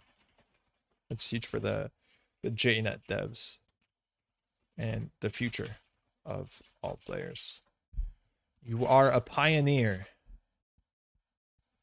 Took a shower. How's the game just now finishing? Wyatt, we won. On not even close. 6 agenda points. Not even close. Yeah, okay. We're done with this one for a bit. We should revisit this for sure, but there's a lot to go through. Hey, cheers. All right, let's do another one. What are we doing? Are we doing so we have a lot of options again. A lot of folks from Patreon suggested things. We did some Thule grinder. We did some bloop some nerds, which was requested. Isawak is a bit broken, Andrew. So Andrew Robertson requested some Isawak, but we can't do that right now. It doesn't work. So I think we're going to do Ampère and then some Nova stuff. Is there any side y'all want to see first? Ampère or Nova? We're going to have to build a Nova deck, which is very easy. Just pick your 40 favorite cards. Couldn't you have scored the 2-1 and then the 4-2 that's actually a 2-2 now? Slowly, not in a turn, right? Murska, how's it going? I'm not actually sure what our board state was. Nova? It looks like there's a lot of Nova. Okay, we're doing Nova. Nova feels easier to build. Yeah, okay, so you see the 40 minimum deck size, and then you're like, whoa, wait, that's hard. So this is my Nova deck. It is currently, after much revision, 55 cards. That's a problem. We'll try and cut it down, but I'll show you what this looks like. I built it this afternoon, and by built it, I mean I had a bit of a panic attack, and this is where we ended up. We're going to edit it. Izzy's list is called something like, Izzy was working on this afternoon too, and her list is called something like just you hope I don't draw my world tree, and that's accurately how this plays. I really wanted to stay and find out other bugs, but I really should go to sleep. Hard choice. Yo, Flexandrew, definitely appreciate it. I know it's super late. You know, get some sleep if you need to. The VOD will still be here. I think the deuces don't have an influence cost in this ID. You could even play build script and like feel middling to okay about it. That doesn't have an influence cost. And 5 select all factions. It's really funny. So if you search, okay, so if you don't know what Nova is, it's the new neutral runner, infinite influence. So don't consider that at all, but you can only play 1 of any card. So you can't jam 3 diversion of funds, but you can definitely jam 1. 40 minimum deck size, absolutely hate it. Makes it so hard for me to build this thing. Very, very difficult. I do think I'll be very likely to play bigger Nova decks, but you have to make sure, and this is the biggest thing, and it's much harder to do with this deck. So classically on this channel and even winning worlds a long time ago were the idea of big max decks. If you're not familiar with what those are, let's just search the last max deck. Not Eternal. We can't all be Pincel, Throwback Max, Max 112, right? These are the ideas. Is that you just ran 100 cards. The world's winning one was about 60 to 70 cards. And the idea is that max ability says that at the beginning of your turn, can I see it? Can I see the max's ability? You draw 1 card from your deck and trash the top 2. So the idea is that you just played an ability that had free card draw and you played a big enough stack that you never really got to the end before the game was decided. Now, all you had to do in that deck is make sure that you had your deck be a very reasonable kind of ratio of economy cards, ways to deal with ice, multi-access, and a bit of card draw. And that's all you had to do. It didn't really matter how big your deck was as long as you respected that ratio. Because if you grabbed 5 cards from the middle or 5 cards from the top, ideally it was functional. That's the abstract idea. And it was really easy for Max to do that, even respecting influence. But that's obviously very different when you can play 3 of a very good card as opposed to having to stretch yourself out. I'm so glad Jaina added a singleton format. Yeah, me too. I'm actually really excited for that, to see if people can build a better Nova deck without the Nova restriction in some ways. Now, it's, I think, a fair bit harder with this to some extent. I don't think we've nailed it, but I'll explain to you my way that I've looked at this deck and what I've built around. I've already cut a fair few cards. I think this deck was originally 70. And there's some cards here that I think are a bit too cute, but I'm playing them on the basis that they're new cards. On that note, we're going to play a Spark of Inspiration because it's a new card. Of course, we're going to play a Spark of Inspiration in this deck. Do you think the core damage HB archetype might become high tier? I'm very doubtful that it is. It can be like very handedly teched out by even a single Caldera. So I don't think it's going to be a top tier card, but I think obviously like we played it for 2 hours and we probably played a very bad brew of it, but I think it's going to be fun. No test run? No, I don't think so. If you draw 1 a turn, Nova's like 120 card max. Yeah, if we just, yeah, we need to get good card draw on this. I don't know if we have it. All right, I'm going to go through everything to explain it, what it is. And at the end, we have to decide which 16 cards we're going to cut. So we have a Blu-ray Diesel. It's like minor card draw, but it's meant to give us a bit of consistency with the Scry ability. It's like, okay. We have Bravado because it's one of the best run events. We have to make sure that this deck has enough economy. That's the one thing I'm worried about. This and Ampère don't look like they have enough economy. So we're going to be playing a lot of operation-based economy. So we'll see how that goes. Career Fair. It's fine. We learned a lot of resources. Definitely a card we could cut. Concerto. It's a new card. That's the only reason I'm playing it. I think Concerto is not a bad card at all. It's not a card you want in your opening hand, but probably a cuttable card, but we're going to argue against it because it's new. Creative Commission is great. Deuces Wild is great. Diesel is great. Dirty Laundry is great. Diversion of Funds is really great. Probably actually cuttable, but it's like a thing that people have to respect as a one of. It's, I don't know if it's as likely to be meaningful. Whether you're going to be able to get it early is a bit different too, because we're not running like 3 Boomerang or whatever, but yeah, it's in here. It's 5 influence. Seeking 5 influence, Emergent Creativity seems super good. It allows you to tutor any card in your deck, including the Endurance, which we should play in Endurance. Yeah, it just seems so good that you can play this for no influence. Falsified Credentials. probably can be cut, but it's an economy card and information. Inside Job probably can be cut, but it gives you some, again, it's one of those ways to deal with ice outside of finding the right breaker. We're not very good at finding the right breaker. We have Into the Depths for the same reason, finding the right breaker. Jailbreak is just multi-axis. I'm just gonna go ahead and cut that. We have a Mutual Favor because of obvious reasons. We have Overclock because it's probably good enough. We have Pinhole Threading because it's great. We have Raindrops Cut Stone because it's okay and it's a new card, so we're gonna play it. According to the GLC chat, Nova always gets a version of their opening hand. Yeah, this sort of Ampère and Nova, you're gonna get so upset when you get like the 1-of on turn 1. Everything's a 1-of, of course. No Katorga Breakout, get your best card back. I don't think it's worth it. I think Katorga Breakout is probably not as good as just running other cards. I do like Katorga Breakout, and I think Katorga Breakout is super good in a deck that's running things like Ghost Tongue or consistently are running Mystic Miami, ways to cheat their operations down. But like, this is not better than just drawing any other card in our deck. Besides, we have to run through less hoops, right? I don't think so. We don't have any single card that's the most important card in our list, and that's where Katorga Breakout can be good. I think Katorga is good, but I think you need to play Ghost Tongue. Otherwise, Spark, because it's a new card, but we have to make sure we're not running really cheap stuff. Gonna have to cut the Tapworm in a second. Steelskin Scarring because it's fine. Sure Gamble because it's fine. And Wildcat Strike because it's okay. Nova is on Jailbreak. Wait, for real? Whoa, that's Nova. The collar is a bit lower. You're totally right. That is Nova. Nova's been with us the whole time. I had no idea. I'm fairly certain that Raindrops Cut Stone needs to go with the Anarch resource that needs subs resolve as 1 net damage. That makes it a lot better. I'm seeing this as just a way to face check. It's probably worth cutting in the deck because by the time we draw it, there's a big chance that we're already set up. But yeah, we'll see. We'll see. Real Nova is the friends we've made along the way. Yeah, wow. The Catalyst is Nova? No. I thought this was the Catalyst on Jailbreak. Hardware is interesting. In terms of the console slot, we have a couple. We have Anacom, which again, we have like 21 events. So like, why the heck not? We have Boomerang.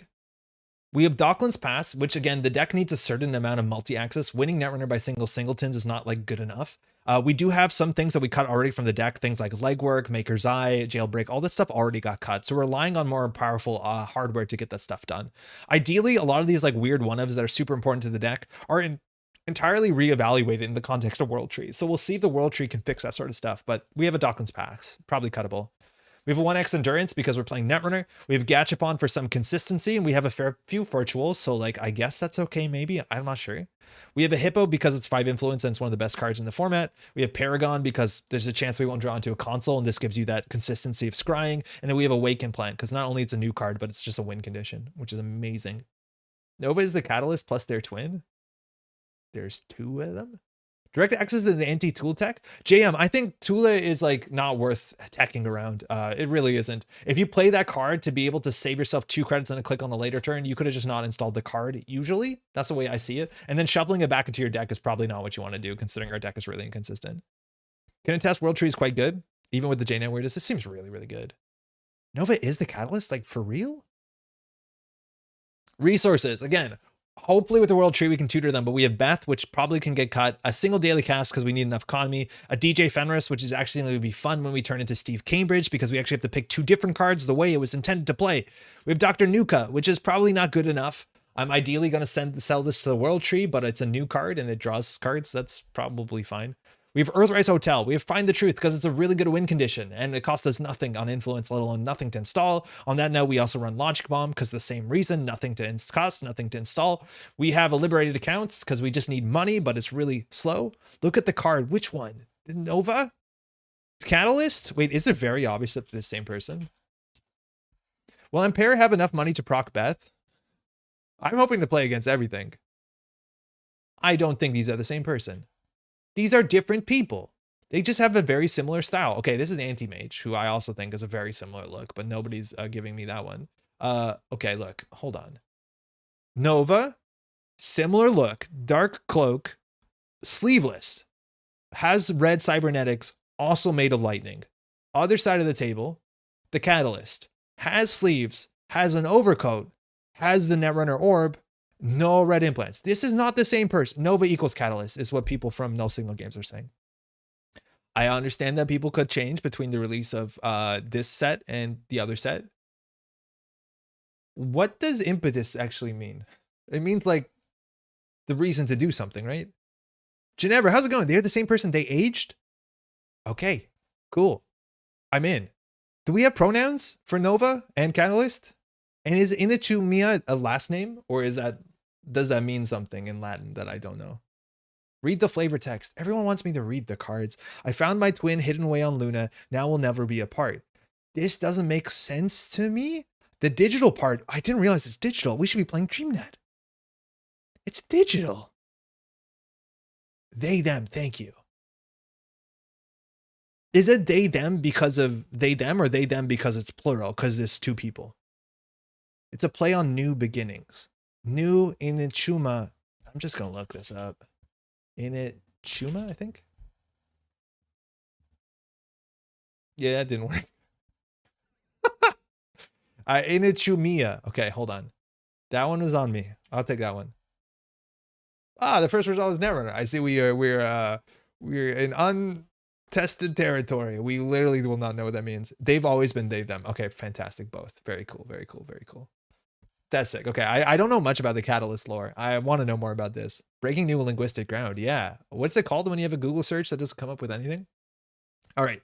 We got Miss Bones, by the way, because Miss Bones is good. We have Mystic Miami and Paladin Poema because they're good enough. We have No Free Lunch because of obvious reasons. We have a Telluride Contract because it's money, and we have a Class Act, which is a card that you could, in theory, consider getting rid of to the thing. Nova, Managarm, and Jailbreak are all a single story beat. I know Managarm and Jailbreak are the same card. Wait, is Managarm the second part of Nova? Like that's what's in the thing?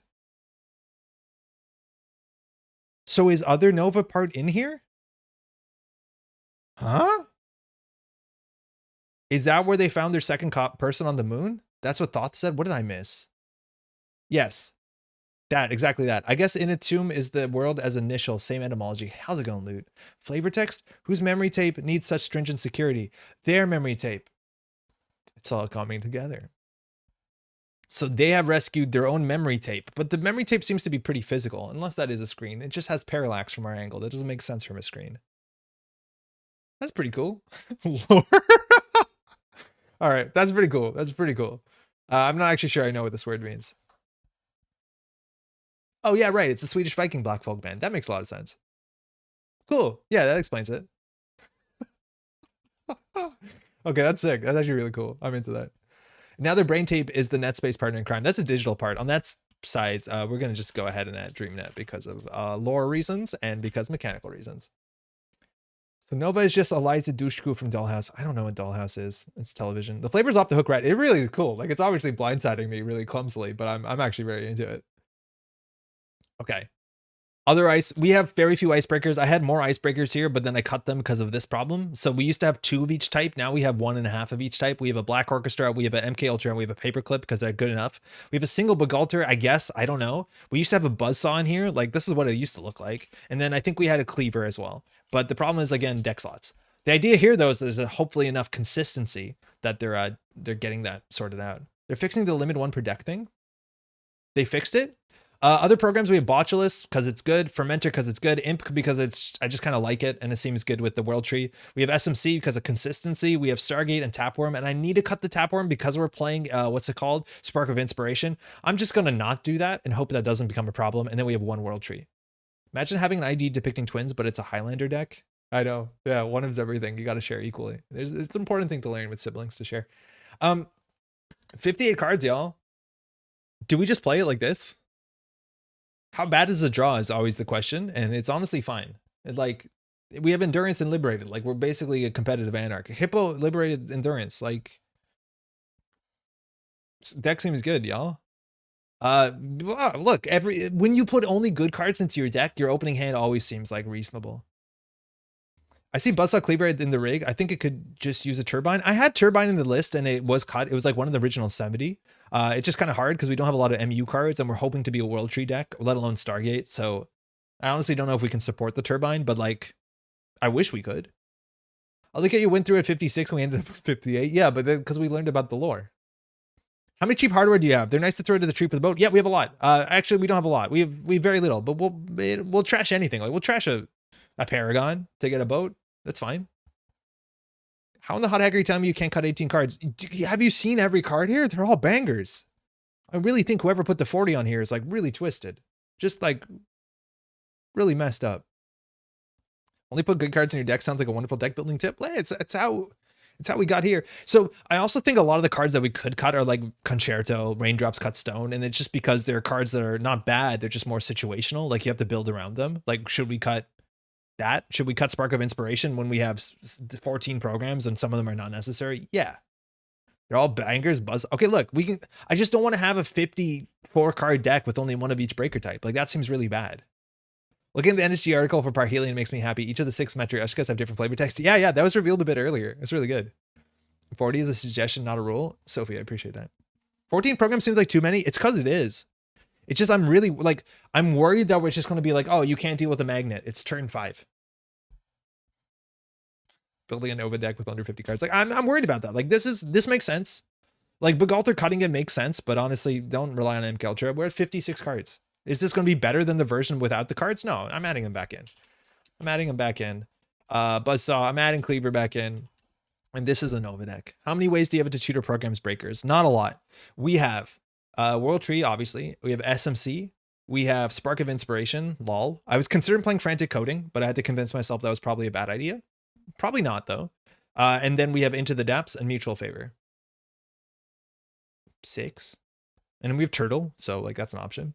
My Nova's 44, and that's about where I'm stumped until like I want to play this because it's new cards. Yeah, Izzy, you were a bit more Spartan about it. Oh, and Emergent. Yeah, Emergent's a really good one. Emergent's sick. And Emergent makes a lot of sense. It's another reason why we're running MK Ultra and all this sort of stuff. Spark is always going to hit the SMC or Tapworm. I am aware it's going to hit the Tapworm, and that's the worst case by like a mile, but I'm going to roll those dice, and I'm going to have fun rolling them. Yeah, it's not about the card count, it's about the ratios. Nova with ratios. TM, let's go. Does anyone want to queue up with an Ampère deck? Because I feel like that's a list we could maybe win against. Let's go. Yeah, it is good enough. We got to see what it feels like, and then we'll like very quickly tune it down. The Nova with ratios. Nova Initiumia. Wow. It's like a CVS receipt. That's wild. Look at this guy wanting to win Netrunner. Hey, we have a 67 win percent rate in Parhelion meta. We got to keep that stuff up. Also, we play Nova in startup. There are fewer good cards to put in your deck. It makes the cut easier. I believe that. I feel like the Nova competitive startup deck is going to be the same deck. Like everyone's going to have the same deck. It'll be like, oh, I ran out of cards 15 cards in. And then they're all like playing their, at least I have a cool alt art of that neutral card that gets a credit a turn. Yeah. Runner. You can't fill out a Nova decklist using the official decklist template. It's probably the same for Ampère, right? You just can't do it. Heck yeah. Let's do this. Yeah, I think you need 2 decklists, right? Like you do one side for runner and the whole other decklist for core. Okay, this is the issue here. We have endurance and we have tabworm and we have deuces.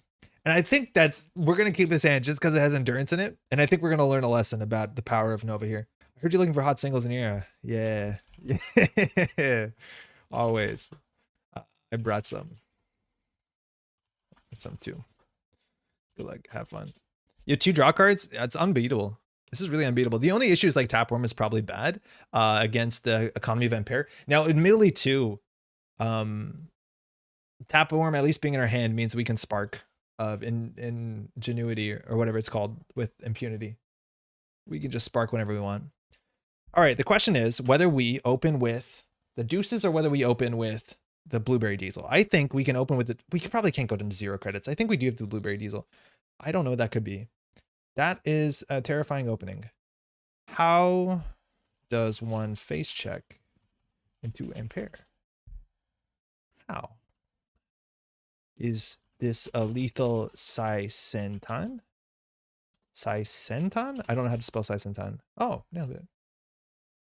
With absolute abandon? All right, we're going to Blueberry Diesel. We're going to set up our economy. Wildcat Strike or Wake Implant. Those both seem very important. But again, only good cards. Let's see if they give us card draw here. If they give us card draw here, we are gutted.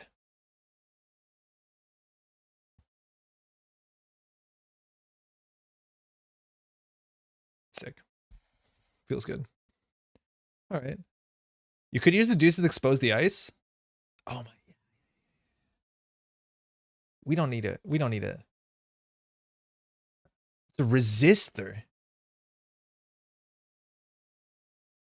I will find out what that is. What? Huh? Wait. I hit server 1.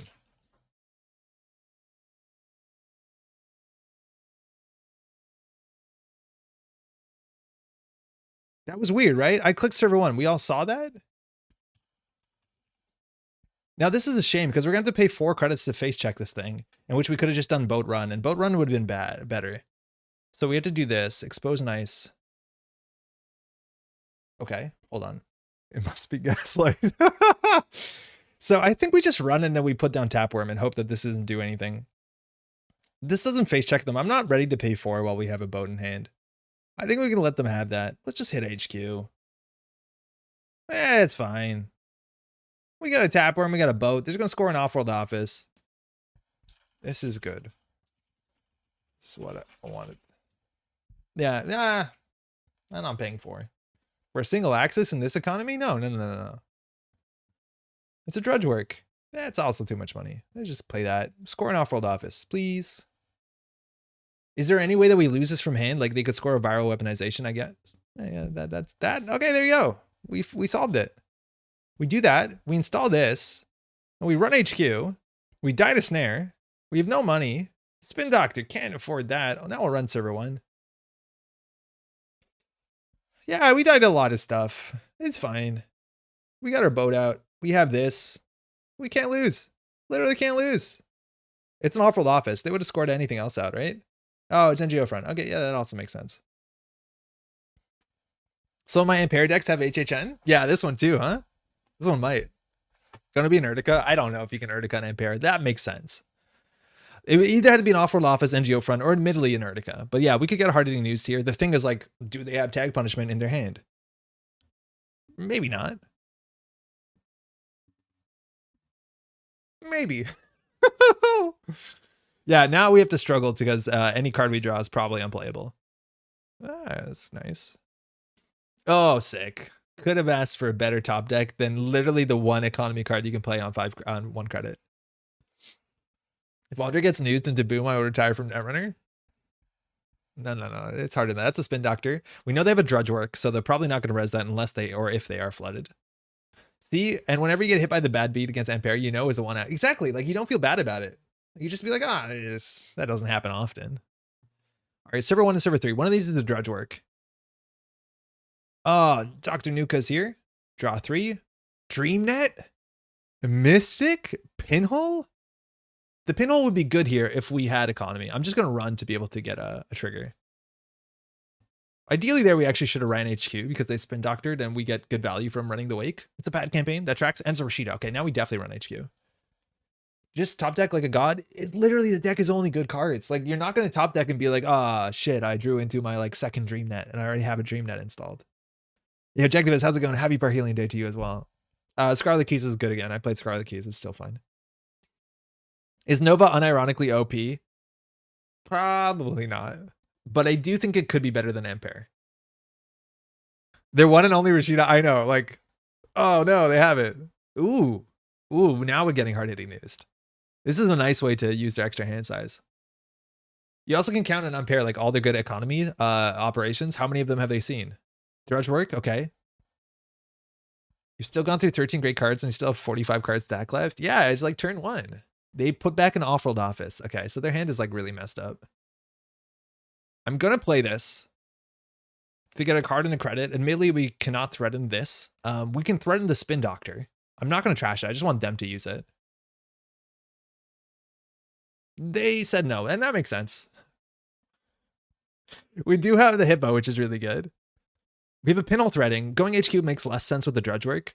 The only problem with the drudge work is like eventually over time, they can build up enough economy.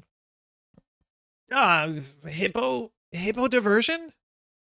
Is next turn Hippo diversion? I hope they don't ice HQ. Big deal incoming? Yeah, it could be. It could be. At least that will absolutely grind them into the financial ground. There's no event tutor in Parhelion. The closest to is Katorga Breakout, which I would not call it that.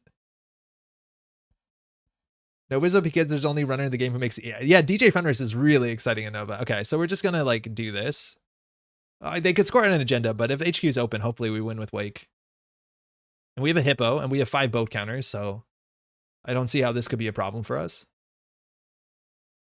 Just 2 of the most, just 15 influence, or just 15 influence play. I'll count the boat. Get envelopment? Oh, we could deal with envelopment.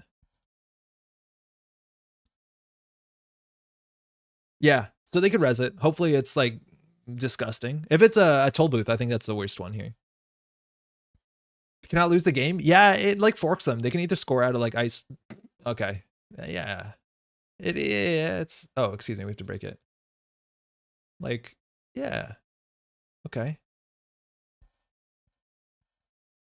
There's no agendas in here.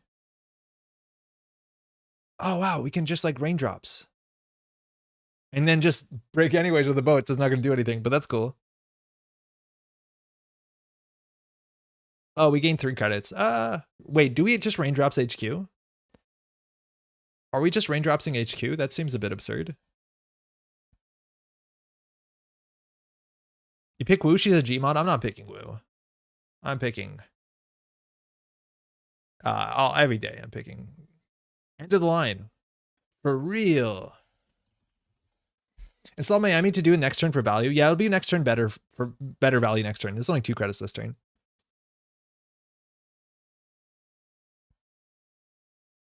Yeah, it's not very cash money of them. Yeah, how are they gonna try and tag us? Like seamless launch into what's it called? It's an eco. That's fine. So now we need to get DJ Fenris. The problem is like with Fenris, it will pick like literally diversion and anything else, and they'll give us anything else. So we can't really. Maybe this is why we play Katorga Breakout. I don't know. Maybe we do have good cards. Couldn't you ask Bauram to DM me when they got his mini poker chips? Yeah, okay. Hey, by the way, Narco is asking if you. Oh, it's back. That sucks. If you could message them about where you got your mini poker chips. Okay. They just got some money. Seems good. I do think here we probably want to pinhole threading this. It also pressures the spin doctor, which is really nice. I think we can just like raindrop Cutstone HQ to gain. We probably do wait. I think we'll start with the Dr. Nuka, get a bravado. Yeah, Dirty Laundry is really good too. And now the cleaver's here. That's good. HQ. We also can like just pitch the cleaver with emergent creativity. I just don't know what else we're getting from our deck. I imagine we might consider getting what's it called? Oh, actually the Nuka we should Regolith. Yikes. Can't afford that. 10 credits actually. Wait, whoa, we got a bravado off the draw. Sick. I think we bravado R&D, assuming that 3 counters is enough. We can wait for Mystic Miami next turn. I think we pinhole threading here. I just want to wait maybe to pinhole threading for like a defensive upgrade, but this probably trashes the spin doctor and lets us take down the Nico. We know they have a Regolith though, which is the problem. Literally Google mini poker chips, got them from Poker Wholesaler. Literally Google cannot be the answer here. We want to get a meaningful connection between 2 Netrunner players. But I'm in Europe, yes. I'm also not sure when people say somebody in CA, whether they mean Canada or California. But this play is really interesting, right? Because it forces them to pop the spin doctor. Yeah, it's a fun play. Unfortunately, like this is our one of, and now we can't deal with any unfair defensive upgrades. Restore NGO friend. Restore is a good include. I didn't put Restore in my deck. I definitely should put Restore in my Ampère deck. Okay, and we're gonna leave these up because it's free boat counters. I think we just install this. CA is obviously canvas lang. Have you tried being in the USA instead? Yeah, it's hard. CA always means California. Canadians mixed spaces use can. It's weird that Jeff, you're more right than a Canadian. It's really strange. All right, I don't know what that is. That scares me. But we are just, I think we're going to run archives for safety. I'm expecting to be like some 4 subroutine ice. And then we can just like smash R&D and see like 4 cards. Earthrise. Okay.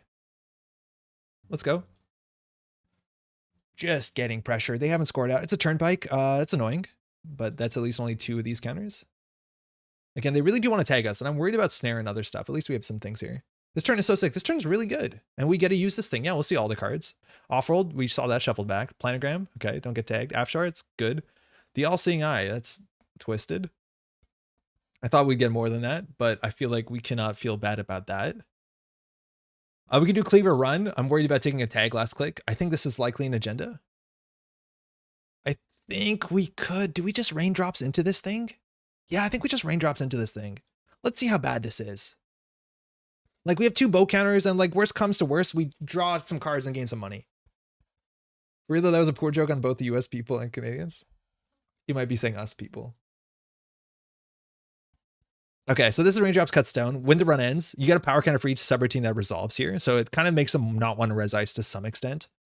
We can always boat counter through the thing, or if we let this resolve too, we can trace through it still successfully and also still get the money off of this.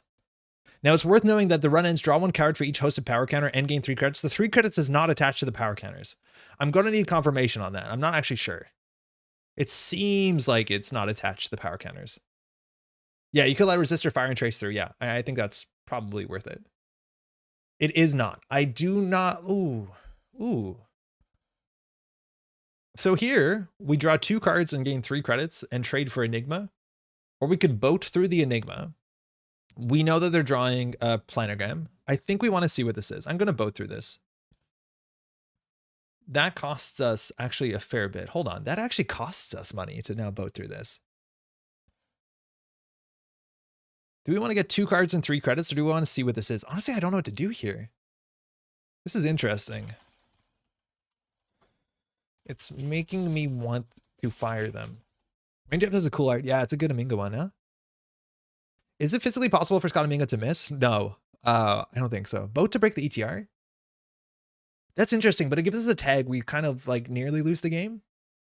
This is up to 2, right? Yeah, so we could always just get a tag we could spend.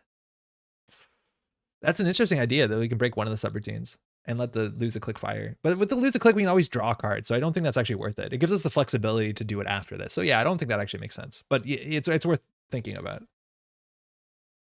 Okay, I'm gonna get about. It's not like R&D pressure is reasonable or HQ pressure is reasonable, so we'll go in here because we know the next 3 cards, right? At least if they planogram, it might be different. So we'll let this fire. So it's trace 4. Again, they only have 7 credits. We have no link. But we can pay 4 credits and we'll always get the 3 credits and a card back because we let a subroutine fire. First Enigma sub is one that I would let fire on Ice That Corpse run. Yeah, it's interesting. There's some cases maybe where you can consider it. But like trading a click for a card draw doesn't make sense. All the time. On the last click that you're running through it, you let it fire. Like if it's last click, you just let it fire and then you draw 2. That's sick. I think if you use the boat, you always break both subs. There's no reason to ever lose a click. Yeah, exactly. Unless it's our last click. And then we should let it fire. Now this it doesn't give a tag. It just successfully end the run. Okay, they're going down to 4. They'll be on 5 credits. So we can spend 7 here. We're going to get 3 back. I'm going to do it. It got a power counter. We have 4 credits. We can't steal Bologna. It's a gas. Do we care? I guess we care because if we don't, we get hard-hitting news. And we drew a Spark of Inspiration. Phenomenal. Phenomenal. All right, they have a planogram at the top. I'm just going to click for credit there. I'm scared. Yeah, that's a weird thing. If we don't trash that, we get hard-hitting news. Because that's the one way that they get a hard-hitting news. And they're definitely on hard-hitting news and our public trail. We knew that was there. And now we can still get hard-hitting news. At least we can largely clear a meaningful amount of tags. Click 1 Spark next turn. I don't think we have the economy for it. There's not that many programs we're trying to get. Oh, good. Okay, cool. Like we just need to continue doing, I think. I'm going to get into a run-based econ card. Concerto is weird. I think we do Concerto the Regolith because their money actually is important. Let's see how good this thing is. Does it make sense to sure gamble first? It does, because this could actually whiff real bad. But we'll Concerto Server 5. We drew an Amakua. Hold on, I think we're golden. So what did we saw? We drew... Wait, what does it say? Oh, the Amakua is in our hand. So we have an Amakua and have 3 credits. That was cool. That's neat. Like, that's good. That's good. This seems okay. We'll use these credits. I guess that's fine. We have 31 cards left in our stack. We have a Beth. This is way more fun than Ampère, I'll be honest. But that shouldn't be surprising. We got our card and our credit. We have DreamNet value. These are 3 strength. This is a really low strength server. So I think installing the Amaku like just makes sense and we can just discard this. Actually, it probably makes more sense to just install the Beth because it's very likely we'll get some amount of value from it. Yeah. Hey, Drop Bear, the Parhelion exists and the unspoiled cards are legit sweet. Yo, huge shout out on your the graphic you made for the startup explanation. People really enjoyed it yesterday when we showed it off. Triple advance, what do they got? Above the law. Hate it. Seriously hate it.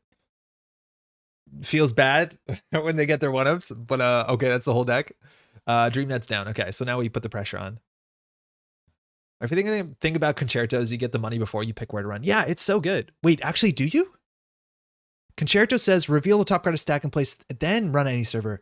Oh, JNet does this wrong. You're totally right. Concerto, you get the money before you make the run. It's actually improperly coded on JNet, if I'm not mistaken. All right, well, let's just start smashing stuff. Unfortunately, we're not getting our card and our credit, so I do think we could consider Spark of Inspiration, but our money is not exactly there. We also could have considered keeping the this in hand so we could Emergent Creativity. I just am not smart enough to know what we're Emergent Creativity into besides Imp. But we just need to get to 3 counters on this thing. We got to see 1 card in archives. It is an freedom of information. Okay. That denies us a counter. They discarded that. Yeah, it seemed like we had to declare the server first on JNet, if I'm not mistaken. Emergent to World Tree, I honestly don't know if we want to do it with our board state, which is probably an issue. We know they have a planogram in hand. We know there's an Afshar off the top. I'm going to draw and then run once more. Ooh, that's a way to win. I don't think they're on 3-pointers, though. We don't have Mad Dash. But like running HQ is really powerful for our ability. Small indie nonprofit dev. Yeah. Punitive? Unlikely. They would need 3 punitives and they only have 1 of. It's like very hard to punitive in Ampère because you cannot recur it in the same turn. I feel like there's a lot of big brain cards. There's a lot of very interesting cards, like super nuanced cards. We're going to go check this. All the cards we saw with the R&D, none of these make sense. This could be either the Afshar or I think only the Afshar. We have to play an event, so I think we just Spark of Inspiration for literally free. Wait, yeah, we Spark for free. Let's just see what we get.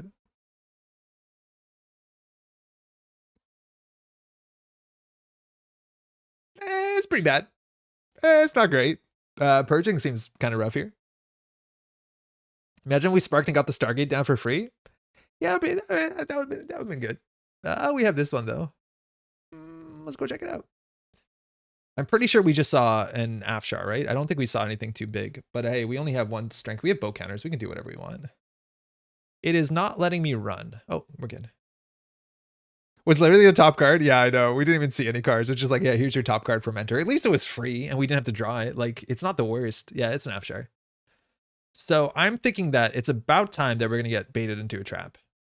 So we'll break this. Oh, wait. No. Hold on. Don't do that. Don't do that. Sorry.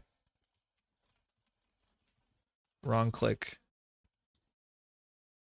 Yeah, I definitely wanted to let that fire.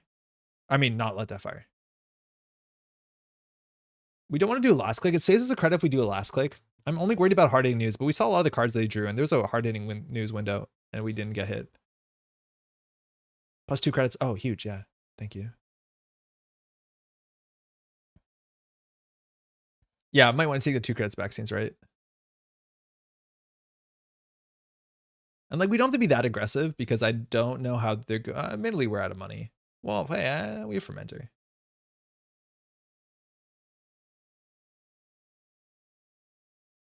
This card actually saw a lot of play back in the day. Yeah, I think as soon as we saw that, we should have guessed Bahram was on some tag nonsense. What is this? Oh. Oh, they rezzed it. Ah, you're okay. We're both going to be destitute. That's fine. We're at 3 counters, so like running HQ next turn, we'll just draw once. They might consider purging here. This rig is really good. Yeah, this is actually like a top tier rig. This is kind of what you like. Again, we're only playing the best cards in the game. How bad could our rig be? Don't look at this cleaver. Now purging like is kind of meaningful. It doesn't actually reset the fermenter. Actually, purging is pretty bad because we just run archives, right? We get a bow counter and Amakua counter. There's a planogram. We saw that. So that's 3 credits. So Bahram has credit. Oh, wow. They actually do have it. So we know there's an all-seeing eye. This seems rough. Okay. Hold on. We know they have an end of the line. The end of the line is not lethal. Do they also have a boom? Things got bad fast. Now, Turnpike is like next to blank. In terms of tag clearing, we have 1 no free lunch and 28 cards. So that doesn't seem good. We've seen all-seeing eye and we've seen end of the line. So these are gonna go.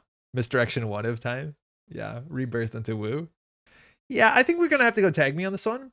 We're just gonna make sure we always keep 4 cards in hand, but we could die to a boom. The best thing is that like, oh, they'll have enough credits to do boom. They actually have enough credits next turn to do, well, not boom end of the line because that doesn't actually make a lot of sense, but like they can just boom us. Do they have the 1 of boom? I'm gonna need to retire for Netrunner. Yeah, they went through half their deck. I wouldn't retire right away. I think we just go ham. I think we just Stargate and just keep 4 cards. If there's a Bologna, we can like crack from enter. You hit HQ. We'd have to, yeah, probably. Gaslight is the least a bit telegraphed. It has to be on the table. Yeah, we did see a bunch of their tag punishment. We trashed the Gaslight. Orbital superiority, you monster. Shipment from Vladisibirsk. Whoa, oops. Okay, so we have to trash the shipment and then leave the orbital there, right? Because this is a new card and it's basically like a psychographics, but a bit better. Orbital superiority is honestly scary, but if we have this, they could, in theory, like there's some play where they what's it called this? Oh, we could run back actually and steal both of them. Let's just steal both of them. Yeah, we're just gonna go take that. Because we can see 2 cards. It's not amazing. I don't know if this is necessary.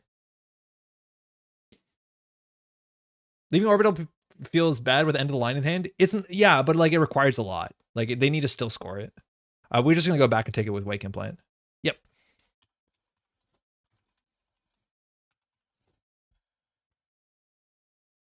Install orbital cycle for 4, edge of the line kill. Yeah, but they have to click to draw. It's not on top. So not this turn, but in a turn maybe. Yeah, let's just take that.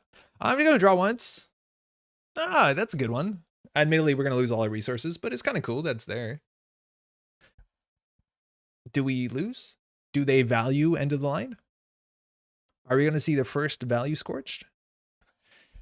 Value scorch me.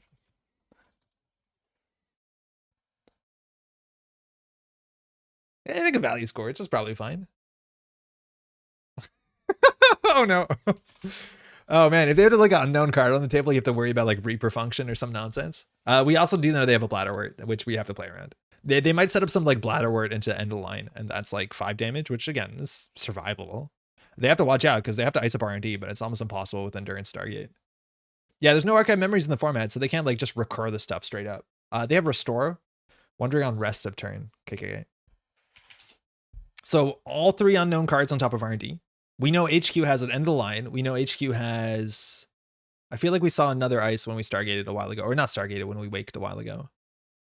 We know an all-seeing eye. We know end of the line. And we know, oh yeah, there's that one. Value Scorcher is a new step on me. We lost Cleaver, Daily Cast, Emergent Creativity. We kept our Earthrise, and now that's probably a Bladderwort. So they have no money. They have no money. I think we just hit the Stargate button, right? And then we can draw 3. End of line archives, end of line is in startup. Oh yeah, you're right. It is, huh? If they value Scorching and the lower strength, the resistor wins the game for you later. It'll be quite the story. Yeah, it's true. The resistor strength is getting higher and higher. Endurance like kind of keeps track with it. This could not be a Spin Doctor. I think that's it. Oh wow, and we'll give them the Amakua. Good game. Okay, so is Nova good, or is Nova turn 1 endurance good? You tell me. Ban Nova. Oh man, yeah, that was fun. That was really fun. And again, every card in our deck is a banger. We have a way bloated deck, so we're super inconsistent. I feel like we got really lucky with the early endurance, let alone we also drew Amakua. So like most of our breakers don't matter. I played a few, maybe not competitive. I did probably not tier 1, but it's really fun. Yeah, yes, yes. Lets you play wild stuff. It was a blast to watch. Hey, I'm glad to hear it. It was really exciting. Like you just play the good stuff. And at some point, like we just even stopped drawing for better or for worse. Concerto was actually nice. Ampere is harder for sure. It's harder to win as a corp. I can just install Stargate and eventually win. And I'm not saying that like it's a bad thing, but like corps generally as a whole. So I think this was a very good experiment about it. This is what a lot of people said. There was currents back in the day, right? One was called Scrubbed, I think, and the other one is Employee Strike. Is it called Scrubbed? No, it's not called Scrubbed. What was the one that blanked your ID ability? It had a very upset looking max. Ooh. Cerebral Static, that's the one. Okay, right? So the idea is that Cerebral Static, these were currents. They were just basically like ongoing effects that were hard to interact with. And this one blanked the runner's ID. And there was like a meta where like everyone was playing max for a while, so it was okay. But this card saw almost no play. Admittedly, it cost 2 credits, but it saw no play and it was also in faction. While Employee Strike saw a lot of play at 1 influence, but the idea is that most corporation decks are actually hinging around their ID ability and need an ID ability to do something consistent and powerful, while a lot of runners can just win with a blank ID. Obviously, their ID is good, but it's not as important. Like, there's so many good examples of that, like an Ob deck without Ob, a Jemison without Jemison. Like, it's nothing. Yeah, you too. So if you ask me a blank runner or blank corp, I'll take blank runner every day. Yeah. Blanking Wiz is also good. Yeah, Blanking Wiz was like fine. It was definitely good. Aristo1, how's it going, by the way? Let's do another one. I'm gonna cut some cards. Okay, so what was good? Like the problem was the cards that we should cut that were actually bad were good. Like our Spark of Inspiration. Honestly, whatever. I'm gonna keep that. Raindrops Cut Stone was like okay. It wasn't amazing. It was okay. The Concerto was slapped. It was really good. It actually was amazing. And then the Nuka was actually like pretty okay. The Nuka was 3 clicks and a credit for 6 card draw. So basically a click for 2 draw. Should we just be playing verbal plasticity? I wouldn't say so. Maybe keep endurance. Oh man. So I know a lot of folks are saying when it comes to testing Parhelion in the Borealis, like the whole thing, that the endurance came off as being a much more balanced card in the set. We haven't experienced too much of that yet. We've seen some endurance. I'm not saying that's not true, but I'm very interested to see what the endurance meta looks like. If there's certain cards or strategies that can work well into it. Let's do another one. Does it sound like someone denying they have a problem? No, I don't have a problem. It's just like the good cards are good, like consistently. What are you talking about? It actually becomes a pretty cool way to evaluate new cards. All right, let's go. Pick one generally builds some weird stuff. Opening hand.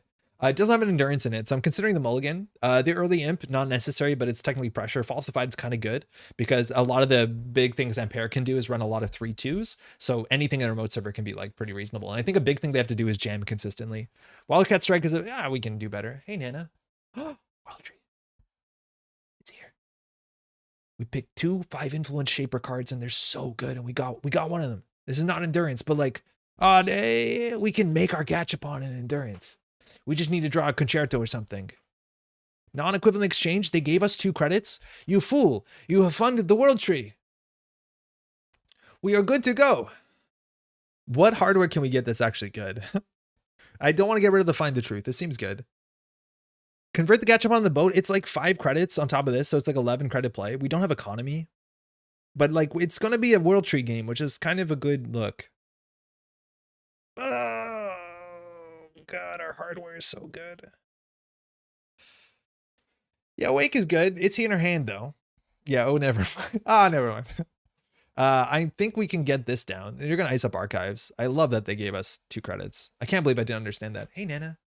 Maddie's not home, so Nana's going to ask for a lot of attention. She doesn't expect streams. The Nana's a cat. She's off screen. I think we install Find the Truth, maybe run archives to get a dig here, but like, or a look. We can install both of those. I think we just draw and install. Yeah, that's going to be okay. Do we show that we're on Find the Truth? I guess so. We just need to draw into like a gamble or like some economy. Even like boomerang into diversion would be fine. Hey man, sorry I'm streaming tonight. It's weird. I'll feed you in half an hour. Does that sound reasonable? Remind me to feed. She'll remind me to feed her after this. Pick one, draws a card. Draws 2. Ice on remote server. So Find the Truth, very powerful. We want to make that 1 run a turn. It's exactly what we want to do with everything else. So we have a Dirty Laundry and a Bagalter. We're going to bottom the Bagalter. Oh my, we did it. So we can install the World Tree, go down to 1. Then we overclock. We literally have a free boat. Literally free. Now, from my understanding, World Tree doesn't work all the time. That's a good one. So if we do overclock, we have 8 credits to work with. Would it make more sense to credit Dirty Laundry? This is the first time each turn. I'm just gonna do it. I'm just gonna go down to 0 credits. We run archives. Breach server. Yeah. Well, let's do Find the Truth first, because then we get more information. A hybrid release. We can go get that. World Tree target. We'll trash the Gachapon. We'll go get, I don't know, like an endurance. I'll pay for it for free. It's a problem that this deck is super inconsistent. And then we'll just run R&D, I guess. Yeah, we'll just run R&D. Oh, wow, that actually has a lot of subroutines. We can lose 2 credits. Ooh, that's interesting. Ooh, that was an expensive one. We're going to let some of this fire, probably. Okay, hold on. So what are we doing here? So they can't draw cards. We definitely break that one. And then do 2 net damage is like, obviously, some of our cards in our hand are better than others. We probably don't need to install the Wake this game. The Cleaver, like, come on. The Dirty Laundry seems good. Losing 2 credits, them gaining 2 credits is kind of bad. We obviously lose 2 credits. It's just, do we... Okay. All this for 1 point. Like, what are we doing? Whoa, what is this subroutine here? That's a fun one. We're going to break that one for sure. I don't know what that one is. So the Corp gains 2. Run or lose 2, don't care. Corp gains 2. Honestly, their money's bad. Do 2 net damage. Yeah, this is fine. Yeah, just come on.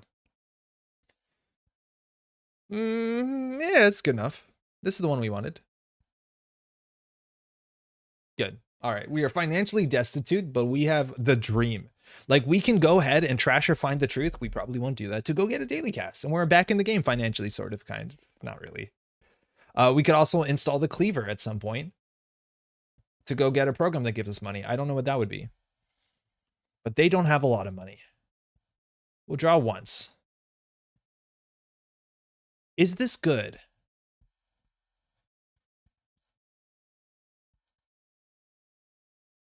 We'll tree the boat to flex. This isn't good. We just do credit, and we just Dirty Laundry archive. Let's not make a big deal about it. We're going to keep the Find the Truth. Cool enough when we can Find the Truth first. Look at the top of R&D, understand that that's a problem, and then we could like go get the thing we need for it. We're not gonna. No. We'll concerto to get an endurance counter or something else. Actually, we should draw first. There's a chance that we actually remove the Cleaver, and then we make the Cleaver into an Amakua, and we just start, they iced up archives. And then we just do a consistent deck, right? That is terrifying. I don't know what that is. I don't want to deal with that. I do think the pick one is trying to hurt us. You could technically lose after T if you wanted. Yeah, we could, but I think like that's really good, especially because I think the pick one is trying to hurt us. I think that's like a Mwanza or like a something bad. Oh, hey friend, what are you doing? Do you really want food? Oh, hello. Are you playing Parhelion? My friend, it's not time for dinner. It'll be soon. Oh, little cute guy. Okay, I think we still run archives. I think we put this down first, which sounds pretty wild. Nana Civic could be there too, but there's no face down cards. Yeah, sorry, Maddie's not here. She normally gets fed at this hour by Maddie. Well, actually, no, not always. I don't think they can afford to res here. First net cat. Yeah, right? Dag hissed. IP block. Okay, honestly, I was thinking about the Amakua. Now the Amakua seems a bit less good. The trace on this is a bit obnoxious. Cleaver to break it is 3 credits, so we're going to have to both through this one, unfortunately. A Calico, yeah. A very good Calico.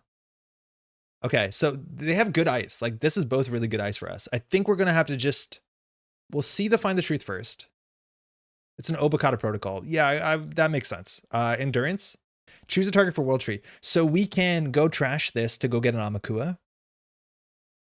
We could also trash this to go get just about anything. I don't know what we do. I think we get an Amakua. It's just a shame, but like there only is one IP block in the whole game, so I guess it's there. Wow. I think we're gonna do it.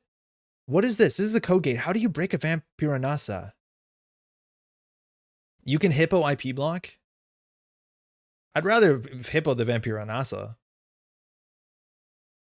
They have 3 credits. I guess in theory we die to what's it called here? Ertiga. Yo, Steven. Merry Christmas. How's it going? You don't just take the credit hit? Sorry, drop here? It gets a counter if you get a turtle? Yes, turtle should have a counter. You're right. I don't know why it doesn't. It should. I think the timing of it, Earth 3 is not exactly right. Counter. Good shout. All right, we'll draw. Oh, that is the best card to World Tree. We play this in the deck because of World Tree. Ooh, she is good. You don't get the credit hit. Break net and card draw with boat. Take the 2 credit siphon. Break net and card draw. Oh, a Vampiranasa. I do think we want to break all of it though, just to hippo it. But again, like we can pull our hippo from our deck. We just have to find a hardware and then we like get a hippo, which is kind of cool. I think HQ is either Hokusai or Mwanza, and I'm terrified of the Mwanza. We just lose to Mwanza. Admittedly, it's not the best like card. I think we have to run server 1 at some point. Like we're just not gonna be able to make successful runs. All right, Nuka, what do you got? DJ Fenris in hand. We do not have economy.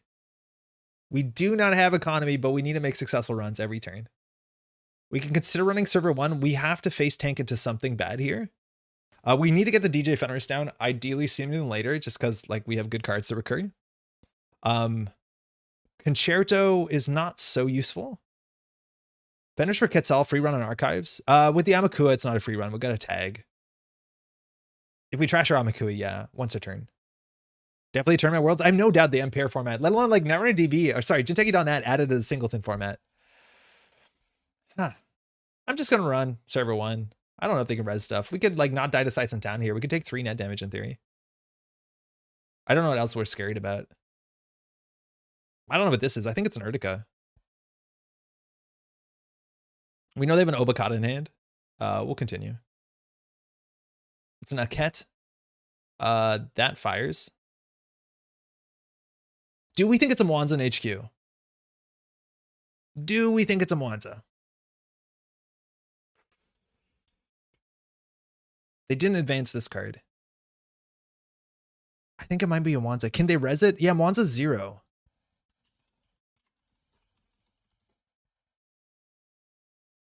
Can we Fenders for Woo and pull a program to trash for World Tree? Saves 4 credits a turn if we have 1 credit programs. We don't have a lot though, Raketha. And I feel like we just need our economy sorted. We don't need the programs, but we don't have a lot of cheap programs. Like the cheapest program we have is Tapworm.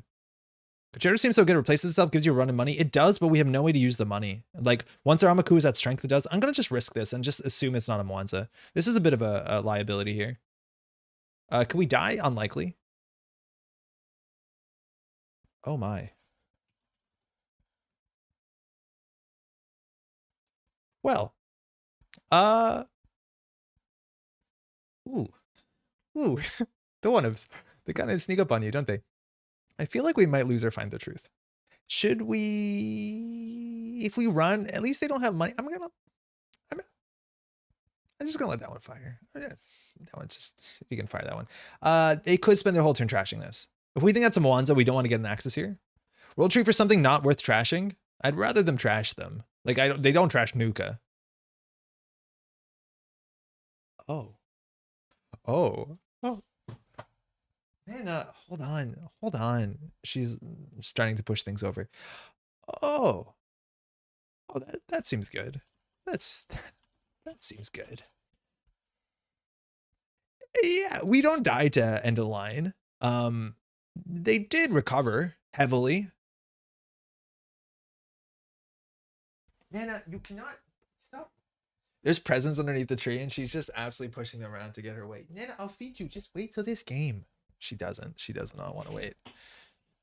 Okay, so imagine here that we saved 2 credits. So we basically saved money by not having to trash the gaslight. I am terrified. They did not yet trash the find the truth. They also don't have all-seeing eye. Like that would have been the play, I reckon. Like credit all-seeing eye. Nana, you have to not push the presence. Out of all the cards that can be played on 0 credits, yeah, that's a good one. Second upgrade on HQ. Like, what is this? We are literally getting locked out by our own design. Like, imagine we had a cleaver here. Nana, I have to go feed the cat in a second. She is absolutely running the show here.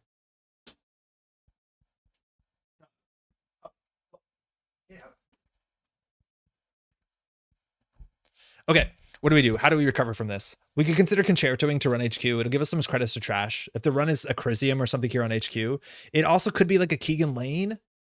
You have a 1-strength turtle? Yeah, we have a 1-strength turtle. Man, I would play Anarch. We have a 1-strength turtle. I don't think that's amazing.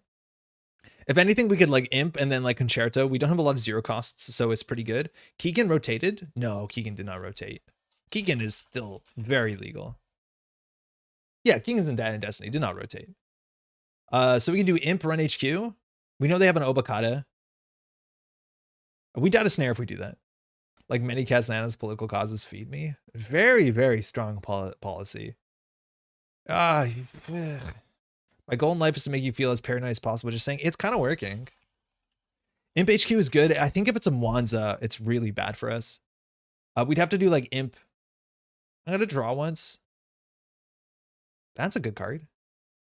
If successful though, so it's bad if it's a Chrysium. Can World Tree install itself? It cannot trash itself.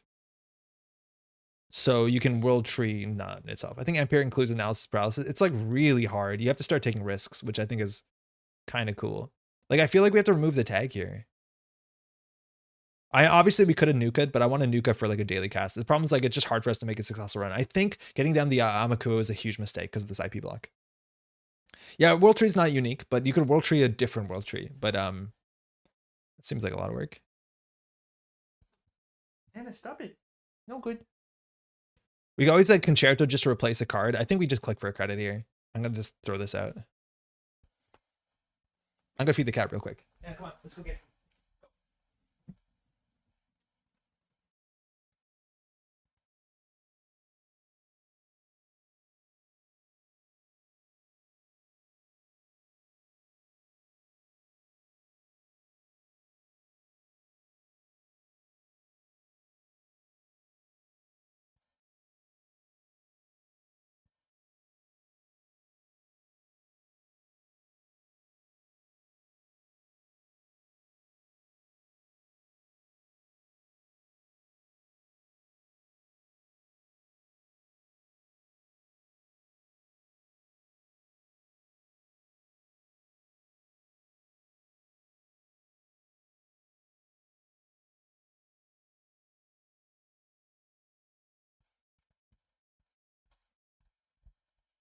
The beast has been sated.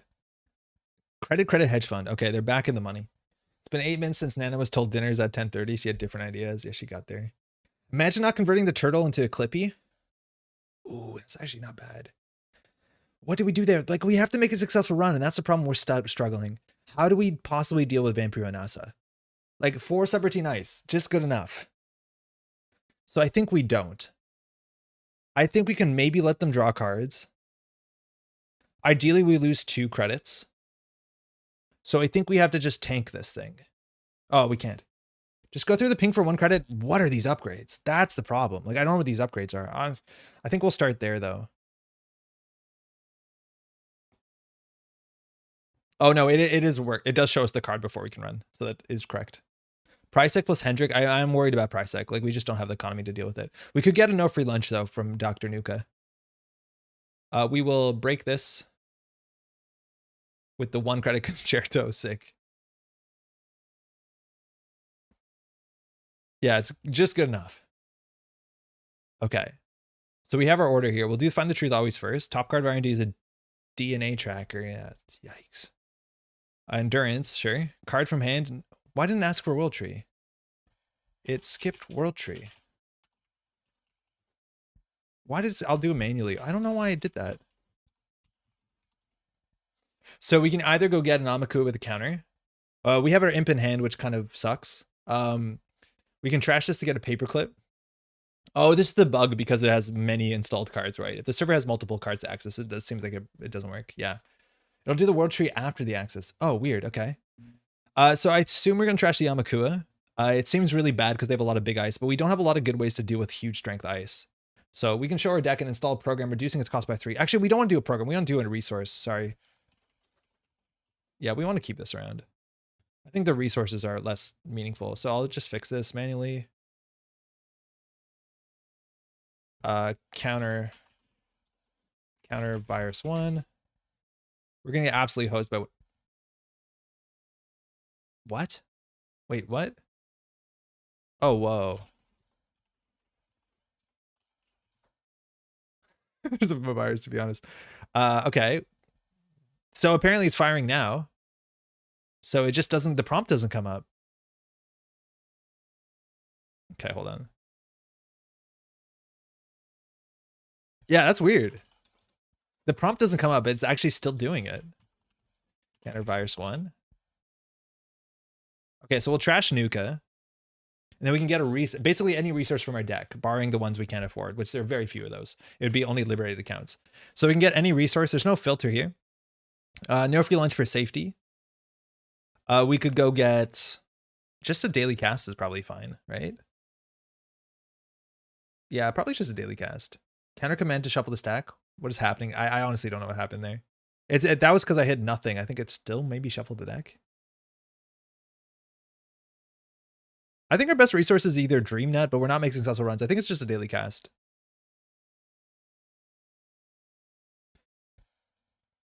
We're going to get absolutely rocked by whatever these accesses are. So do card from hand first. End of line, no surprise. Card, we have to access these. I can't access them. I can't access. I think one of them has to be a prize sec, right? Maybe a no free lunches, right? Am I doing something wrong here? The underneath one. Yeah, this is burden. This is exactly what was happening with us. It's Crisium. That's fine. I'm surprised they didn't res that. Okay. Perch. I'll trash. All right, so one of them's a virus. They didn't res it. They're gonna purge. So that whoa.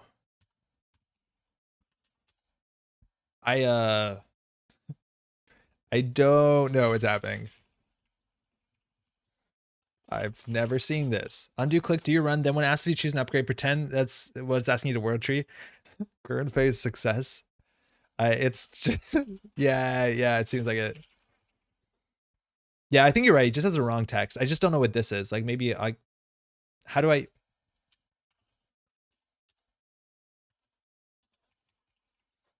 Did we brick the game? Oh my God. What is going on? What is going on? This is yikes. This is a bit rough. Okay. Okay, we fix. Okay. So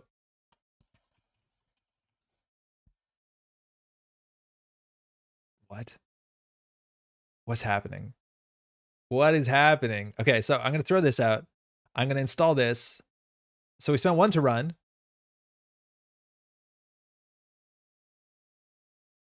Shit. Hold on.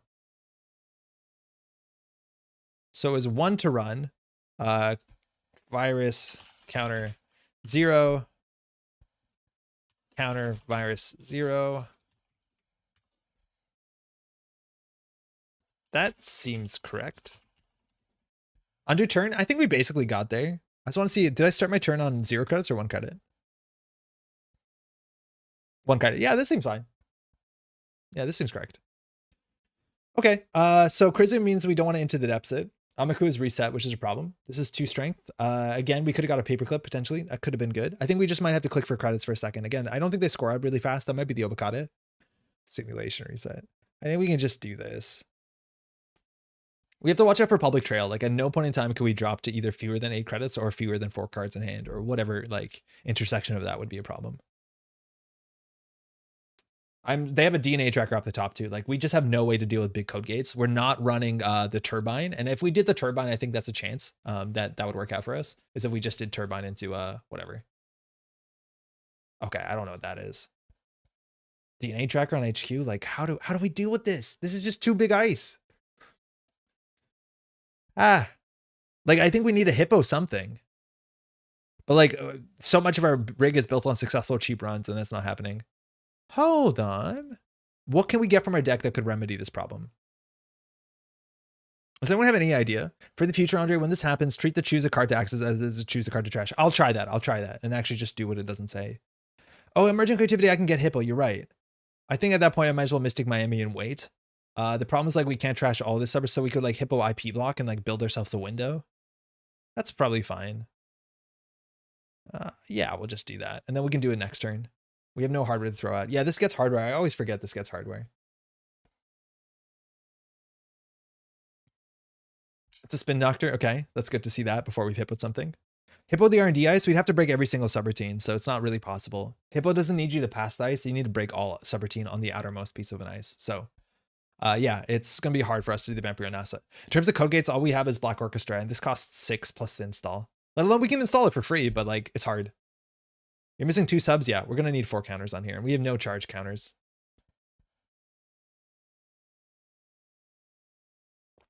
I wonder if we can get endurance so consistently that's worth playing Dig. Maybe. We can tutor Dig. Spin Doctor getting popped, so we know DNA Tracker, which could be in front of HQ. We know Obokata. And again, any just free run is good. And I think we have to clear the Amakua. It's just, man, we may be messed up here with the Amakua. I think the Amakua is a big mess up. Impressed the wildness here. I played a game with Thule, and basically it just worked. Oh yeah, that's a really good card. I think it normally just works. There just seems to be an issue with World Tree. I think it's the only problem we've seen so far in the set. That's a pretty good spot to be in. All right, we only have 3 clicks this turn, and then eventually we have to like flesh out this or HQ. Not much we can do. We can SMC out. We can obviously click this for 6, which we probably want to do at some point. Paragon's good, but our console slot's kind of accounted for, but that actually means it's a free hippo when we throw it out. So I think we just install this and click for credits.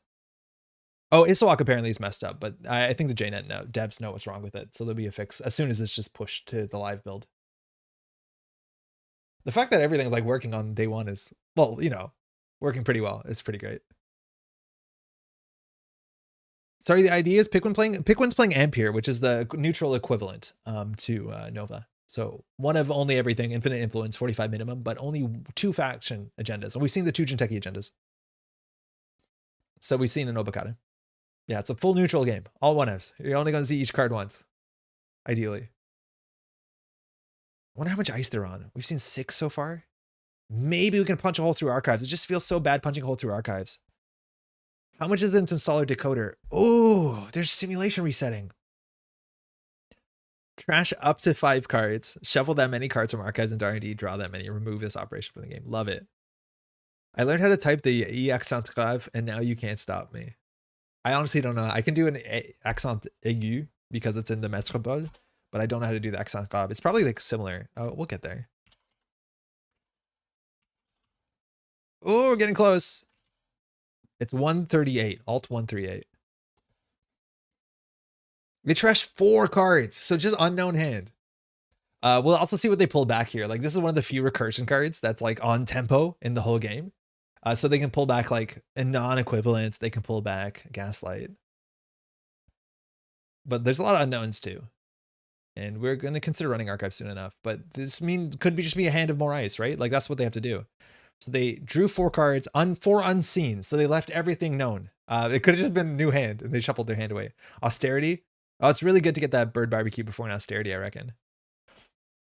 All right, this is a good turn to run, right? Because we can get our daily cast into something else of value. I don't know what that would be. I hope Ampère gets neutral cards named affordable, effective, and uncompromising. I really don't know what that's going to be happening anymore. I definitely know what we want it to be. Okay, so Into the Depths won't work if we hippo the IP block. We also have to get through the IP block, which doing 2 boat counters seems kind of rough. We lost our cleaver. Not that cleaver breaks this well, but it would actually do, it's just like tracing. The problem is like with the Amakua, do we just destroy our Amakua? I think we might just want to pop the fermenter, SMC over the Amakua, and then Hippo R&D. I think that's probably better. Yeah, that seems probably better. The thing is, I don't think we have a lot of clicks to do that. So thinking. So we could crack this to gain 8. We have 3 clicks. Like we spend 2 of them to trash a Paragon to get a Hippo. And then we just run R&D. We SMC over the... We wouldn't SMC over the Amakua. We get the Black Orchestra, which is our only decoder. I think we have Buzzsaw. Buzzsaw breaks us for 3, 4, 5. That's actually better. I think we could do the Buzzsaw. Does Buzzsaw deal with DNA Tracker better? No, but if nothing does. I'm going to do it. It just makes us do something. And we know the Obacadas actually might be back in the deck. Oh, sick. Yeah, right. It's free. So we can get something here. I'm going to go get the Hippo. How's that our whole turn?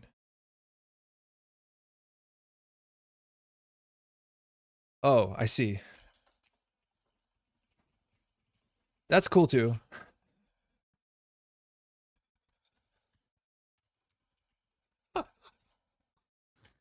Let me run that one back. I can't believe the game is still 1-0 in score, but like their economy is not good. So we don't want to crack that. I don't think we do any of that. We definitely don't do any part of that. Buzzsaw's 11 to break DNA Tracker for Blorch's 9. Yikes. Can we get a successful run here? So why crack this when we can crack it next turn? They're probably going to score out agenda. They can't score out sandbox, so we're going to get more money next turn. I think we'll fork them between the MC austerity score. Yeah, we'll probably still do it. Whatever. Whatever. Oh. Yeah, pressure. The unfortunate thing is we're going to lose a daily cast, so we don't get like a good pull from our deck for resource. But I think we can just like get rid of the Amakua and get like an actual breaker after we run R&D. So let's see if they do something here with MC austerity. They could score out a 4-2 here. We know they're on at least 1-5-3. All right, so we don't have that many clicks. I don't know what that upgrade is. The upgrades are really scary. They're hard to play around. And we haven't used our pinhole yet. Okay, so we can crack this, run R&D. Probably fine. Swap Turtle for Clippy. I think we will. But we also have to figure out how to break this if we want to hippo it. Run R&D. We don't want it into the depths because the runs it's not going to have any ice on it. Let's see what our options are. So we have Buzzsaw, which is bad. Buzzsaw is 3 and then 4-5, which is nice. But if we're trashing it, we don't need the best breaker. And we know there's a DNA tracker somewhere. The other option is Black Orchestra, which is, again, 5 to install, and then it's 3-6. That's probably just better. And it's also a better target with World Tree, because you can just continue to trash it. Remove Hippo. Yeah. All right, we're back on track. I wonder if we should have RNG key in this deck. Breach server. I don't think we get rid of Amakua this turn. I think we just don't get a trigger, unless there's something really good to get with Mystic Miami. It's a hedge fund on top. Hate to see it. We'll do the Endurance. Then it'll ask me for the World Tree now. Yeah, I think we'll keep Amakua now with this open, but like we can get a resource from our deck. We could get a Class Act for 1 credit. That's probably better than this. We don't have any events in our hand. Telework is also fine too. I think Telework actually makes sense. We could use the Telework. Oh no, the Dream Net's like the best card. Let's just do Dream Net. We've already ran though, so it doesn't do anything this turn. We could have installed the Imp that turn too. Beth is kind of okay. I feel like this might be better. They really have to ice up. Oh, Stargate's a good draw. But now it's like, do they score an agenda or they ice up R&D? And like, I don't know, they have a hedge fund coming in. Why not Lib? Lib is okay too. Maybe we're a bit greedy here because we're going to need more economy. I think Liberated Counts also makes a lot of sense. The cool thing is like you can get the DreamNet trigger and then discard it to go get a Liberated Counts, right? Like you can trigger your ordering or order your triggers. MCA, no ice on R&D. Never ice on R&D. Yeah, so much skill expression. This card slaps. Hey, Nanny, you're back. I hope you're sated. Hansei review to discard cards R&D wide open. Behind the IP block, which is menacing. I think we'll just install the Imp because we can get something else with it. Run R&D. Breach server, do our orders. We only have enough clicks. So we'll do DreamNet first. Technically World Tree first. Nah, not always. The Iqua project. We'll take that. We'll survive to punitive. We could also imp that, but I don't think we need to.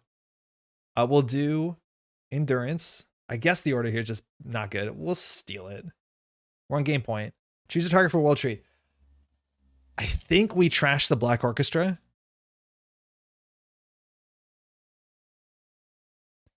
Not a lot of good targets here. Paperclip for 1. I guess that's click compression. We just don't have the economy. We can't die to punitive. I wonder if they can set up some sort of like neurospike nonsense. Or like they could score out like a tomorrow's headline, give us a tag, and then do something meaningful. We also didn't see what card they drew, which is kind of bad because then they can like ice this up. At least we have 4 bow counters. So like there's nothing in the format that doesn't deal with 4 bow counters. That's when we pick Stargate. Like that's when like drawing your cards are the worst thing you can do. Maybe you discard these and like Harmony AR them back in. That's a bit nonsense. All right, they're going to get 6 clicks here. Let's see what they can do. A re-education neurospike. You're right. We can loosen a re-education neurospike. They don't have enough clicks. That's an Obokata. Malapur. It's a Bologna. Malapur to get any card, they have to reveal it because it has to be a non-agenda. And now R&D is still wide open. Be careful of the Imp World Tree timing, by the way. I think they're going to be in the wrong order because of World Tree's bug. Yes, they are going to be. We have to use the World Tree before the Imp, so we can't like use the Imp and get rid of it. The timing on JNet for World Tree is wrong. Yeah. They got it in Nancy. Okay, it's a problem, but it's fine. So they have an ice. We've only used our 1 hippo. I wonder if there's more ice destruction you can put in this deck. Do we deuces first? Why not? What can we draw into? A dirty laundry? It's unlikely. Do we have any? Yeah, we'll draw into something that we can actually like. World Tree. Creative is good. All right. We could also Stargate. I think Stargate is just better. Yeah. Just run HQ to trash the Anansi. Our MU is full. Okay, so we're gonna run R&D. Do we just thin our deck with DreamNet? Or with World Tree? So we'll do DreamNet. Dawkins Pass, nice. Okay, Find the Truth. Government subsidy. Yeah, we'll imp that for sure. Endurance. World Tree. I don't think we World Tree anything here because we can't World Tree the imp.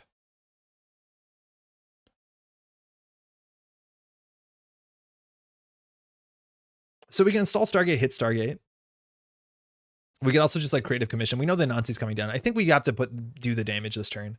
I think we just Stargate. Trashing the imp. I feel like maybe we could have got better value there, but there's not a lot of programs that we want to get from our deck. Maybe getting rid of the... Ooh, those are all bad. Anoetic Void seems like worth trashing. All right, so they have an Ansel and an Anansi in their hand. Discard down to 5 cards. Yeah, it's a reasonable ask. Okay. 14 credits. It's a lot. We stopped them from having more. Again, if they res the Nancy, they're going to be down not a lot of money anymore. At that point, they have to figure out how to score. Oops, all upgrades. It is literally oops, all upgrades. It's hard to play around oops, all upgrades. So they have the Ansel and the other one. We can always pull a Begalter from our deck after we make a successful run. Anansi is still expensive, but we can Begalter through it. We can always Endurance through it once. Now that's a problem, right? But at least for them, it's 14 credits to res. So can we pivot to another server that'll be easier to run? I think it's actually much easier to run whatever server 1 is. There's not a DNA tracker there. We have 5 boat counters. So I think if anything, we run server 1 and then we see what the top of R&D is. I think we trade our Amakua away. Yeah, I think we do trade our Amakua away just to get a Begalter. So yeah, let's just into the depths server 1, right? Seems really good. Dang. Oh man, into the depths of 2 ice feels so good. And if they res something expensive here, they can't res both here. Anxiety, how's it going? What a weird deck. It's strange. It's really strange. But it's doing something. I think World Tree is just such a good card. This is going to be really taxing the playing person. If there's like very high skill cap World Tree. Oh yeah, we knew that. I think we might want to consider clicking through this. I think that's the cheapest way we deal with that. Should we just click through it? That's fine. Can we reasonably get our Amaku up to strength? I don't think we can.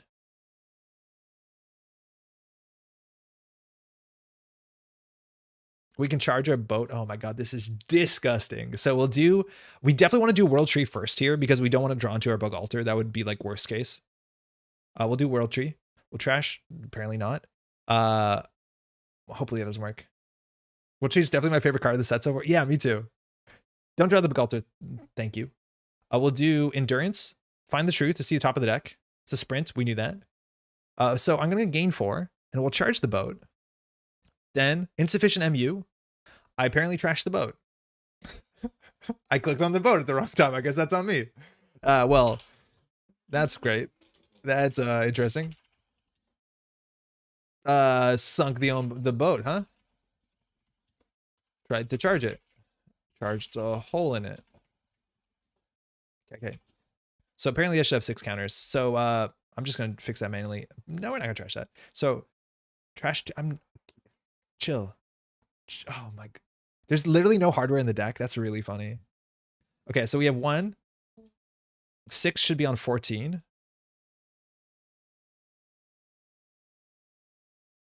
Stop it. What? I don't know what's happening. I think it's 6 counters. Counter power 6. Okay, and then we'll just counter P6. Cool. We'll trash that. Search.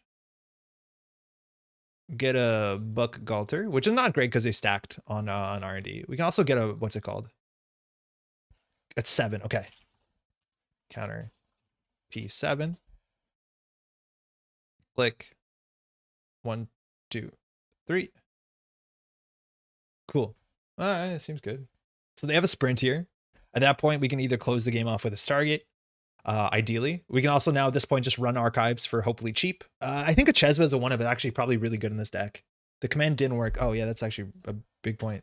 Counter P7. But yeah, I think a Chesva in the deck was probably fine. Like just another cheap card you could get. Because again, we're running archives for 3 credits. That's good. We get to see the top of the deck so we can run if we want to run. We get the Dream Net. We get all this sort of stuff. Sprint, so they can fix their hand, let alone we didn't know the next cards anyway. So this is all unknown.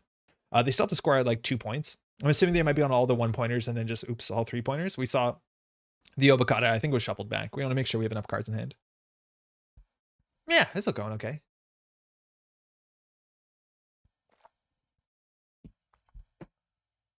Nanako is sleeping on just some pile of laundry on the bed. What good cat life. Friday nights, huh? Install card in server 1. Okay, if we're assuming that needs to be advanced for a win, I don't think we're that worried about it. I think here we just go archives. It gives us an immense amount of information. Certainly going. It's like really funny. Just all the most powerful cards in a single deck. All right. I forgot that we could have figured out what to do with these triggers. Like I don't know. I don't know what the resources are. Like you need a deck tracker for this thing. DreamNet, Raindrop is kind of interesting. We'll do Find the Truth. Obokata on the top of the deck. I think we win. Endurance. It's a Mavirus. Yeah, we knew that. Other cards include, whoa, just distributed tracing, a single punitive for the Obokata. And so we know there's an Obokata on top of the deck, right? So I think we can just run it because we know it's an Anansi and then that's 8 subroutines. So we're just going to go. We could actually even creative commissioned first to gain 2 clicks for 4 credits. It can't be a spin doctor, so I don't know what shuffle effects we have to play around. Yeah, it's a spider. Okay. So it's 7 for us to break. It's 5 in full, but this is half the boat. Wow, cool. Good game. We didn't gain a lot of credits. We gained very few credits, 44 credits. That was fun. Credits spent 73. What's on HQ? So DNA tracker, and I'm worried about Prisec. Yeah, I don't know what's on HQ there. But like you have to be scared of all the weird stuff. Like Keegan Lane, one of... Oh, ganked. Whoa. So that was a ganked into a DNA tracker. Which if we hit that, like is kind of game winning on the spot. So I'm pretty happy that didn't work out. Oh, that was wild. Yeah, they definitely went for the damage stuff. I assume there's snares in there. Again, Find the Truth for no influence, let alone a card you can tutor from your deck. All the 1-ups you can tutor for in your deck. Gives you a very powerful win condition. The first game we got Endurance on turn 1. This one we got World Tree in turn 1. And just like these 5, it's not even a 5 influence card. I forgot World Tree's only 4 influence. Yeah, it can really do something. It can really do something. We could even Stargate it there if we didn't. Yeah, and then pulled it up. simulation reset back in my 15 minutes. I think I had a shot at winning if I just scored it earlier. Oh, whoa. Oh, interesting.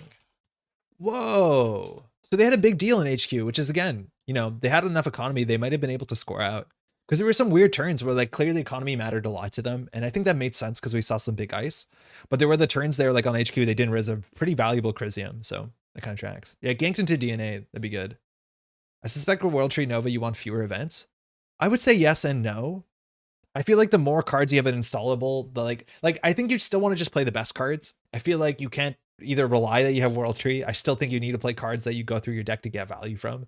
So if you're just playing all installables and like you can't World Tree, your deck is like really clumsy. So I don't think that the amount of events in your deck actually matters that much.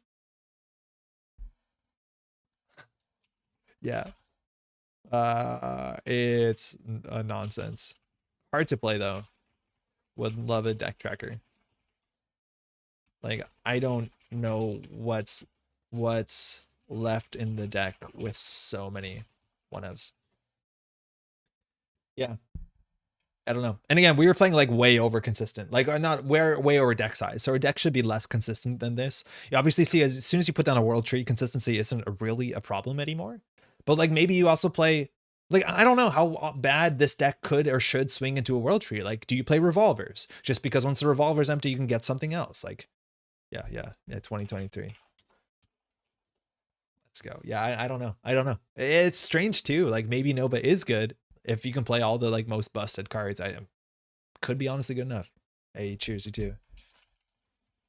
If you can reliably get World Tree with tutors, then more 1-ofs is probably better. But the thing is, like, tutoring out a World Tree is so obnoxiously expensive, right? Like self-modifying code is 8 credits, and then you use your self-modifying code, which is already a premium in the deck slot itself. You could like Spark of Ingenuity, but good luck. So I don't know. I honestly don't know. Also, like you can get it kind of consistently with the Atom card, Emergent Creativity. That's pretty good. Yeah, just mulligan for Emergent. Neutral isn't a faction. Can all 3 COS teammates play neutral? You know, you heard what they said. They said neutral isn't a faction. So yeah, it all falls apart. They're all mini factions. Couldn't you bring 3 identical decks in servers? Yeah. Yo, Pigwin, good game. It was fun. Yeah, I don't know. Honestly, don't know. All right, that's Nova. Nova is really fun. And it's actually looking to be a bit consistent, which is pretty cool. What time is it? It's only like nearly 11. We can stream for a couple more hours. What's next on the docket? Let me see. So Iswalk seems to be a bit broken, so I'm not going to touch that.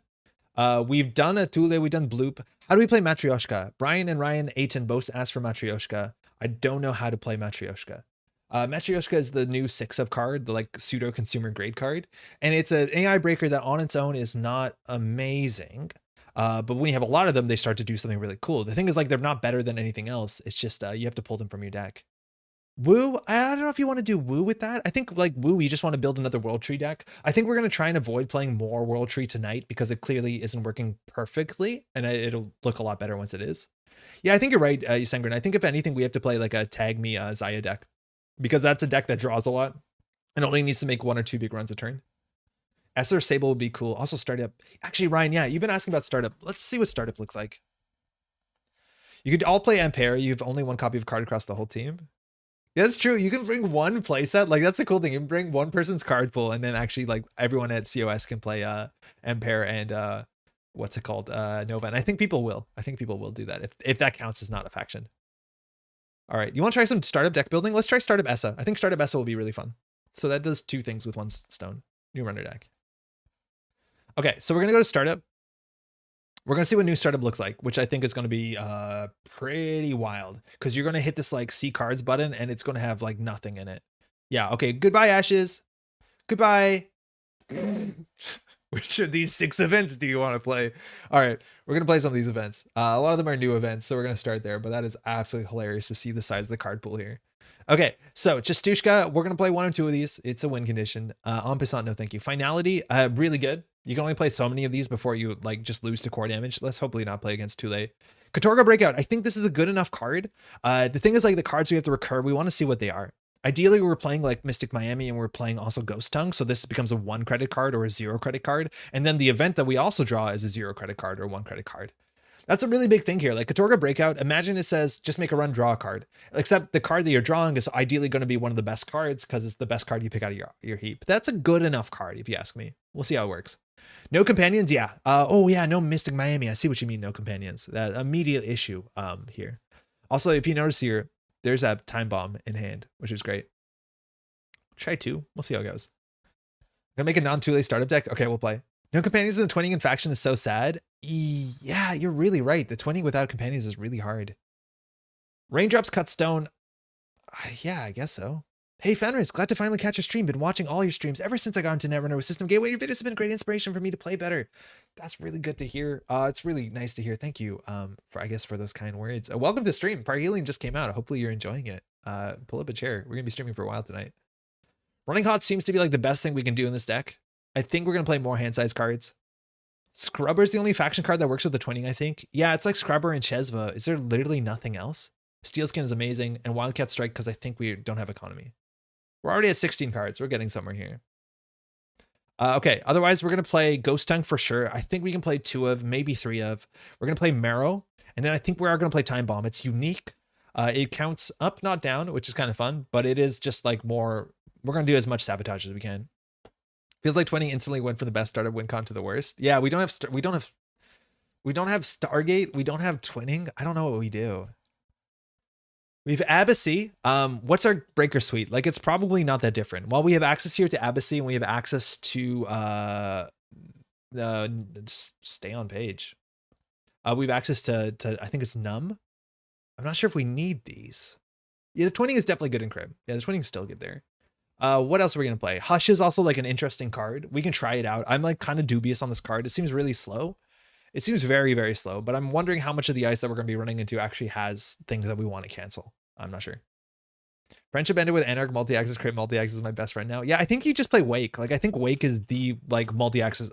That's the issue to me to some extent with Startup is like, I wonder if there's just going to be a singularity. It's either going to be Wake decks, twinning decks, or deep dive decks. I guess maybe you can't do Hushuk anymore. But is everyone just going to spend 3 influence for this? Is twinning, yeah, just the criminal influence tax? I don't know. But like, you don't have much here besides finality to close the game. The art on this is really somber, really good. And you actually see a sundog, by the way. That's what a sundog is, this sort of image. Okay, we're definitely going to play, I don't know how to pronounce this. We're going to play this. It's unique. We'll play just 2. We're going to play some viruses, of course. We have Botulus. We don't have Boomerang anymore. Begamut? Bigamut.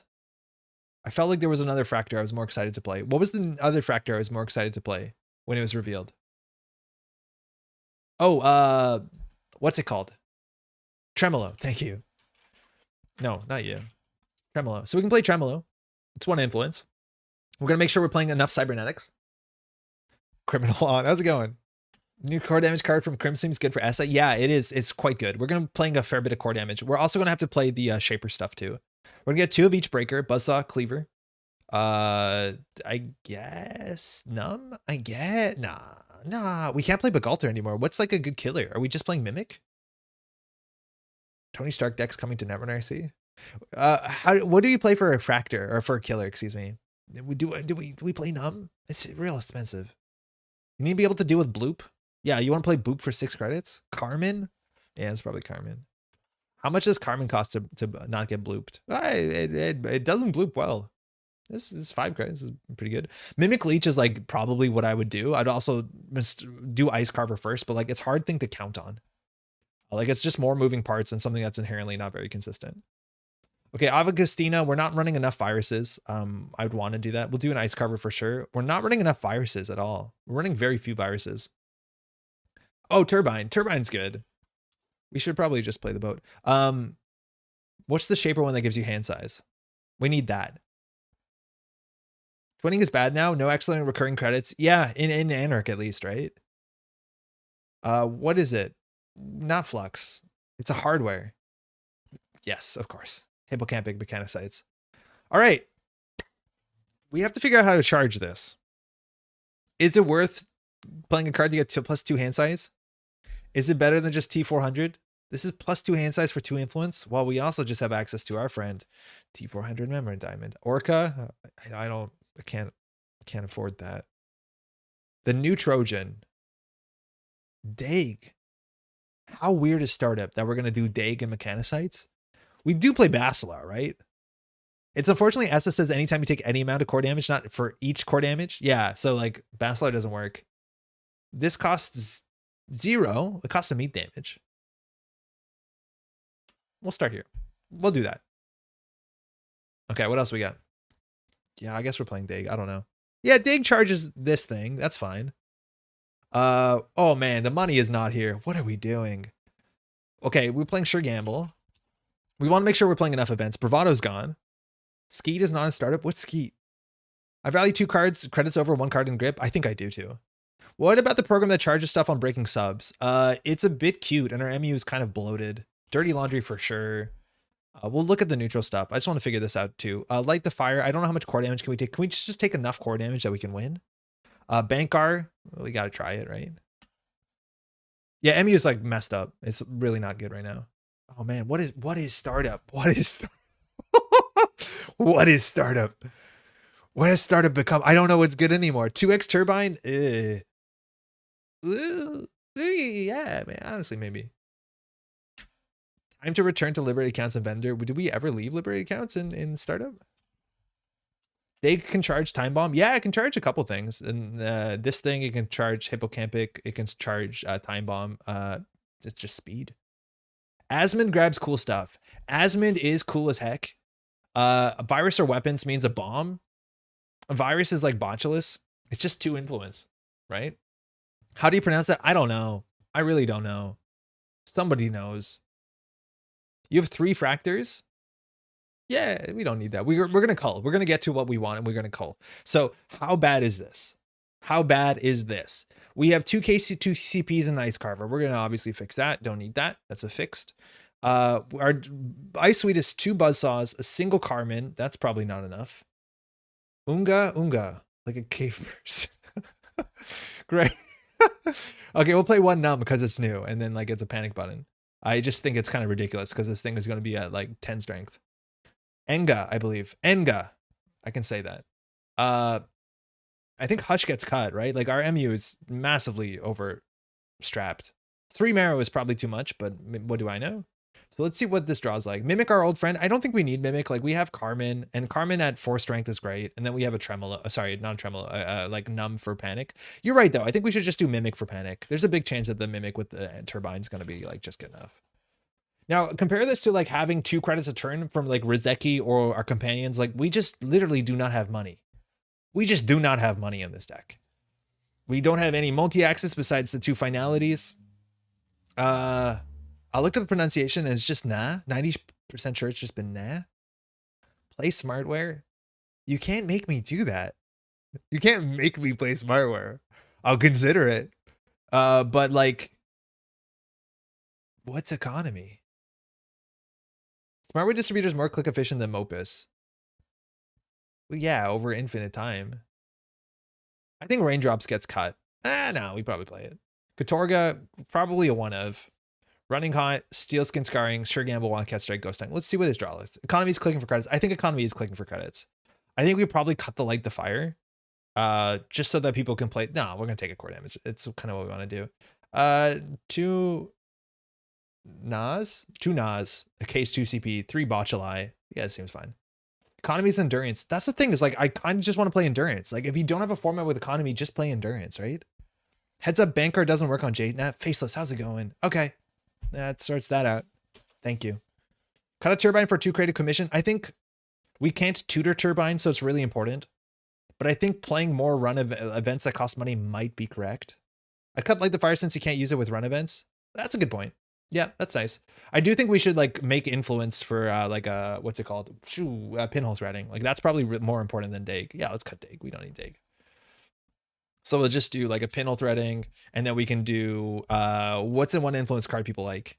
Oh, Fermenter. Fermenter is like a good economy. There, we solved their economy issues. We're on 49 cards. Yeah. Ugh. What's a 1 influence card that's like cool in startup, modern startup? Why are the mini factions here? Get them out. I play 1 more tongue than Marrow. No free lunch. Deck looks perfect. No free lunch is an easy include, but we're at 50 cards, but like, Yeah, that's been my life. Honestly, deck doesn't look terrible. Let's see what it draws like. We can cut 5 cards, but what is consistency? That's a really bad hand. What does Trem break? Barriers? Which barriers, you ask?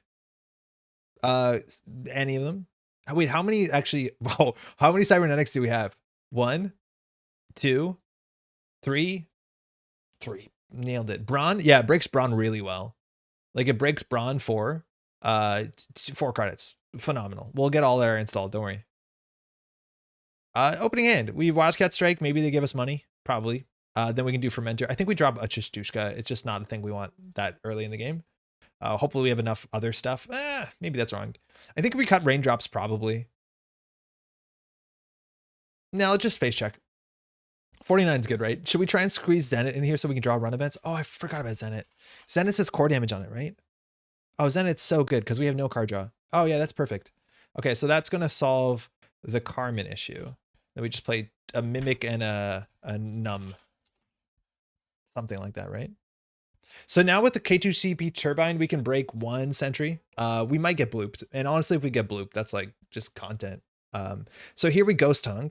We lose something else. We then don't running hot because we want to play 1 thing a turn. Hopefully we lose the Katorga, I guess. We Wildcat Strike. We're on 50 cards. What have we done? 50 cards. 3 Botulus seems like overkill with the rest of the rig. Okay. Yeah, I could be convinced of that. Is maybe a 3 Fermenter too much? Probably not. Suffer 1 meat damage is kind of a real cost, huh? I do like the Zenith. I'm feeling good about this. I'm feeling good. We can play 49, right? That's what like Corps have been doing, and they've been winning games. Is Raindrops Cut Stone actually good?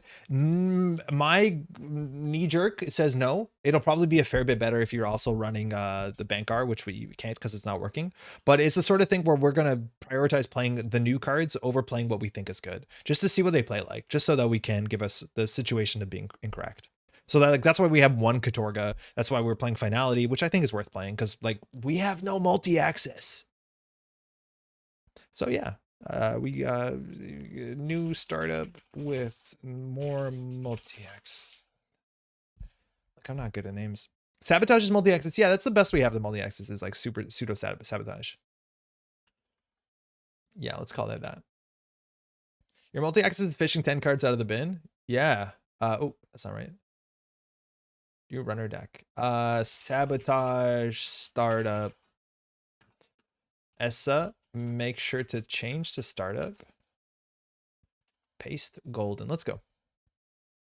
How much did Andre sweat when he first saw what that was called? I read it out aloud and it didn't sound good, and so I stopped doing it. But we've been calling it now. I forgot what the name was. Hold on. People were kind enough to put it. Nah, easy. Nah. Isn't 3 running hot a bit much? Maybe. It's a really good card. It's actually one of the best ESA cards because it just replaces itself. Ideally, it's free and it gives you card draw. The problem we're going to find out, and this is the biggest thing at Fenris, is like we need to figure out how much core damage is too much core damage. We added some like hand size plus cards, and we're taking even more card damage. So we're going to see if it's too much. If it's too much, we'll start cutting them. Yeah. But I just want to play as much as we can to actually make Sabotage seem like a cogent when playing. Oh, I didn't call it the Metropole Grid. Leave. Oh, Izzy, I'm so sorry. Izzy, we'll rehost. My bad. Sorry, Izzy. Sorry. Runner startup. I just didn't label it, but I didn't see Izzy joined. Izzy wouldn't know that we're streaming. My beat. Sorry about that. So Izzy has been building her Nova deck. It might be Nova. Oh, it's op. Sick. Okay, cool. What's the reason why playtesters said no worries about the bonus startup anymore? Why do you say that? Low economy is exactly the thing. I think it makes the bow better because it's just you install it and then you don't worry about breakers and the economy of breaking with ice. She mulled. So we have Dirty Laundry, Buzzsaw, No Free Lunch. I don't think we're going to need these 2 early. This is the good hand side of our card, but we want to mulligan into either Marrow or to Ghost Tongue. So we're going to do that. We got neither, but that's good too. Thanks, you too. Boat needs to go. Yeah, we'll see. We'll see. Testing seems to say that like this meta is a bit better for it. But yeah, obviously we'll time will tell. And if that's the case, obviously the ban list and the standard ban team and the startup ban team now too is pretty good at that sort of thing. Install server 1, ice it up. No idea in the format what that could be. What do we do? Do we just face check into it? What are we worried about? I'm really worried about destruction. I think we could just get money. It seems a bit slow. Yeah, hey, no worries. I got 49 cards.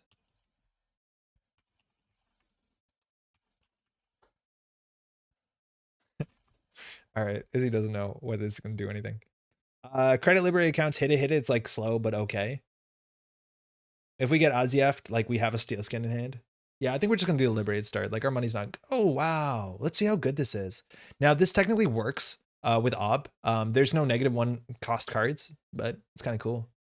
Yo, Scott, wanted to say hi. More of a side note. I was wondering if you do another ranking vid with Sengren. Enjoyed this vids. Firstly, Scott, huge shout out. People are huge fans of your art. We saw Anvil as the last spoiled card, and it's hot fire. So well done. Yeah, we're actually recording one of those on Sunday. We don't know whether we're gonna have the time to record both, but we're gonna record the tier list video as soon as Sunday. And Jeff has played in play testing, so he knows a bit more about what he's talking about. And I've played a couple hours so far, so it's gonna be an expert. Gatlas lets you shuffle. Yeah, you can shuffle if you search for a -1 and fail. She has money. They need to print an ice that can't be broken by non-icebreakers to subvert the boat deck. Yeah, we kind of have it. Scott literally cannot miss a Minga. Yeah, that's what you've been called in chat so far. I think I'm just going to hit this. I don't think we can be greedy about it. Speaking about Scott Minga, Raindrops Cut Stone doesn't do anything gear. It replaces itself, but like this is a clunker of a hand. This is where you want to Stargate. Remember when we had Stargate? That was 2022. Yikes. What is that? I don't know. I'm just gonna get more money and hope that's like the answer. I'm gonna throw out the Scott card. No, I'm gonna keep the Scott card. I'm gonna throw out Mimic. There's no sentries.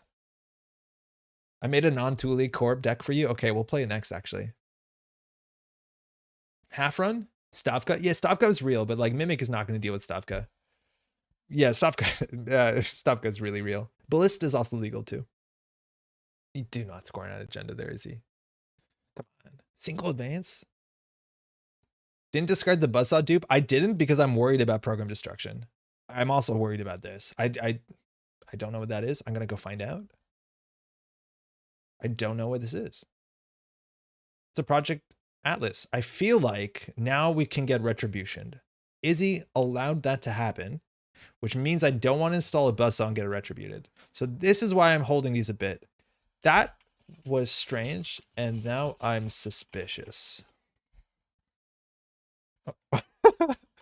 Where is this? What startup is? Is she flooded? She could be. What actually? I didn't even pay attention what she grabbed with Gaslight.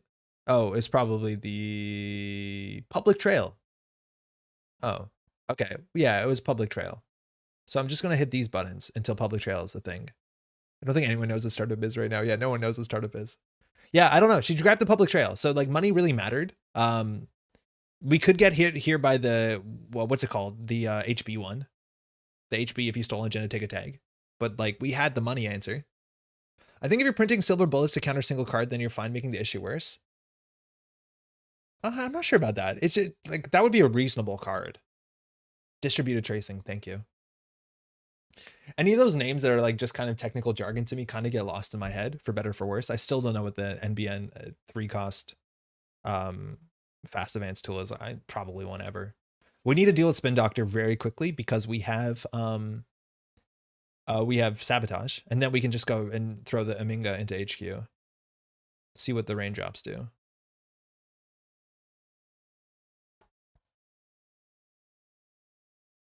All right. Is this for me? No, it's not for me. So single Spin Doctor down. We have a Gaslight and then 2 unknowns. 2 unknowns is going to be the call here. So we're going to go eat an Afshar in HQ. So every time a subroutine fires, and again, the run ends the encounter, so you don't hit multiple end the runs. No further action. Izzy's playing around. The raindrops cut stone. We still get 3 credits, right? And the line? No, yeah, we still get 3 credits, right? Afshar is not in startup right now. I'm going to need that correction pretty consistently. I appreciate that. All right, we have a marrow here. If we install the marrow, we will get a sabotage trigger. It's bad to do sabotage last click, but yeah, that's fine. So we now have some hand size. Double airway is probably a tech for this matchup. Money seems to matter, which seems like a good strat against startup runners. Raindrop Cut Stone's like the name of a spirit island spirit. The Cut Stone is right in the title of the card. I feel like non-ob Wayland is almost impossible to play in startup at the moment, which saddens me. No, I think you can still play Built the Last pretty well. Like you can just rush. Mess and Chesto is a hell of a drug. I think you can just rush in Built the Last and it's still pretty good.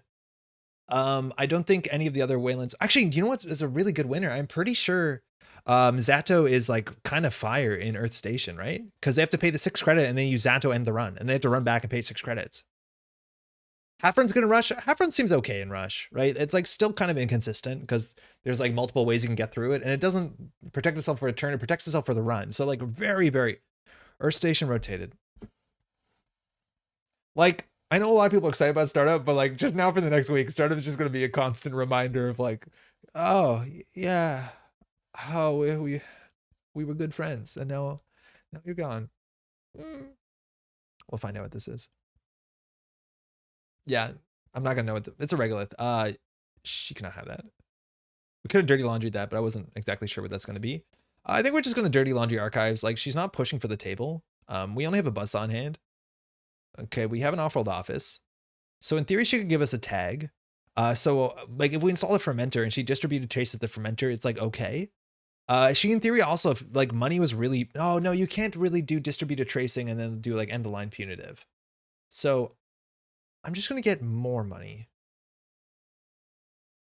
I wonder if I should recreate the elite players try to enjoy rotation startup edition.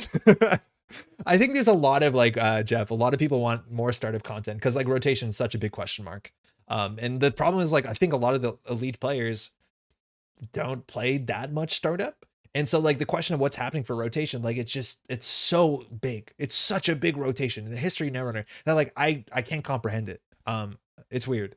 And I'm not an elite player, I'm not saying, but like I just don't understand what's happening in startup anymore. It's way too difficult. I know people want startup, I just don't want to play it.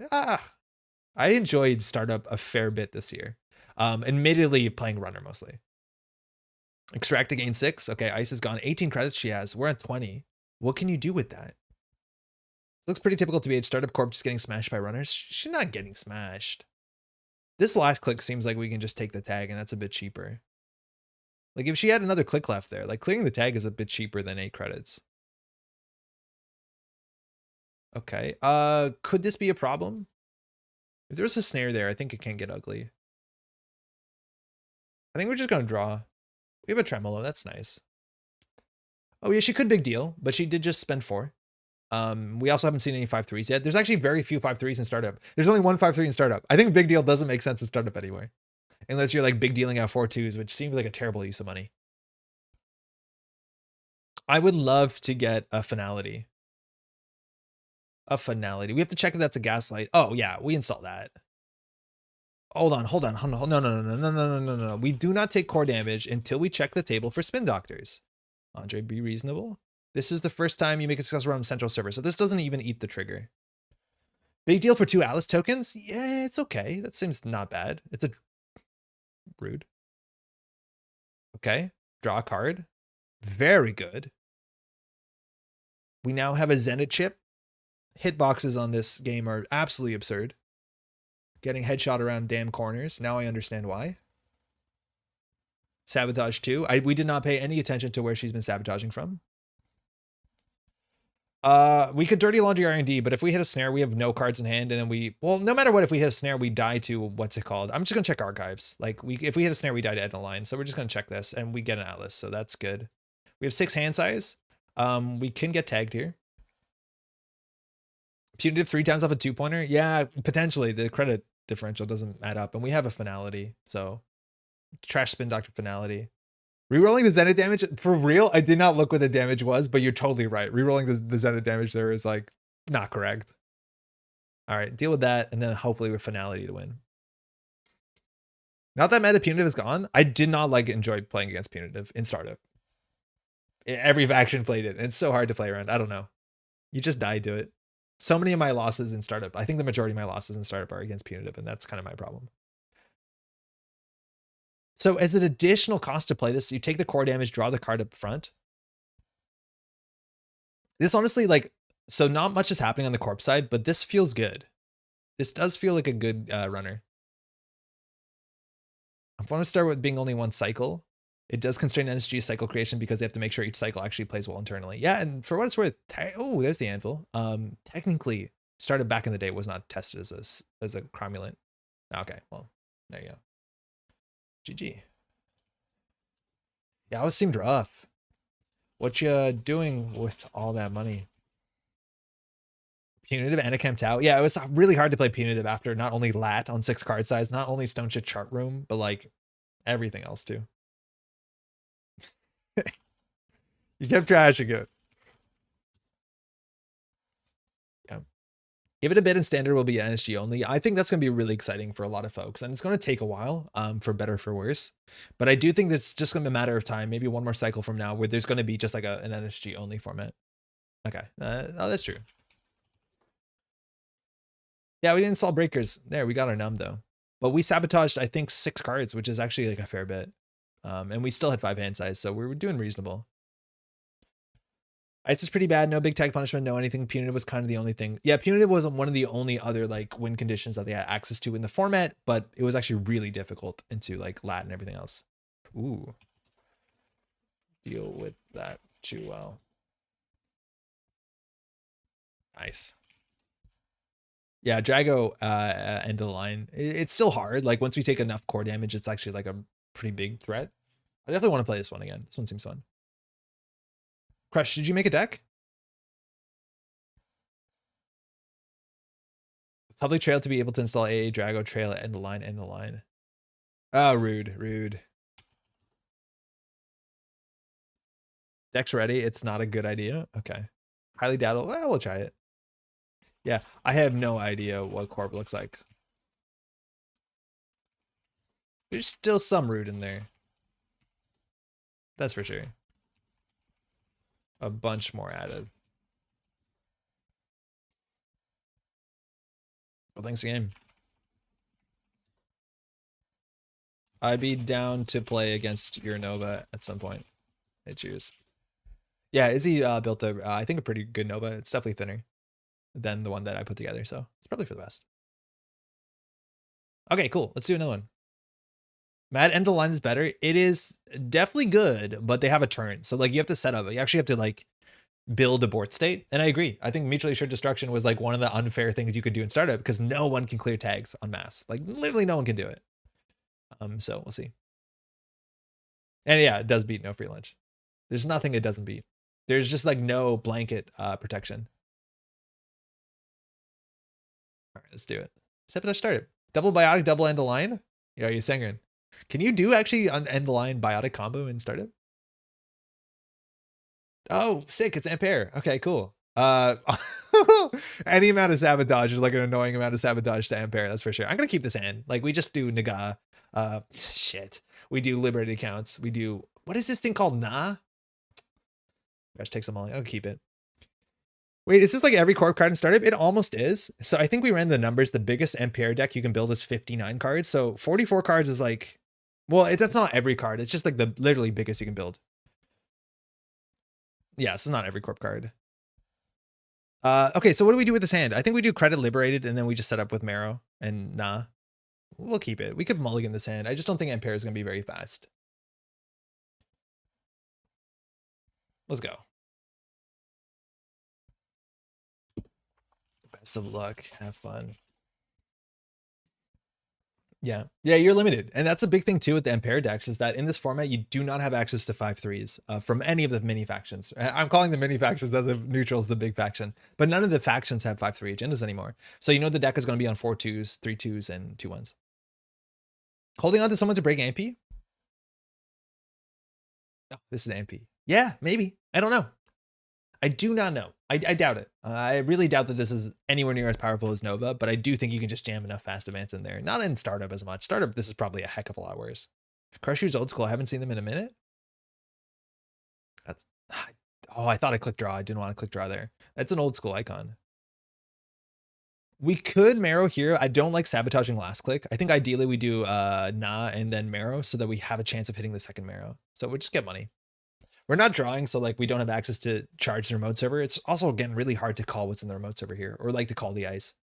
It's like the new custom biotics and never hit the power level it should have. This is, so there were some competitive custom biotics decks. There really were. Rhino, how's it going, by the way? They just weren't better than anything else, but like that 22 influence gave you access to combos. The thing is, you need multiple cards of the same thing. They're playing a simulation reset before we sabotage, which I'm kind of on board with that. So now the only recursion they have in the format is Spin Doctor, right? There's no other archives recursion. I guess one. I want to. They can play one archive members. So let's see what they do here. They can rip their whole hand, draw 4. Not sure. I heard the answer is JNet performance okay today. Yo, Orb, how's it going?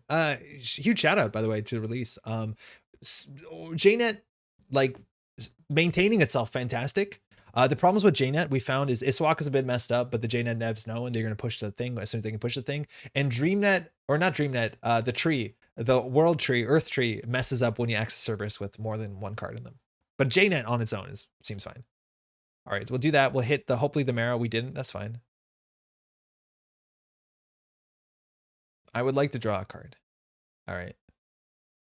So that's sabotage. If we run this, another sabotage. This is also the first time you make a successful run. So this triggers when the run's successful. So this is actually one of the few cards that you can run archives, get the sabotage, then access the card. Now they know that, so they won't sabotage a card from HQ. That is an agenda, ideally, unless they're setting up a punitive, which we would die to. Let's not do that. But yeah, 2 cards down. They're both from HQ. So after a mulligan. Time Bomb. Only made a successful run on Central. Okay, good. We should read those. Let's keep drawing. Okay, good. So next time we can recover.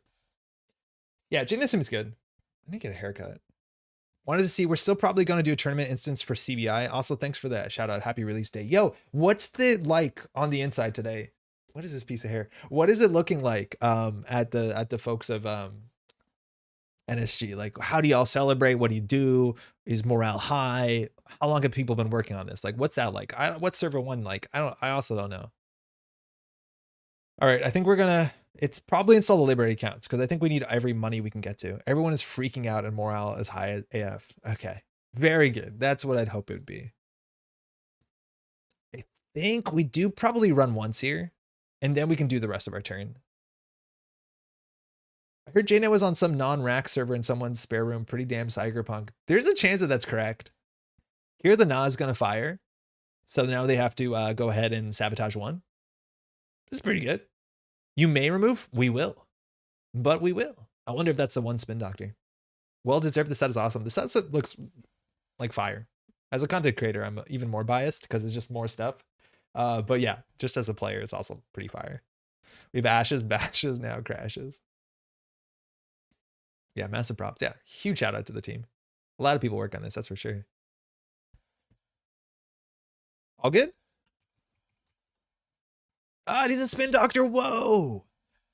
So that means that's all the recursion cards out. And we've only sabotaged, not even 3 times, only once. Yeah, you can sabotage 1. As an SS Sabo enjoyer, I'll be curious to see how Bomb does. It's kind of cool. Sabotage 3 is a lot. And the idea is like you want to combine this with, wow, we got a Managarm from HQ. What's an HQ? Too bad I'm a coward. I'm never going to find out. Yeah, like potentially, if you can sync this with other things like a Chistushka, you're in a really good spot.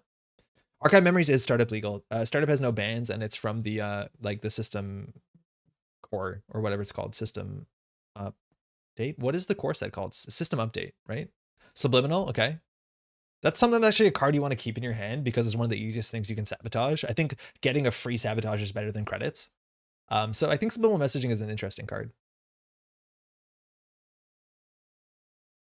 Credit. I thought it was Ashes, not System Update. No, it's one of the like reprinted FFG cards in System Update. There's only very few like full reprints from Ashes. All right, let's draw into a Dirty Laundry. We could actually run HQ with this. I'm a bit scared. Like we're doing well. I don't want to just lose. We could just lose to Punitive if they give us a 3-pointer. So like running archives with this is actually a bit of a liability. So I think we're just gonna take money. I generally want to leave 4 credits on one of these just so that it's hard for them. Like if we empty one and then somehow we get a tag, they trash the other one. So if you have two of them, a lot of times you want to divide where you get the uses from. We didn't run two. We probably should have run for the subliminal, but I just don't want to lose. Oh, it's a singleton punitive. What am I worried about? Yeah, we should have ran archives every time. It's not doing work. This is the first time we've installed it, so we don't actually know yet. I don't know how to pronounce it, and I pronounce it in ways that I don't think sound good. So that one's kind of on me. Odds of a 3-pointer are pretty low for what it's worth. Oh yeah, right, that too, Ryan. There's so many reasons we shouldn't have respected it. We're an old startup where like there actually are 5-3s. This is only 1-5-3 in this whole format, let alone only one punitive. So we definitely messed that up. Yeah, that's a good shout out. But now we're gonna run archives and we're gonna see 4 cards. Like advance. Okay, I'm interested. They have 12 credits. We could draw into a Borealis. Nas, how I'd pronounce it. I'm doing that. I'm hoping I'm doing that. What are we drawing into here? Borealis. We could raindrops the server too. Surely you would never run punitive Ampere. I don't think we did actually see. We played against a punitive Ampere. Pickwin was playing it, but they were playing Obakata. They're playing standard. Yeah, let's go see what this is. Let's force the issue.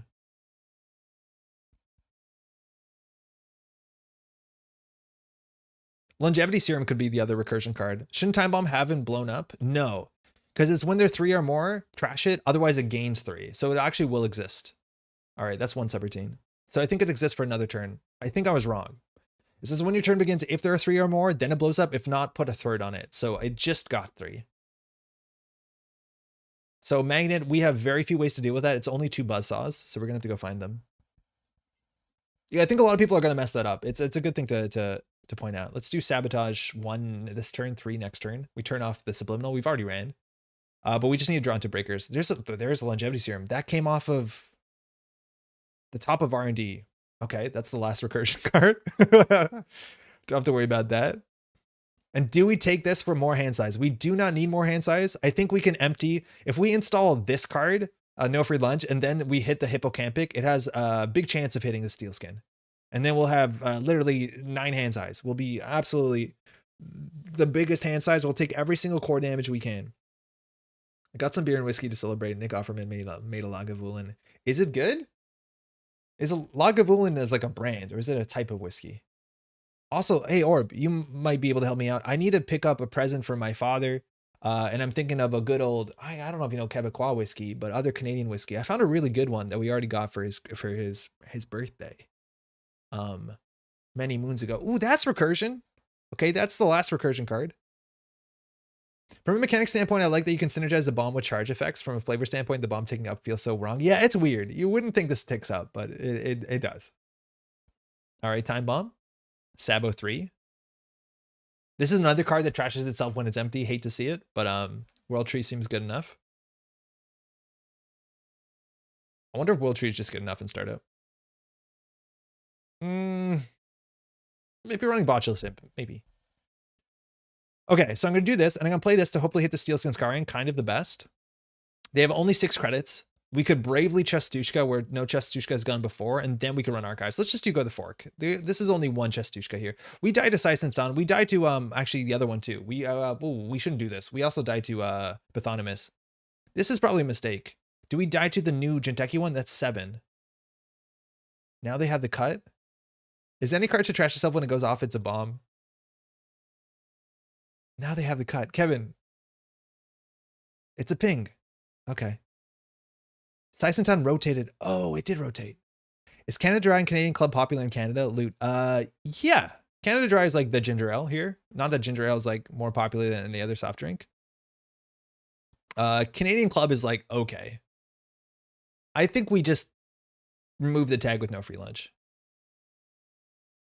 We run archives, they could pop it back. It feels bad. Kevin, congratulations, by the way, on their launch. Now they have the Vitruvius counter to get cards back. Yeah, now they can pull it back. But I still think we don't use the nah.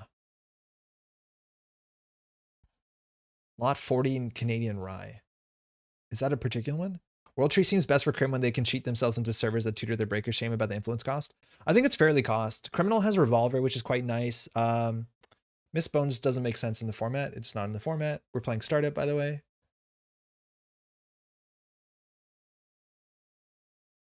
So we'll see if they use the Vitruvius token here. It's good to like force it out. Okay, thank you. I'll look into it. Lost connection to server. Uh-oh. No, we're good. They use a Vitruvius counter, so I'm not going to sabotage one here. Post-truth dividend.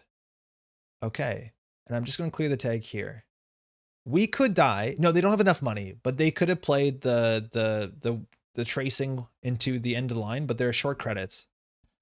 As long as you have 2 cards in grip, no ice can kill you except one shot anemone. Oh shit, yeah, anemone could kill us. No, Bathonimus could kill us. Bathonimus is in startup right now. You want the dark oak one. Let me write that down. 40 Canadian rye dark oak. I'll look into that. Thank you. Appreciate it. Dark oak 40 rye Canadian rye. Thank you. Public trail. Would you be a one of? I think it's possible. If you're playing end of the line, I think you do want to do it. We haven't seen any other. The Marrow gets a sabotage. Totally forget about that. They got a sabotage. Now we have bad publicity. If only we had breakers. So we can draw up here. K2CB turbine, totally useless without breakers, but we're not running any way to pull breakers from the deck. We could play mutual favor. We don't have a lot of card draw. We only have the one Zenith, which would be good. We're clicking to draw and it's not registering. I'm going to hold on and see if it catches up.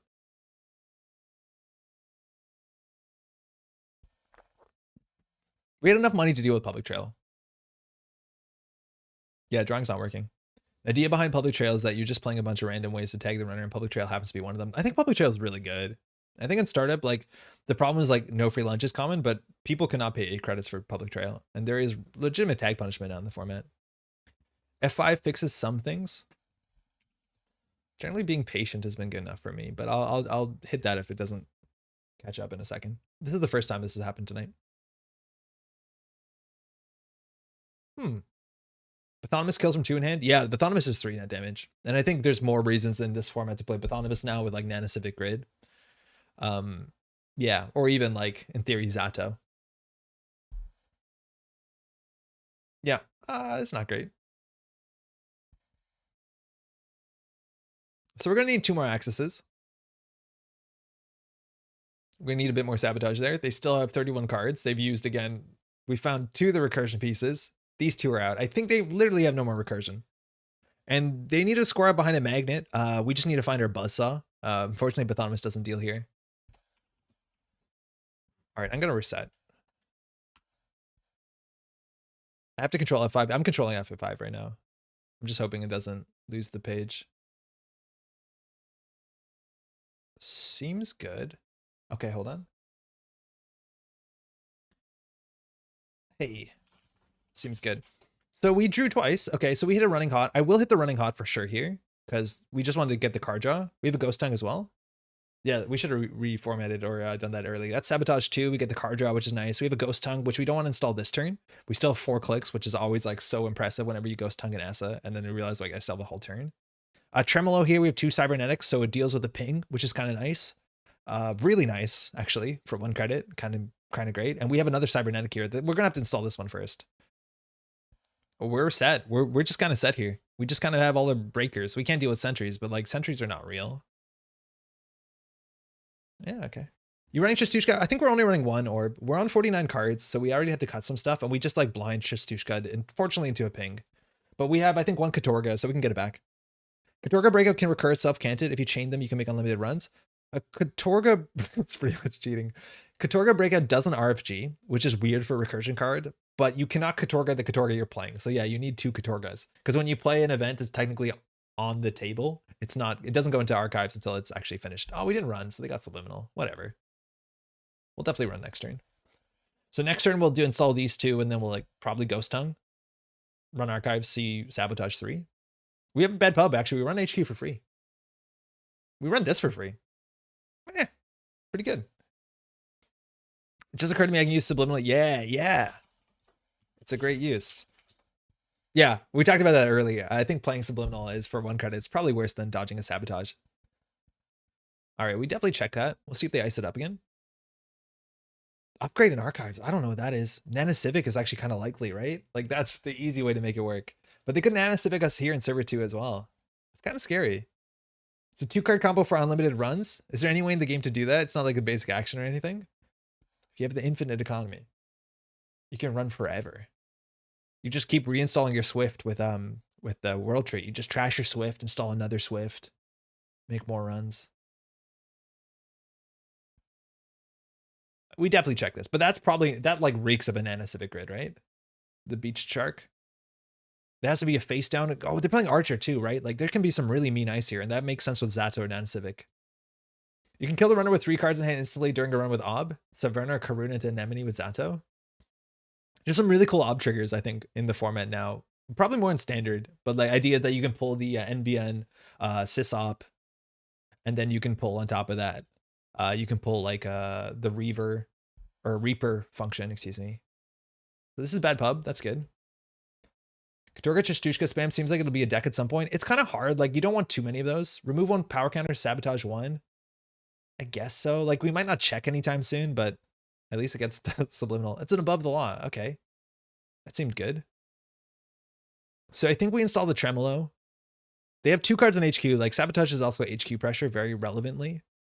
And I think we just ghost dunk here. What did we lose? The fermenter, draw a card. And then we have a Zenith. We're still on 7 hand size. Oh, wild. Super wild. Yeah, our Katorga will definitely become a Chistushka. We run HQ for free. And actually we break this not only with bad publicity, we have 3 Cybernetics. We have literally solved barriers. They are no good to us. We just want to make sure, and they trash 2 from R&D. Yeah, I just don't want to hit the Nana Civic, so I'm not going to run archives. We might just want to hammer centrals, unfortunately. Unless we like pinhole threading server 2 and then like trash the Nana Civic. I think we might need to draw our 1 of pinhole threading in 29. Tremble 100% online. Yeah, so cool. And like if we install this, it's a 4 strength barrier. So like I don't know if there's any. Okay, in theory you could scale up what's it called? The lighthouse. But yeah, otherwise it still deals with the lighthouse relatively well. Yeah, it's fine. It deals with the lighthouse good enough. I don't know if we actually install the turbine. I think we just do Zenith and install it. Just get Sabo and just draw. You know, we probably run HQ. We want to make sure we don't die to snare just because we are pretty far ahead, it seems. And just taking any of these risks into these Ampère decks can be kind of hard.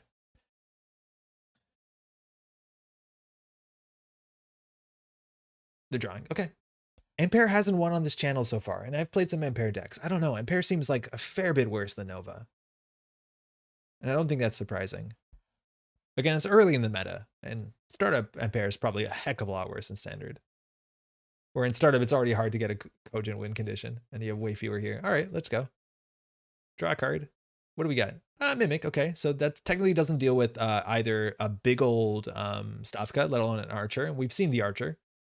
We could also be playing Trebuchet, which would be rude. So we're going to do draw. We get this on when we make a successful run. So we can run HQ and not die to snare because we'll draw first.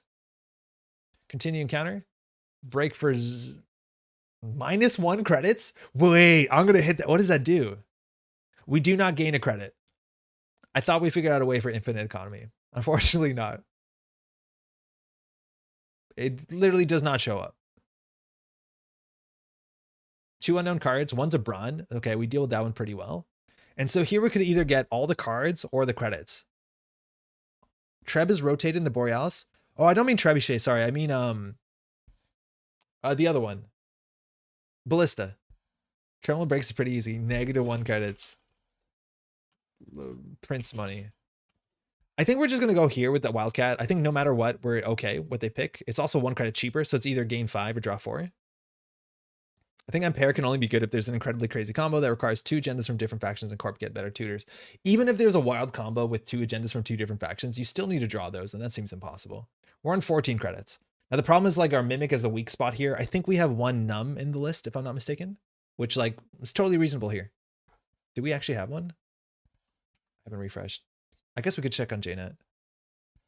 But yeah, this is the problem now where we just need to wait till we draw into our multi-access run event, which is the finality, or we can recur Chistushka because we can't run archives. It's anti-synergistic with general corp gameplay. Do we have a Numb? Yeah, we have 1 Numb. So Numb for safety. But unfortunately, Nana Civic on archives just fires at subroutines. I think I do decent FA in standard. Yeah, FA in standard's like the thing you can do. Second ice here. Okay, we have to worry that that could trash our programs. So that's actually kind of scary. What's on archives? I think it's a nanny grid. That's my guess. We can run HQ here and see if that's a brand. If we see the brand in HQ, we know this is a brand here and then we can run that. Again, we don't die to snare because we draw a card. MP has access to a wild load of 3/2s, but there's not enough fast events in startup. There's only like biotic tricholite. I think that is Sansan. Okay, so we know that's the Brawn. Wow, we have the K2CP turbine in hand. Install. Ooh, the numbers go up a lot. Ooh, the numbers went up a fair bit. We break Brawn for 2 credits. Did we install this for 4? Yeah. But do we break Brawn for 2 credits? Yeah, I'm going to draw 1 so we don't die to snare. Oh, we still died to snare because of the end of the line. So this has to be a snare and only a snare. There's no other card that gives a single tag. If it's a Tomorrow's Headline, we win. Oh, we'll check it out. 4 is bigger than 2 confirmed. It's so good. Numbers into numbers. As someone who makes content, watching numbers go up is like half the game. So this lines up really well with what makes me happy. Let's saw 5 strength. That is wild, right? Like there's no code gate in the format that this doesn't break for 4 credits at worst. Yeah, Jeff knows. Numbers go up is great. Yeah, he knows what this is about. Yeah, I'll break a Brawn for 2 credits. Yeah, that seems fine. Second only to people saying nice things. Yeah. I see you've been doing this for long enough. Yeah, people are very kind though. Machine 2 turbine actually disgusting. Yeah, it seems good. Uh-oh, it's a Mr. Hendrick. Oh. Did they not pay 2? Wait, what happened? Why is it not showing us Mr. Hendrick? This is not highlighted. That's a JNet bug. That's a Mr. Hendrick. When the runner access is installed, you may pay 2 to do 1 core damage. The runner has any clicks, they may lose all the clicks. They did not pay 2 to do a core damage to us. That would make sense because they would have sabotaged 2. Okay, I see what happened there. They decided to not pay 2 credits to get sabotaged, and that makes a lot of sense. Jeff, I love your content. Jeff, I like your content too. Also, Andre, I love your content. Thank you there, bro. I really enjoyed Daily Casts. Thanks for the fun analysis. I really am a big fan of Daily Casts, and not only because it's really good to go over the cards, but just to have so many community voices. This channel fails time and time again to like use this platform to like amplify other people's voices. Just doesn't do a good job at it, and that is something we need to fix at some point soon. Apologies for that. I'm going to try and draw into a win condition, but we might as well run HQ. It's a 50-50. Do we just run R&D? No, I'm worried about sentries. Again, this costs us...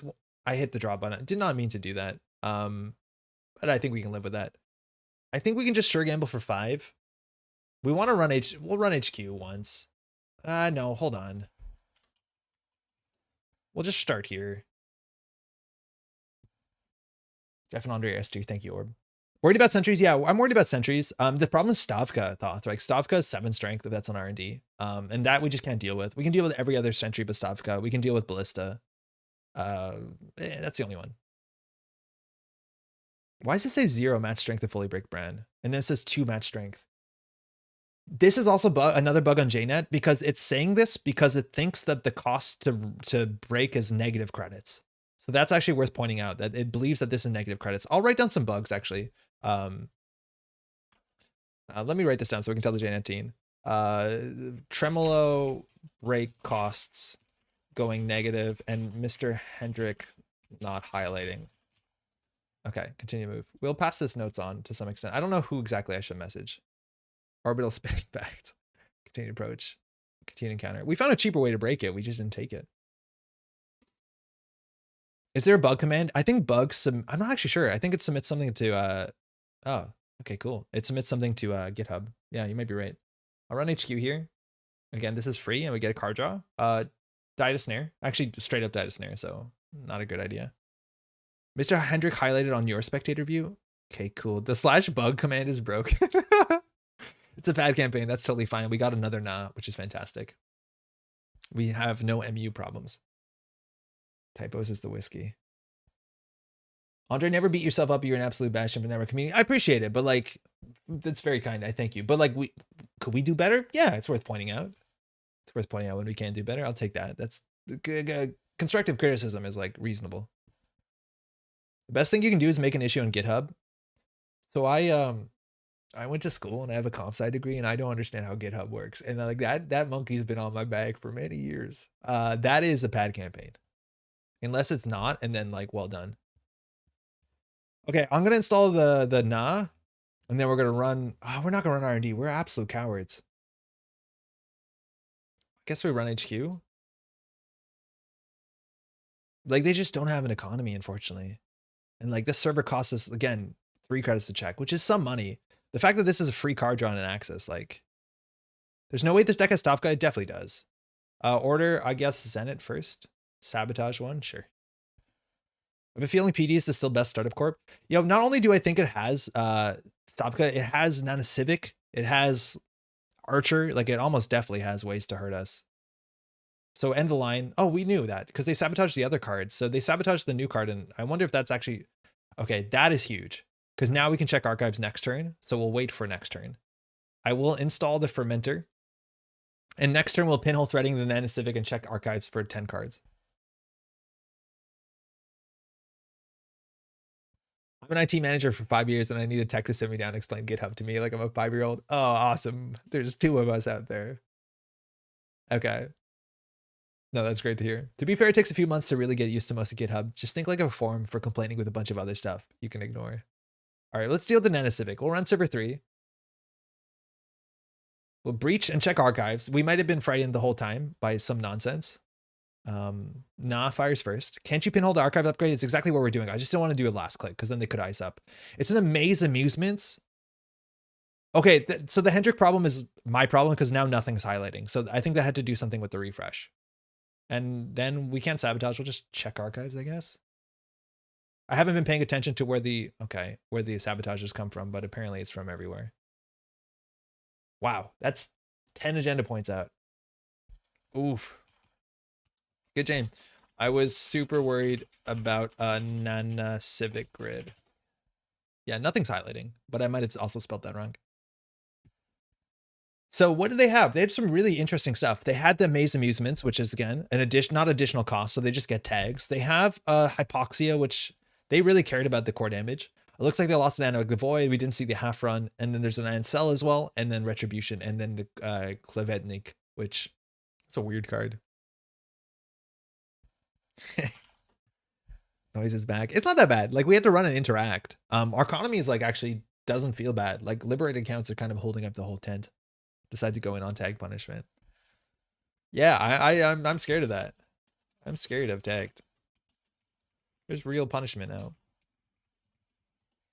Cyborg asset, yeah, like how many cybernetics we have? We have 4. Like, we are half machine. And it's going. It's chugging along. I've had this issue where JNet sometimes stops recognized names. I haven't found the solution consistently. I think reopening browser. That's really difficult when streaming, but I think I will reopen browser. Drew 811 agendas 812 ice was missing a bunch of ice. Ah, beans. I'm so scared of big sentries. Almost entirely just Stopka. What was on R&D? Hey, good game crash. What was on R&D? Like, I don't want to run R&D because I'm just totally worried if Stopka wins the game. Oh, yeah, that's fine. You can res that, and then I break it for 2. Yeah, all right. Yeah, tags, right? Game. All right, that's cool. It's like midnight. Let's do more. Catch you around. Okay, what else is on the list of things we have to do? I think I want to play one of this more. I'm going to reset JNet real quick. Matryoshka is the one question mark, but I don't know what to do with that, but it's definitely not startup. Yeah. I'll bodge.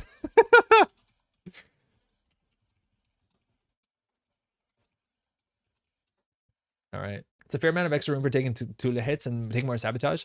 So the thing is, like, there's 2 problems with Thule. One problem is that we've taken 4 core damage, so they have a 0-2 agenda. That's the bigger issue. The second problem is obviously like dying to anything that interacts with low hand size. But you're right. Like, we took 4 core damage and we were excited to take 2 more. But the problem is, like, ontological dependency is just gonna be a loser for sure. Glacier, Jinteki, and Standard. Did Jinteki get anything good for Glacier? Still got good stuff. Yeah, I don't know. I honestly don't know. Like, Glacier and Jinteki is always a question mark. We can't play Iswak today because it's a bit busted. Iswak's good for Glacier? Yeah, maybe. I feel like Iswak to me, I always see it as like a trap deck. Eigenfusion Nani seems solid. Oh, yeah, right, because you get the ability and then you get the ability again. Yeah, that's true. That seems really good. Might be funny to call Cyborg acid deck resistance is futile. I feel like that's a Star Trek joke, and I don't know Star Trek. Did Engram Flush rotate in startup? It did. Almost all the banned cards in standard rotated. In fact, every banned card in standard that was in startup has rotated. P got wrecked? Nah, P's fine. Oh, with rotation. Yeah, probably. Thanks for the game. Yeah, no sting. Yeah, that's pretty bad for P. No cerebral overrider, that's really bad for P. You did get some other cool tricks. Like you got Vientiane Keeling, you got a Reaper function, all that stuff is kind of cool. This deck seems good and it's already still over like deck size. Like we can definitely reduce it. Just give me 1 second. I'm going to try and I wonder what happens here. Okay, the screen's going to go black. That's just like normal. Give me 1 second. But I have to close all Firefoxes. That might not work. I'm still going to try it. Give me 1 second while I try and fix this.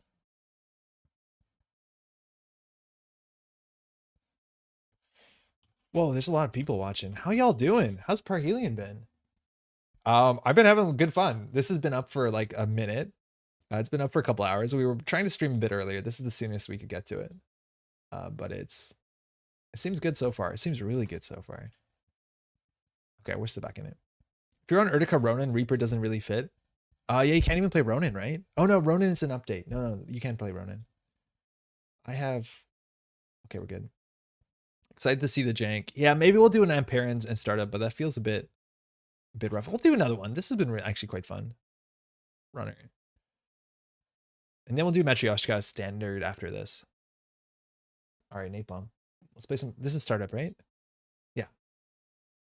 Ronin in update, you can still play the Mitosis as P's best thing from Borealis. You can, but I don't know if you have that many traps. Uh-oh, PE. Oh, okay. PE. Well, I guess we just talked a bit about it. Hey, best of luck, have fun. So good things about PE. They lost a lot of their best tools. Bad things about PE. We don't have Stargate anymore, so we actually have to access cards. We also want big hand size. We only have 3 Marrow in the deck, so getting a Marrow early would be like pretty important. They mulled. We can mull too. But we don't have as much disruption as you used to have, right? Like just Stargate kind of wins the matchup. We're also bad at dealing with sentries, but hey, we have a Steelskin Scarring and a Zenith chip, so... Oh, and we have this too? Oh, this is really hard. What's more important, the Zenith chip or the Hippocampic? I think the Zenith chip and then we Hippocampic. Yeah, it will be fun. Half run is fine. Half run's okay. Whatever. Good luck, half run.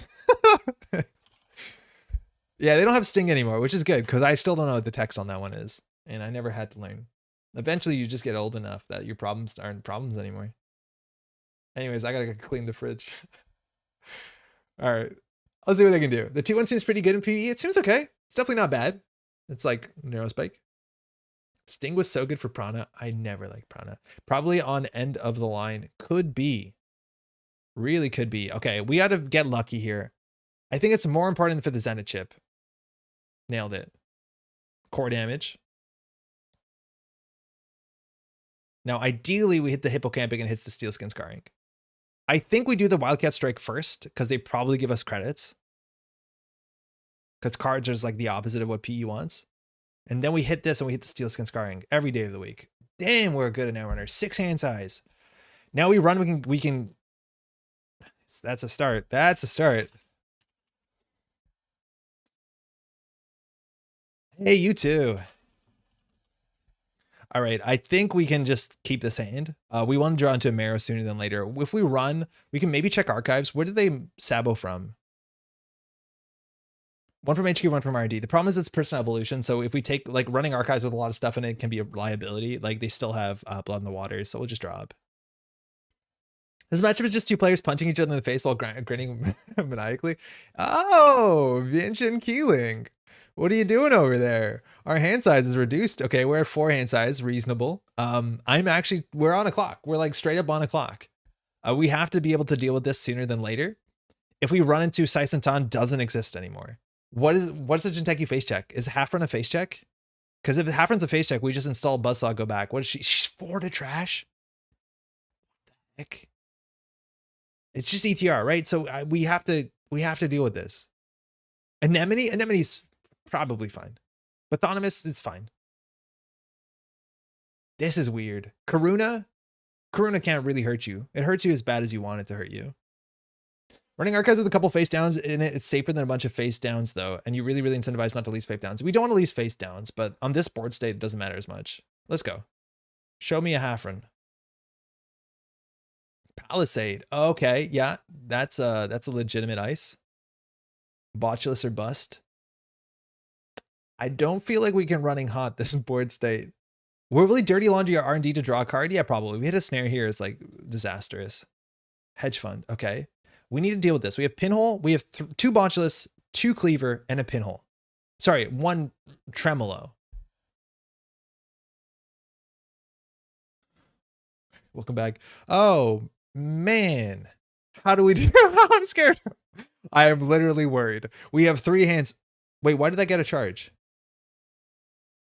Why does this have a charge on it? Oh, get out. Nice. Game's in with this one. Hey, the Keeling has 1 too many counters for some reason. It should have 2, but it has 3. Yeah, we should have them be on 4 hand size. I think we just draw. I think we just throw out these cards. Yeah, it should be on 2. It gets 1 on res and 1 on start a turn, so it should just be a 2.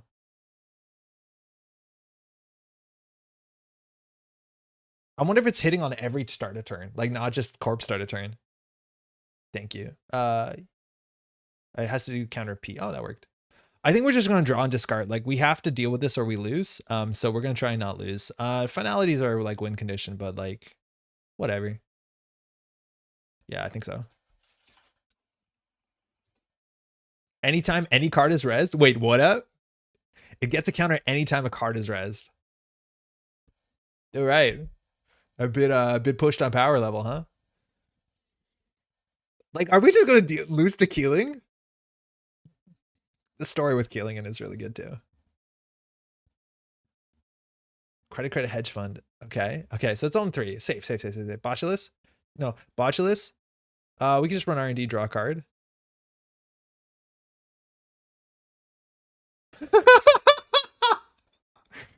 Where's the Botulis at, y'all? Yeah, Genshin is the story from Iswak. I'm going to running hot. We're going to hit the steel skin scarring. We didn't. We hit the breaker. It's a problem. So the bloop doesn't do anything, and we don't run other ice. Sabotage 2. You feeling it? We only got a couple clicks to find a breaker here. Oh no. Got a couple clicks. Okay, that helps. But we don't want to play it this turn. 2. It's 2. I think we do play this so we don't get blood in the watered. It's 4 now. We hit a steel skin scarring and we did not draw into what we needed to. So we have to discard some cards here. Okay. This is he's punished for not running endurance. Yeah, but plus hand size, isn't that better? Okay, we gotta get rid of the nonsense. Katorga breakout, no. Marrow, no. A time bomb, it's nonsense in this hand. It's not what we need. Sick, you're still going, got EV down to sleep. Yeah, we're gonna stream for like maybe an hour or 2. More. How's it going, by the way? Might as well run archives? Nah, because we'll take damage. Like, we just want to draw. Drawing is how we don't lose. Because we have 3 hand size. We literally have all this plus hand size. We did take 3 core damage. I can't believe like Palisade is like the strongest ice right now. 29 cards. Again, we have 2 Botulis, 2 Fractors, and 1 home pinhole threading. It's literally 1 and 6 on any draw here. Running archives, we take net damage, so we're just gonna click to draw. We don't need the access. We just need draw, and we don't need money. We should maybe dirty laundry archives. Yeah, we'll dirty laundry archives. If we draw the card and then lose it to the Zenith chip like damage, okay, never mind. We won't draw. That's fine. A Botulis. Botulis. Botulis. Botulis. Hey, Maddie. I didn't draw a Botulis.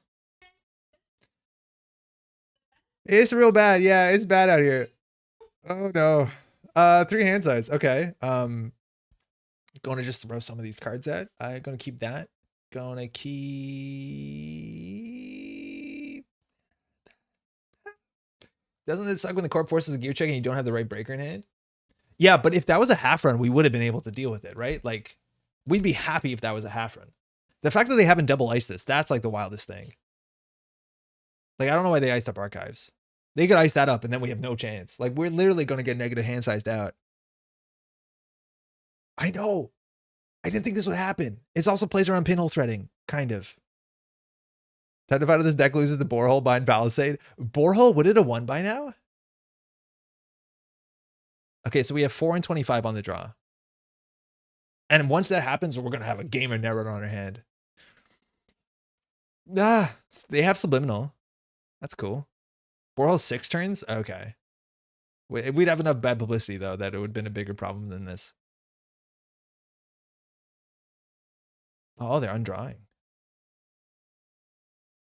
Good to know there's a single person in the world that has a chance of losing to Borehole. Yeah. Yeah, that's me. Oh, boy. Well, we can deal with every other kind of ice. Draw. Draw. Draw. What the I feel like we probably shouldn't be playing 49 card decks, huh? Like, probably just don't play a 49 card deck. Play endurance, y'all. How's it going? Good. This is rough out here. I want one hand size. What's that? I don't know. I don't know what that is. Okay, so we have 4 and 22. Another runner would have been dead by now. Another runner would have produced a breaker by now. We can't play Boomerang anymore. Draw. Draw. What the fuck? And now we're going to die to like, we're just going to straight up die to Reaper Function. Draw. I'm playing this.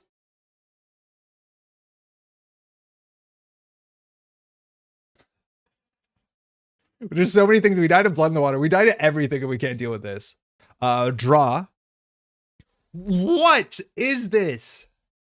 We literally cannot. We have to find every single Reaper Function on the table. And agenda. Off-world office. Okay, that would have killed us. Everything kills us, by the way. Literally everything kills us. We died to the 2-1. We died to every single agenda. Okay. Do we still die? Yeah, we still die. We still die. We die in these. It's worth knowing negative hand size only kills us at our upkeep. Or our discard, sorry. Unless server 2 is something else. It's a Reaper Function.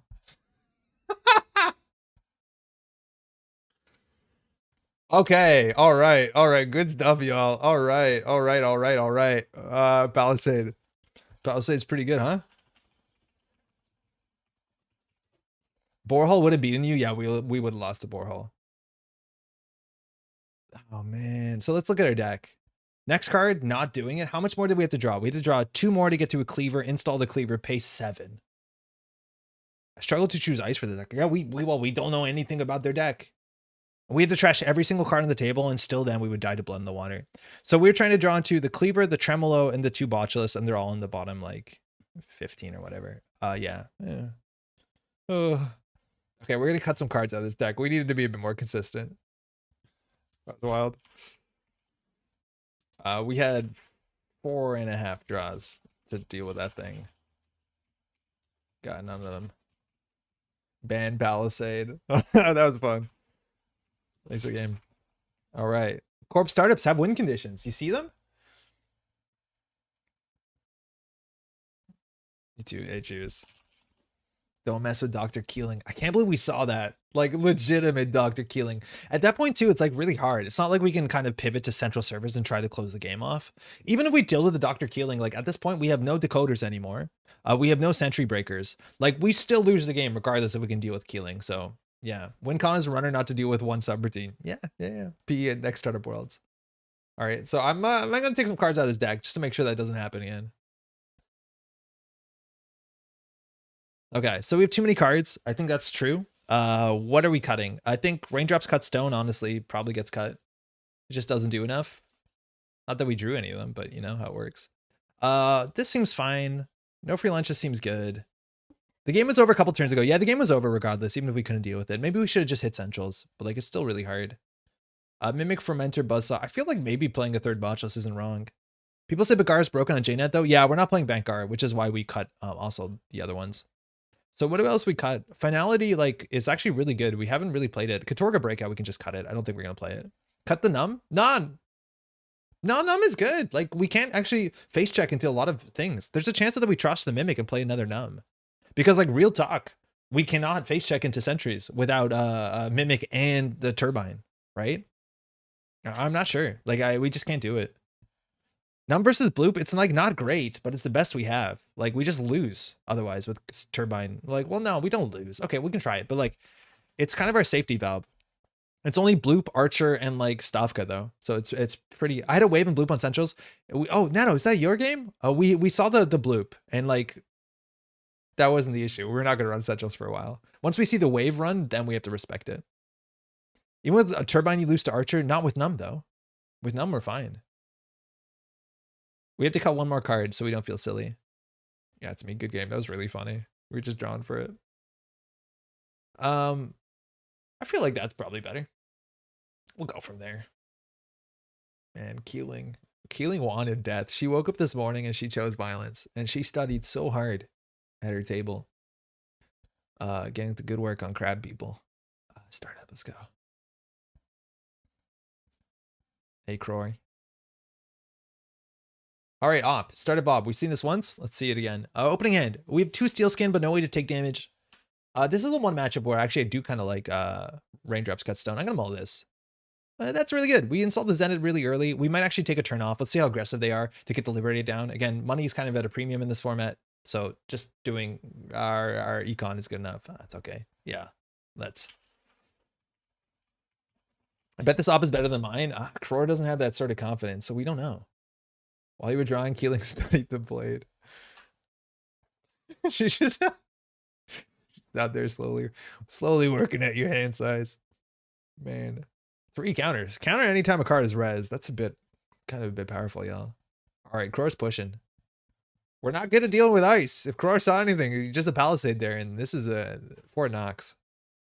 All right, I think we're going to play this one slow. I think we're going to do credit. Oh, they got money too. Credit this. We can hit it, and then we probably hit it again because I don't think we really have to Zen it. We can also install the Fermenter, which is probably fine. Buzzsaw gets through. What are we expecting for code gates? Like Whoredom is a possibility. This is not great. Afshar is gone. Anvil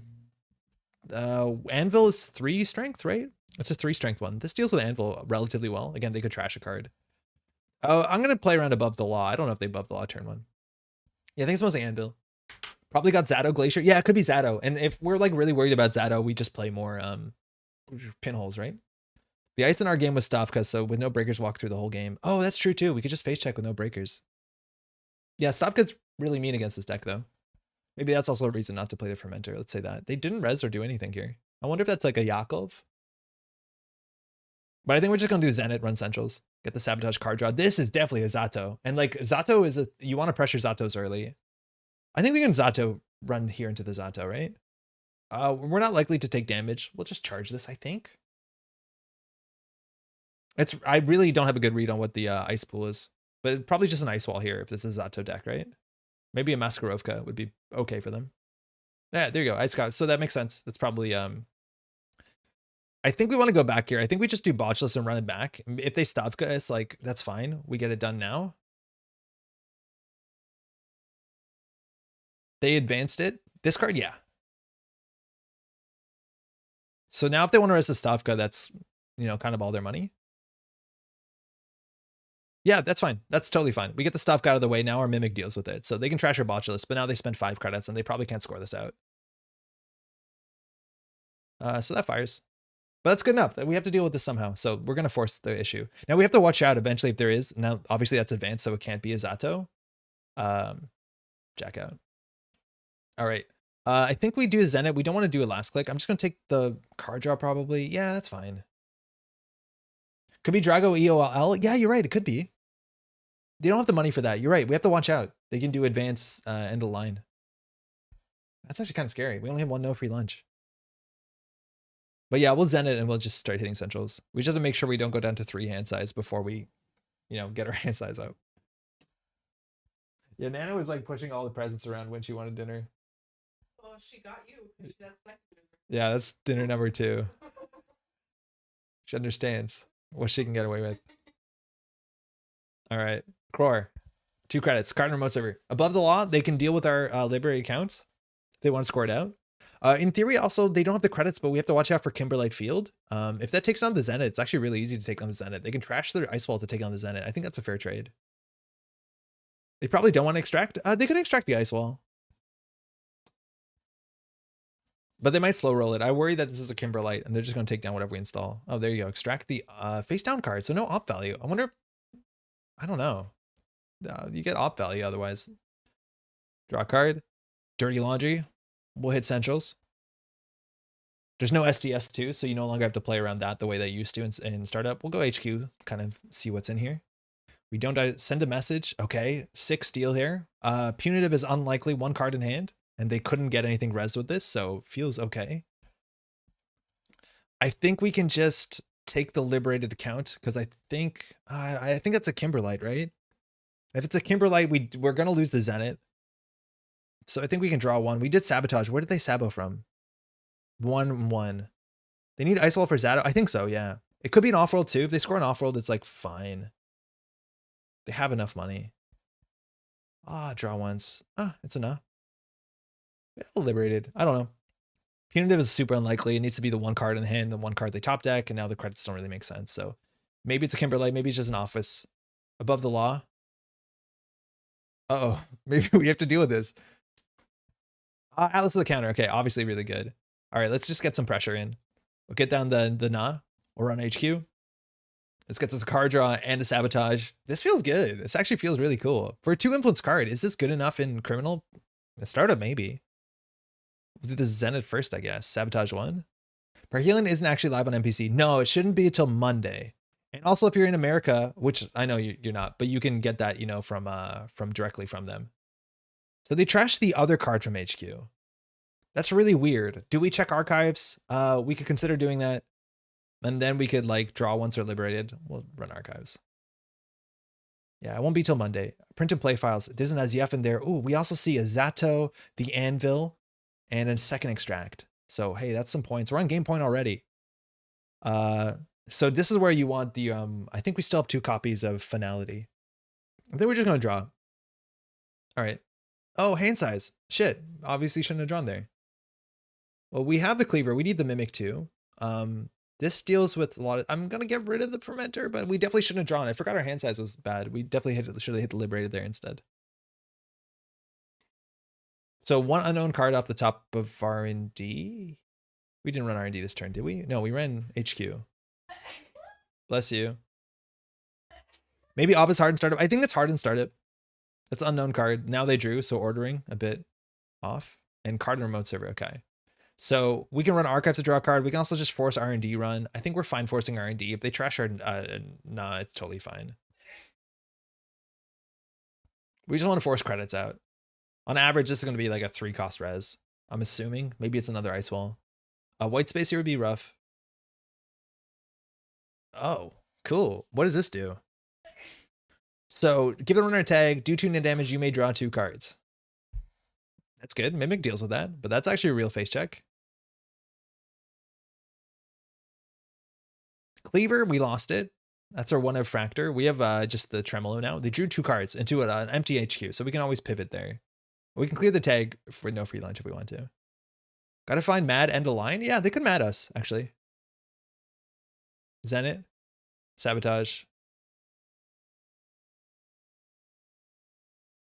So what's the rest of the turn here? There's another Unsmiling Svarena. Sakhevna. They sabotage from the top of R&D, so unknown in there. HQ is wide open. We're on game point.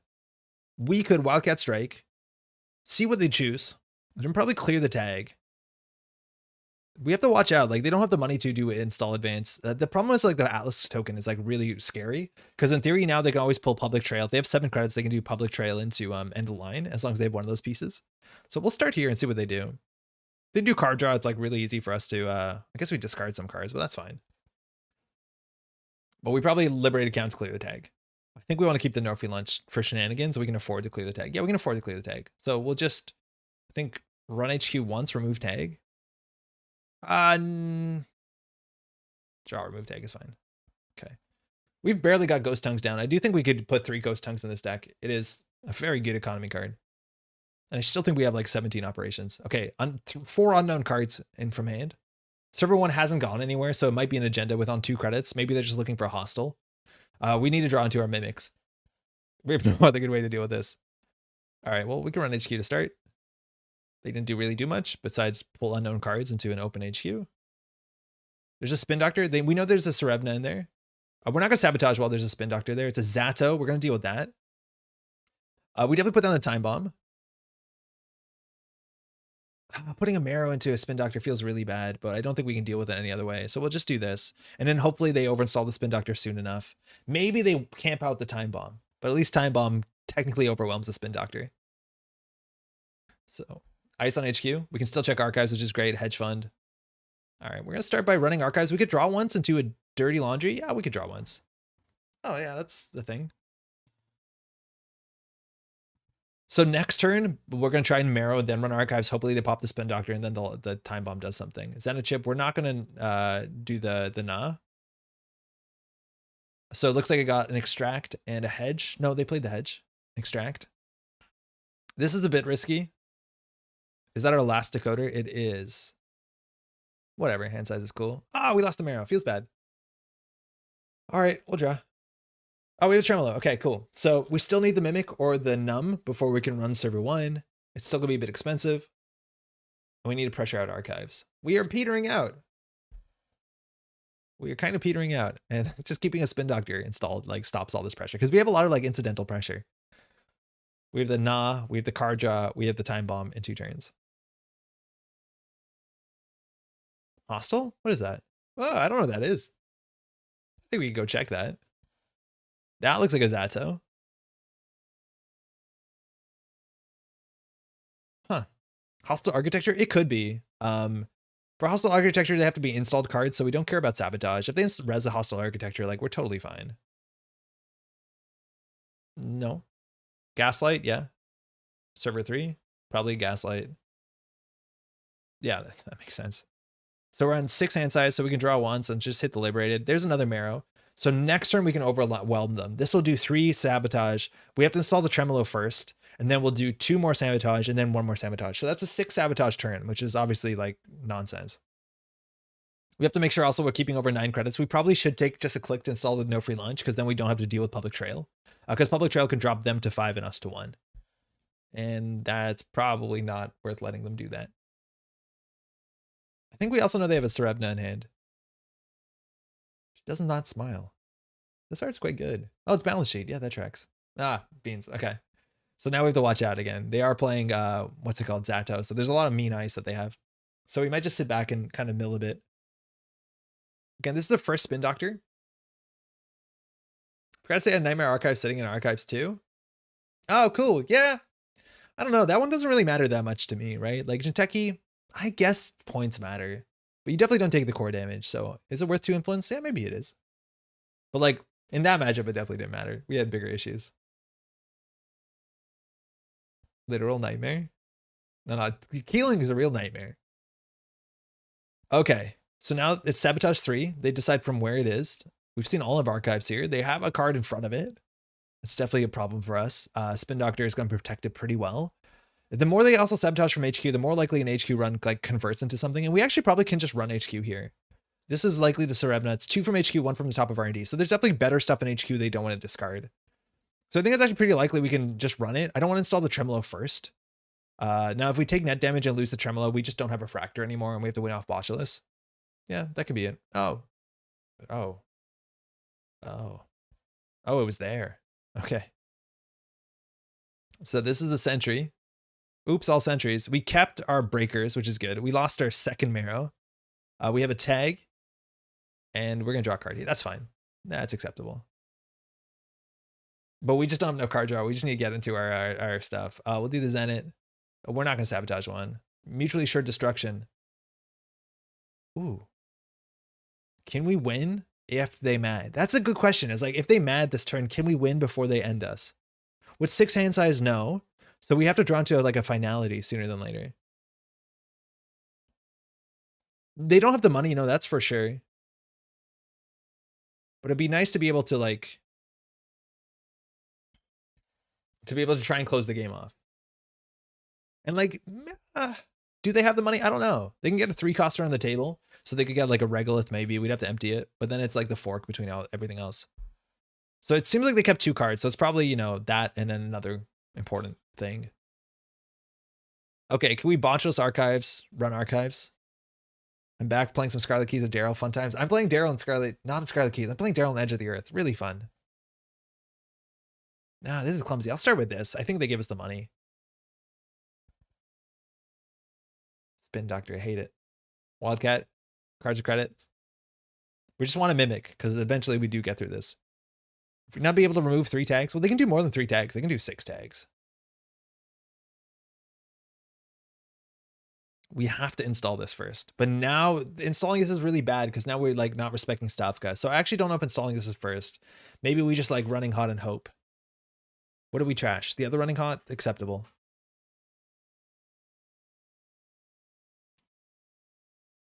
We need a mimic. That's good because if they mad us. And mad, we need a run, I think. I think we need a run for mad, right? This is so slow. This is so painful. Draw. Ah. Hopefully we can win at least if they blow up their board. But like, yeah, we need the num. It's like the num or bust here. Because the num is the only way we can deal with Stavka. I actually think the num is better than mimic. And I know we almost changed it out, but I think we want to change it back. Just because with a num, we can actually afford to face check. Not technically afford, but like not lose to face check. Matt doesn't do anything except 3 clicks. Oh, wow. So, okay, we don't need to run. So they could actually wipe their board. They could mad us. They would go down to, I think mad is probably 4 credits. Maybe it's 3. I think it's 4. And then that drops them down to 2 credits. They get 1 trigger from op, but then we have a lot of tags. The thing at that point is they can't win the game unless they have 2 3 costs of end of line. We can clear some tags. It'll be pretty easy for us to dirty laundry a server, get some money, and we can clear 3 tags. And then we have to get basically down to fewer tags. Yeah, it's 4. Okay. But yeah, our run-based engine is coming to a halt here. So I don't know how we can deal with that. I think, trashed a Liberated. I don't know if we played 2 of them. I think we've seen 2 of them. And I think 1 got trashed to damage, which was probably the Serevna on R&D. They're drawing. Okay, so they're not matting us. This is the ugly part where like we just click for credits and wish that we had that 0 cost sell things out of a van card, which would probably be just good enough build you on Rozeki. They did. Oh, they iced up R&D. Okay, that tracks. What are we drawing into that's playable? Yellow. Yellow. It's turbine. Just saying, Andre, the boat makes run-based engines a bit more consistent. Yeah, I hear you. I just don't want to. 4 hand size. There's 7 cards in archives. Do we just tank it? If we lose our fractor, we lose every single fractor we've ever had access to. 1 from HQ, 1 from the top of R&D. So that has to be the mad. I'm just going to tank it. If it is Stavka, that's fine. Yakov. Oh, Anvil. Okay. The run trash one, they install cards. That's fine. That's totally fine. This doesn't actually do anything. So it's an Anvil. They can trash their Yakov if they want to. Again, they paid a lot for this. And they gain a credit. We lose a credit. And we just trash an install card. We just trash the Na. It's fine. Oh, including this upgrade. Oh, that's cool. That's cute. I didn't realize that. Is RFG trash? No, it's not. So we definitely want the hand size stuff. There's a spin doctor. Yeah, so if they use the spin doctor first, it doesn't trash, it removes from the game. Oh, they trashed the Stavka. Wait, what? Oh, hold on, it got late. Oh, so yeah, they're not trashing Yakov. They trashed the thing to get another thing. Oh, this is actually really cool. Okay. So they trashed basically the forecast stop cut to get the Enigma. So Yakov triggers off of that. Now Serevna has to just fire. Not that we could break it. Choose installed card to trash. So we're going to go trash the Na. We're still in. They still can use a spin doctor. It won't trash. So the Yakov won't fire. We've run. We'll get a card draw off of this. We also have the buzzsaw, so now we actually can deal with this remote server for the first time in a long time. Our economy is the problem. In terms of our economy, what have we played? We played 2 Ghost Tongues, or sorry, 2 Wildcat Strikes. We've played one Sure Gamble, and we have all the Dirty Laundries. So we saw 17 cards in archives. Okay, so that's all spin doctors are out. So they shuffled in 2 agendas because all the spin doctors are out. We've seen now 2 Stavkas, 2 anvils, pings are in the deck, which, yeah, no surprise. And now we hit the marrow. So if the marrow hits the buzzsaw, I think we're in a really bad spot. Not the worst spot. Well, let's do it. Wait, have we already taken core damage? Oh, we already took, already took core this turn. That's on me. Yeah, we definitely didn't want to do that. We wanted to like not do that. And we trashed the buzzsaw. Oh, that was so bad. We didn't want to do that because it doesn't trigger ESSA. And then we also, on top of that, we unfortunately lost the buzzsaw. Okay, thank you. That's very kind. Yeah, we definitely want to like stagger, let alone that was obviously the worst hit, but that's not the bad part of it. Excuse me. Okay, and they can continue to trash their stuff. Like their stuff becomes cheaper and cheaper, so like it's fine. The buzzsaw deals with everything pretty good, so we can deal with their most ever eventually. I think we just credit and throw out 2 cards, so the finality and the turbine, I reckon. Like we just need money. And then we install the buzzsaw, install the marrow. This is like a bit taxing. Like we always have to trash stuff. Like that's not sustainable. But like, yeah, I don't know. They have no money. I don't know how they're gonna win. Like this is where you would love Augustina and just sit back and start milling. All right, what are we doing here? We have to get the buzzsaw down. If we run Yakov, like this costs us 1, this costs us 1. Or technically it costs us, yeah, 1. So it costs us 2. These are sentries, so like that's the next bridge we have to, okay, cool. Well, kind of cool. Still really worried about Stavka. They have the credits. So I think we just install this and click for credits again. And then next turn we install this and click for credits. And we eventually build our rig that's like our rig that's weak to nothing besides Stavka. And no way for us to deal with that. But we've seen 2 Stavkas already, so we'll roll the die. Oh, they're just matting us. Hold on. They can trash. Oh, and they get money with Yakov. Oh man, that's wild. But they don't trash Yakov. So this is actually free. They can actually make it a credit positive interaction. Hold on. Well, they're not going to retribution because this is their whole turn. But like they can trash these 3, gain 6. So they actually end up on 3 credits. That's not enough to end us. With 3 credits, can they res an ice? They also get an ice res for free by trashing one of these things. So from there, like we can just install the marrow that will put us down to 6 hand size, which isn't enough. So we have to win off the finality. How easy is to win off the finale? With these 2 breakers, pretty easy. So they're going to trash 4 and the Yakov. The Yakov didn't trigger though. Is that meant to work like that? I'm assuming the Yakov should have given them credits. But maybe because they're all trashed at the same time? Erakovich, Audakov. So they can get op, they can install one thing that costs 3 or less, I think. They only have 1 credit. I don't think we're worried about this. We have also 4 cards in hand. We want to make sure we always keep more than 4 cards in hand so we don't die to a single end of line. Should Yakov trigger there? I'm not actually sure because you crash the cards all at once. Now I wish it told us which one they denied to. Okay, it's a search for a 3-cost card. They failed to find a 3-cost card? Or no, they're installing it now. Probably going for double edge of the, they need 6 credits for that. Oh, it's a Zato there. That's fine. That's totally fine. Yeah, that should have given 6 credits, right? I think that should have given them money. I think they realize now. I think so. Okay. Which means if they have everything in hand that they need. Might be Serena net damage though. They can't afford to, oh yeah, I see what you mean. Maybe. Now they can res anything here. That's where it gets scary with Zato. But I think it's probably an end the run. We've seen 2 Serevnas, so we die this turn because we were not able to close the game soon enough. So finality will definitely get stuffed. The thing is, if we can make them spend any amount of money, we'll be in an okay spot. We just need to make sure we draw up the cards anyways. This is good. Zato's remote only. Oh, that's huge. That's a huge point. Zato is remote only. Yeah, I think that op doesn't care about that when the op triggers. Okay, I'll put that on the bug list.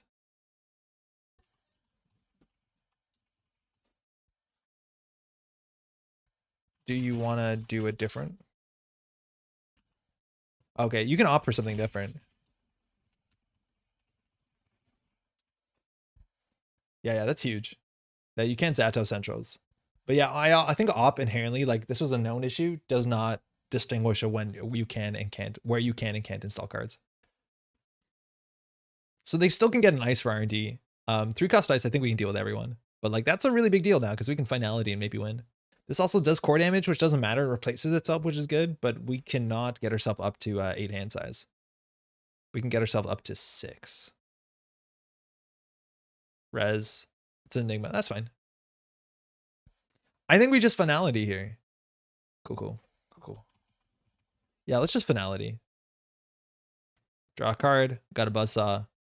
They get sabotage first. Again, these sabotages are really important. They can't really sabotage from HQ if they have 2 end the lines there. This is going to be a real photo finish. So they did 2 from the top of R&D. So not only do we potentially see 4 cards here, we see 6 cards this turn. And we only have to steal 1 2-point agenda. We haven't seen any hostiles yet. They only need 1 EOL? Well, we'll definitely draw up. Oh, right. We have to do the marrow. You're right. We have to do the marrow and draw. It's okay. We'll be fine. Probably only need 1 in hand. Oh, yeah, you're right. Actually, 1 in hand because Atlas. And they could get money too. They can always like have 2 in hand and then like Atlas for an extract. So they can go down to 1 credit.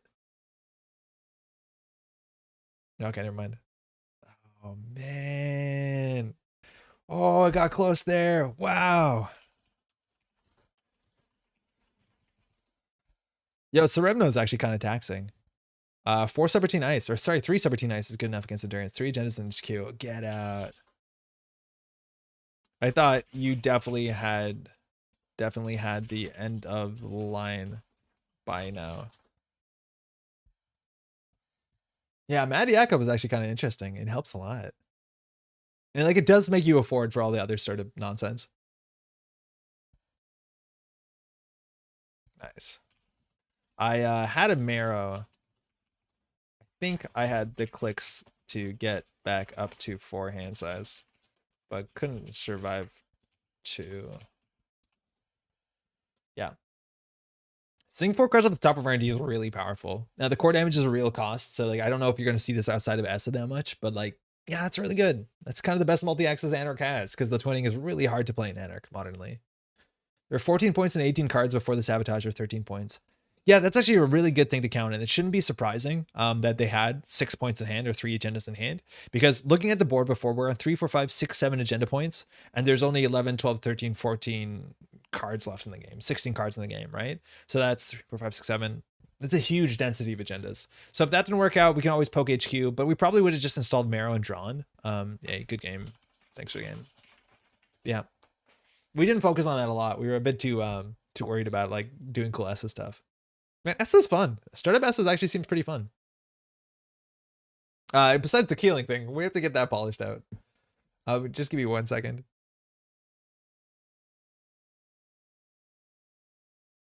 Never mind, it's all good.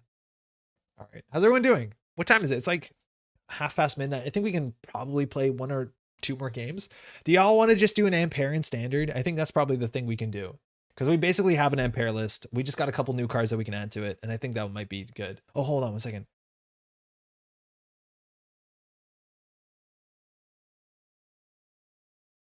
Lovely. All right, let's get some Ampère in. Maybe we can play 1 or 2 more games. Let's do it. Oh, I closed everything because we refreshed now in DB. All right, so Ampère, we played it on stream the other day, on Thursday. We didn't have the official thing, and there's some changes we're definitely going to make. So I think we can just rebuild it. We'll just do it again. I've admittedly been drinking a little, but I'll totally queue in. I'm down. We're playing Ampère. Izzy, if you want to show off the Nova, I think that's a good time to do it. We're doing standard though, right? So we'll do Ampère. So idea, 2 agendas from each faction. And we can play Infinite Influence, but 1 of each card. So that's it. All right. So big question here is, again, what agendas are we playing? We have very limited choices. We played this last time when we played Fast Events, and that's kind of the beauty for this thing, is that you can play basically all the 3-2 agendas. I love how these all say 1s. So we can play, of course, the one of 3/2 that's really good here, Luminal Transubstantiation. And then the question is whether you want to go play the Vitruvius. I think slots are going to be an issue, but I actually was like pretty happy about doing Ella Bagao and actually playing real 2-1 agendas. They just kind of worked out really well. They actually help you score out the game. The more 3/2s you have, it kind of gets a bit harder. And these you can score out for hand, and hopefully we fast advance or score out 3/2s and then 1/2/1. We'll figure out if that turns out to be wrong or not. On the Jinteki side, we probably just play Longevity Serum, which again, we don't have a lot of recursion. So that's probably good enough. And then maybe we just play Hybrid Release, which is a good enough ability. Next, NBN. NBN again, you have a 2-1 and a 3-2. I don't know if we want to play Obokata. This is a thing that came out before, but as soon as you start playing like 3-point agendas, the runner can win in like 3 axes.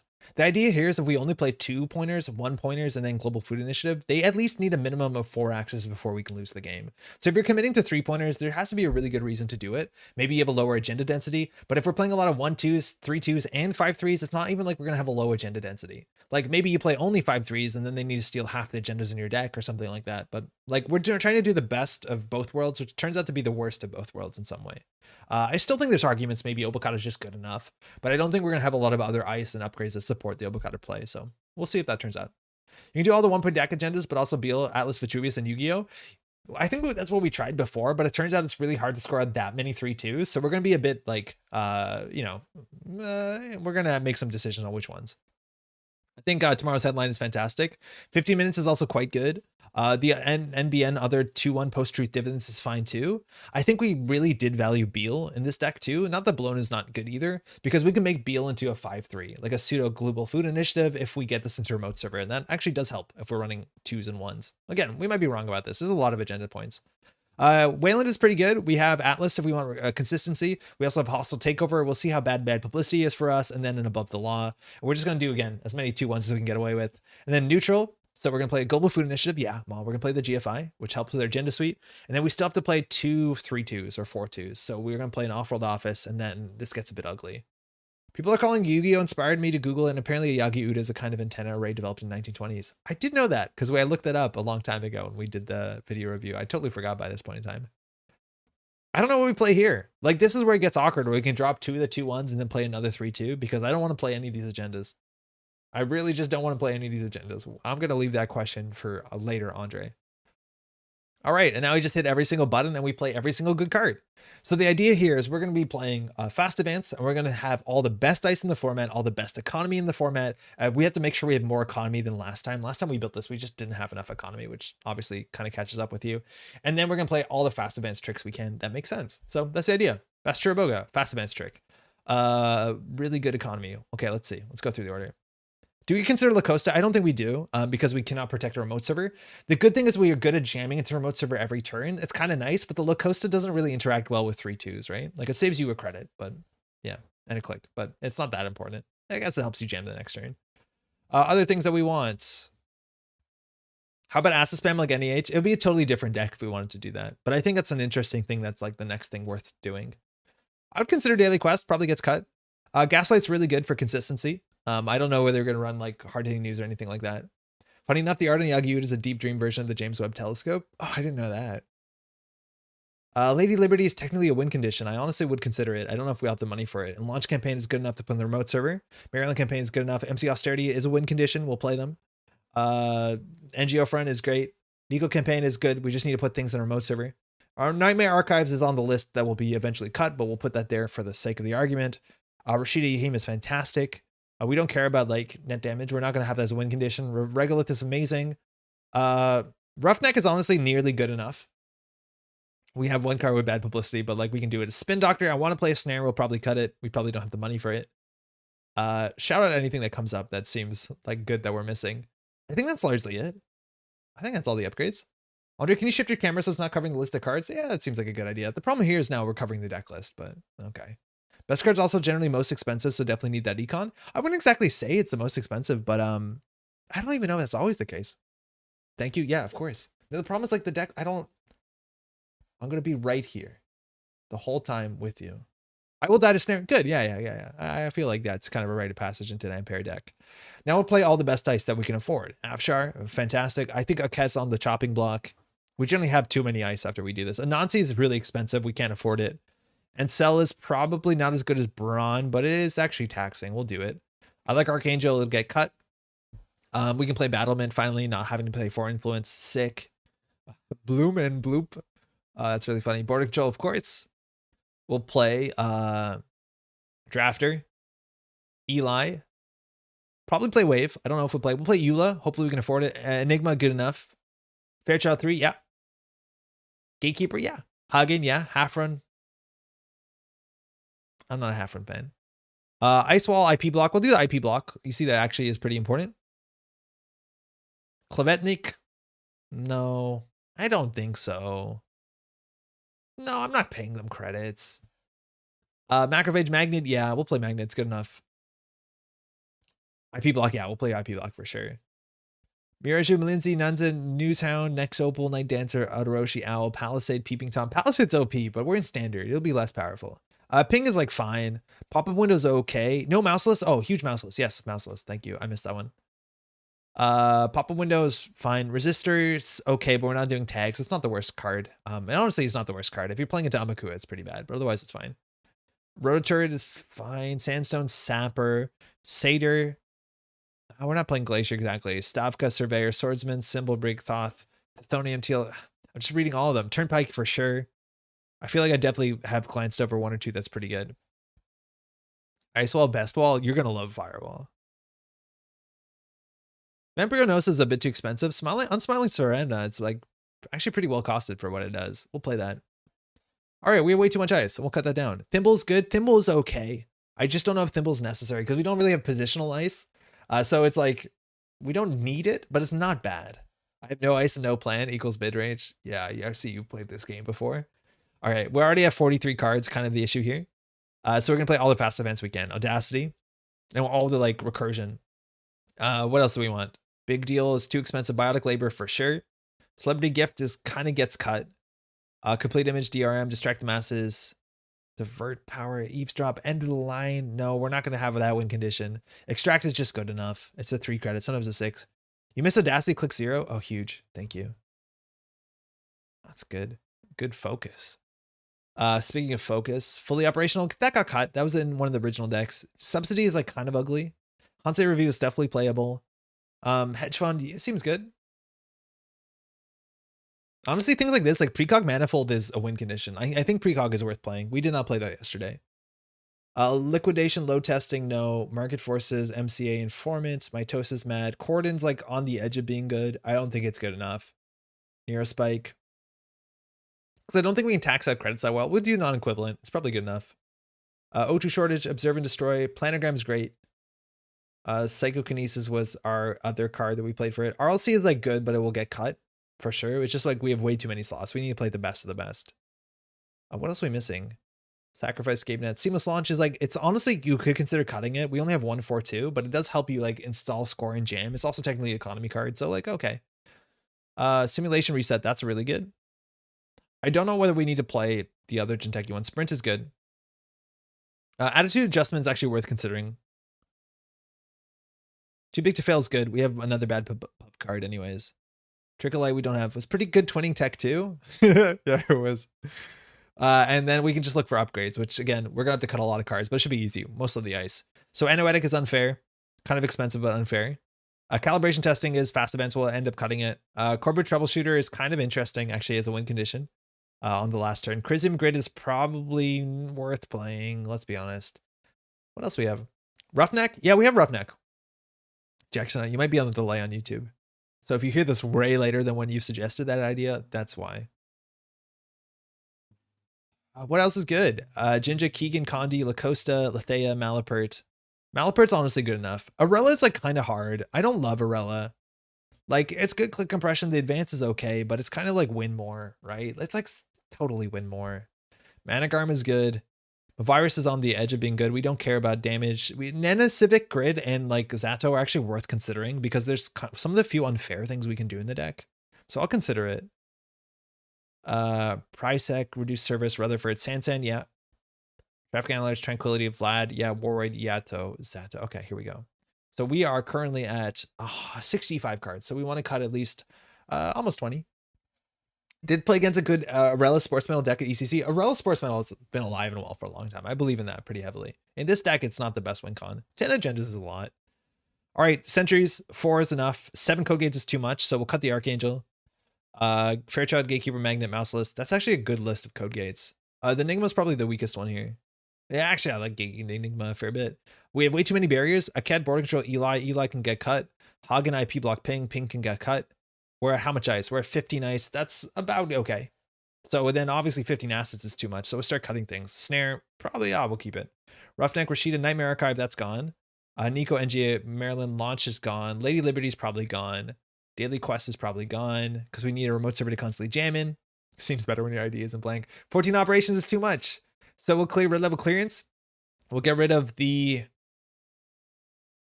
That's a good operations. Can't afford Snare. Yeah, I know we can. We kind of want to hold on to it, but we have to only cut 7 more cards. We're getting there. Upgrades. We can cut these easily. Zato, Sansa, Nanocivic, Managarm, Malapert, Chrysium Calibration. We'll cut the Calibration. We'll cut the Chrysium probably and just hope. It's really hard to play against Nova and know what to exactly do. Oh, we also have to play another agenda. So we're already under cards. We have to play a neutral agenda. So I think we might not play a neutral agenda and we might just play like a Bologna. And that's kind of saves everything. And then we can cut the... I think we cut the Beal. Shit, that's not enough. Excuse me. What else do we cut? Now we're doing what we didn't want to do. It's so weird to see Global Food Initiative and not see a dot there. I thought that would save us influence. It wasn't. It's because we weren't on 15 minutes. I thought it would. RLC should be cut ever because it redraws itself for 2 clicks. It should, because we just have better cards. Like, it's like, why doesn't every deck play the weird cantrips? Like, I don't know. Swap Hostile for Atlas. Yeah, okay. Our Roughneck seems bad, but yeah, no, you're not wrong. A region type upgrade can only have 1 in the server. It should be an issue. I don't think it will be an issue because, again, these are only 1-ofs. And in terms of the regions, we have what? Just like Nanocivic and Sansan and Zato. The chance of any 2 of these lining up, let alone we can use most of these for non-centrals, is pretty good. I wouldn't concern about that, but you're totally right. Technically, we can't put them both in the same. Analytics seems a bit expensive for the deck. We will take any unfair win condition. The cantrips you're talking about cost 1 click, not 0. I don't know if I buy that. You're right, though. So we could draw 2 cards, gain a click. Okay, we'll try it. Sure. And we have Bass, actually. We have ways to do it. We have ways to get a Bass down or a Sansan. It's actually good in the deck. You're not wrong. All right, we'll cut a Nanocivic. We did that last time and we regretted it. I'm gonna put it in. We need more unfair win conditions. So we have to cut either we have to add agenda, cut 2 cards, or we have to cut 6 cards. And cutting 6 cards is gonna be really difficult. I'm bad at this sort of thing. We cut too much economy last time. We're gonna try not to do that. I'm gonna immediately start cutting economy. What do you cut? This is such a difficult thing to do. And I just want to play the deck more than I want to worry about this. Probably on sell is too much. How much ice do we have? Let's see what this draw's like. Precog Manifold. It's like kind of cute. It's a good win condition. But like, ew, I hate how this deck, the more spicy cards get cut the soonest. But hey, that's Netrunner, huh? Cut Manifold. Okay. Opening hand bad. We could Hagen, Regolith, maybe Ice Up Gatekeeper. Can't afford most of that. That's a bad hand. This hand. Give it a run. You may do 10 damage. You may draw 2 cards. That's not a bad card. All right, so this hand is probably fine. We can keep it. I'm counting the Nanocivic. Cut Roughneck. Are we going to be able to triple click it? Yeah, I think so. Maybe not. I like putting things in a remote server. We'll cut that. We'll cut the Nanocivic. The Zato seems unfair on the winning turn. We have to only cut 2 cards. I think we're kind of in spitting distance of this. NGO front Nico, Rashida, Regolith, Spin. The Nico's the suspect one. At least it doesn't take the remote server for very long, but it has to be protected. Audacity, Biotic, Extract, Subsidy, Hansei, Hedge, non-equivalent. We just need as much economy as we can get. Planogram, Red Level, Seamless, Simulation, Recess, Sprint, Too Big to Fail. This seems really good. Anoetic. We can consider cutting the Anoetic. Yeah, let's try. We have to cut 1 more card. I want to cut Ice. I guess we have to cut Ice. Is genotyping banned? No, it's not banned. I just don't think we need non-tempo positive recursion, right? Like maybe to get our fast advance tools back in. Serevna? I kind of want to try it though. Just new cards. We tried new cards. It felt good when we played into it. Simulation Reset I'm a big fan of. I think it's actually like a very powerful card. And again, it gives us that sort of on-tempo recursion, which if we Biotic Labor or Audacity and Ugly Hand, we can fix it later on. It's just got one card, Andre. You can figure this out. Malapur? Nah, Malapur's good. Nico. Okay. We're done. Standard Ampère. All right, we'll go from here. So this should be a lot worse than Nova. That's my understanding. I don't think we have that many strong win conditions. We're kind of just hoping that we draw into a salad, or draw into like a servable salad, because it's pretty likely like the mid turn that they have down their boat and everything, and they're running through our stuff very, very quickly. And we cannot fast advance out that well. We also don't have like ways to deal with Clot. It's kind of hard when you only have a one of, but yeah, we're gonna have to deal with that. Izzy, you ready? Corp, Metropole Grid. I'll wait a second. Izzy says yes. Okay. Let's go. All right. Izzy's Nova has diversion of funds like they mostly do. We generally want to put border control in the remote server. We can just put drafter on HQ. It's probably good enough. It'd be even better if we had like a hedge fund or something that we can recur. Like this is not a great res into an empty HQ. I feel like we can do worse than this, but we can also do better than this. I got a mulligan. All right, let's see if the red level clearance thing actually tracks. Best of luck. Have fun. We have good ice for centrals. Like Magnet for HQ will hold out for the early game. Again, it's not exactly a criminal, but they're definitely on what's it called, on Wake implant. So can this just replace itself? Or do we just need to play it for money? I think we just need to play it for money. Double mulligan is going to be a common sight in these matchups, huh? You can always do better. Okay, how do you play this? Can I zoom in more? Yeah, I think I can. All right, so how do we play this? No, that's too zoomed in. There you go. I feel like, what are we drawing into this? I honestly don't know if a clickless draw replace itself is good. It cost 1. Wait, this is not a clickless thing? Because if we want to draw 2, get the click back, it costs a credit. It's credit negative. What were we tricked into? Good enough. All right, let's see. It's either the World Tree or the Endurance. Those are the two things we're trying to dodge. Or just Rezzing Ice. Rezzing Ice would be kind of bad. A Bravado would be good here for Izzy. She's on, I think, 43 cards. So managed to cut one more. The quest of 40. Right into draw 2 credit. Yeah, so it's draw 2, gain 1 for a click. That's not good. That's the card we wouldn't play. Carpe Diem? Archives. All right. Click for 3 credits. You can run archives if you want. In theory, you shouldn't because you're risking hard-hitting news, but she has credits. But making a run for no reason, unless there's like a, a pad tap or like a bomb, you don't want to do it. Turns on like public trail. It also means that later on, if you draw into like a Dream Net or into a Zenith, you can't make a successful run because you already made a run that turn. Earthrise, okay, slower start, but that's good. That's expensive. 0. I'm a bit of a coward. But yeah, 0 is a bit hard. Ugly. Okay, so we can get up clicklessly to 8 credits, right? No, clicklessly to 7 credits, so we're short. So I think we just take a turn off to government subsidy. Man, I don't like what this hand looks like. This is also one of the only agendas we can't like score out. We could red level clearance to put the Bass down to score out. 0's Brave, yeah, it's like fine. It's kind of hard too because you have a bunch of one-ofs. So like if you have a Amaku in hand, like you'll install it first. But it's technically a card draw card. I don't know. 48 card deck if you play it like that, and that's the worst case. But it's cost you credits. That's a good combo. Like it costs you credits. I don't know if it's worth it. I'd rather have the precog, which like can win a game, than like some incidental tempo. Inside job. Just getting it out of hand. Okay. Maybe en passant. I don't know what this is. Trashing an NGO feels good. Losing and twinning due to 0 damage. Okay. All right. Well, we're out of the woods a bit. We can do credit, subsidy, and now we have a magnet here. We've seen no breakers so far. Again, HQ is where the real pressure is. Eventually that becomes a wake into here. I think we have to push for a remote server.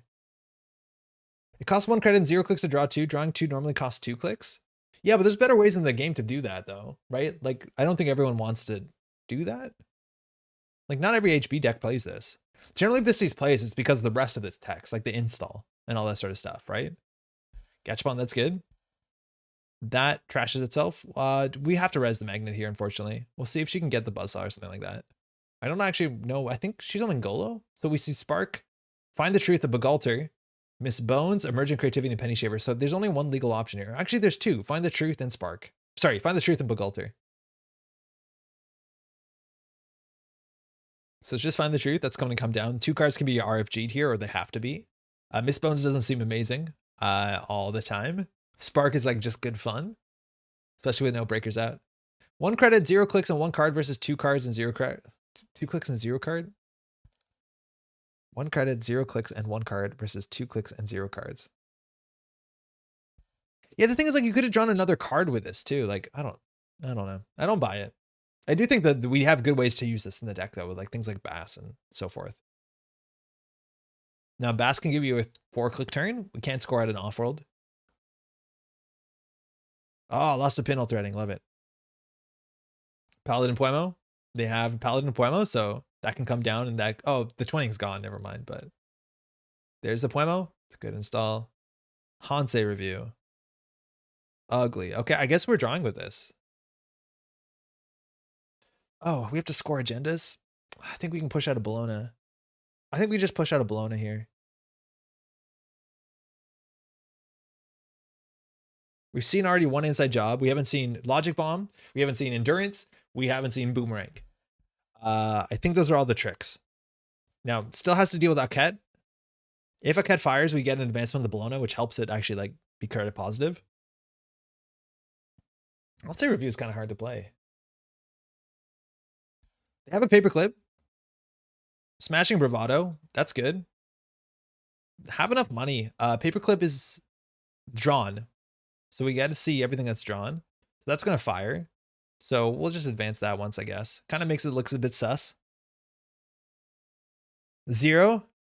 They've drawn into a Steel Skin as well. Scoring Bologna might be the easiest way to win with this deck. Yeah, actually, Bologna's like, okay. Especially if we score it. It gets a bit better. And we can score it and then like also do something. But we know that there's a K2CP has been trashed. There's a Steel Skin in her hand helping with the 0. The 0 is churning through her deck. Like, it's actually really helping. A Cleaver. Oh, well. I guess we can't score the Bologna. Did we know that that was in hand? Did we know that? Have we not been paying attention?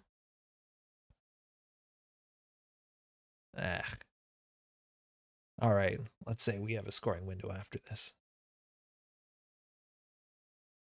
Do you want to steal that? You probably have to.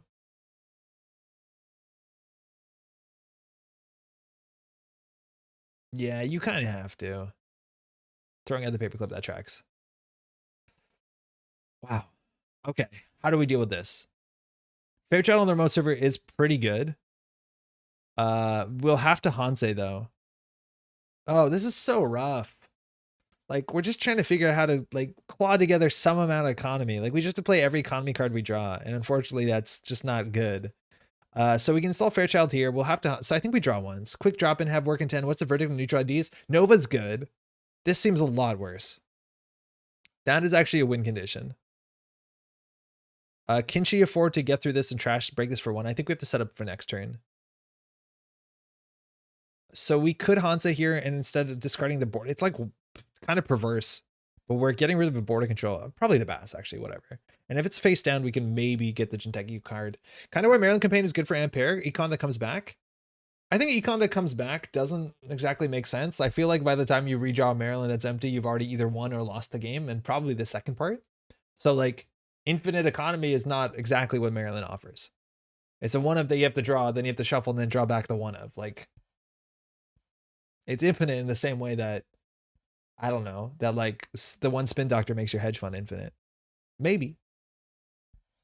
Oh, creative commission, good bounce. Or like return. Biotic in hand. Okay, so we can score this out next turn. I think we're gonna have to. So Cleaver, I think we're just gonna install this and hit this. What are we doing for a last click? We can res 10 here. Draw. Sure, 1. Res let's force some clicks out there. Still that's the second econ card of the deck when it shuffles? Yeah, for sure. Not a fast econ card. And we probably can't defend it, so it's up to the runner to trash it. But like, it's just not, I'm just telling you, one Maryland campaign is not going to solve the problems with Ampère. 3 clicks. The Fairchild 3 is a real good face check here. A very good face check. Breakers, Axis, 1 pinhole's already out, so that's going to live. The paperclip's already in the bin, the cleaver's on the table, so it's good that we at least forced that awkwardness. We don't have any high strength barriers, but we do have an endless EULA, so the cleaver actually works out pretty well. We can res both of this, but that would be financially ruinous. And next turn, we can advance this again. And at the turn after that, we can score out an off-world office, and then that's okay. Oh, Restore should be in the deck. We should play a Restore for sure. That's a card we definitely should be playing, especially because we have all these sort of tricks like Bass and MC Austerity Policy. We definitely should add that. Okay, it can become high strength. It can. It's just like we really can't afford to do that. They have a Sneak Door Beta? Oh, no. I've never seen Zero find the truth. Yeah, right? Oh, they have a Sneak Door Beta? I guess we just lose, right?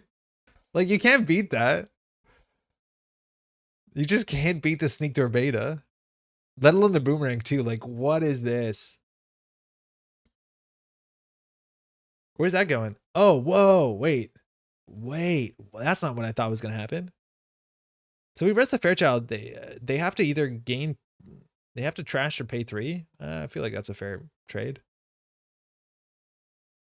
I'll catch a VOD later. Hey, cheers, Tanuki. So this is like just at least next turn we can probably jam the off-world office. But at that point, like if she just runs first click and clicks through it.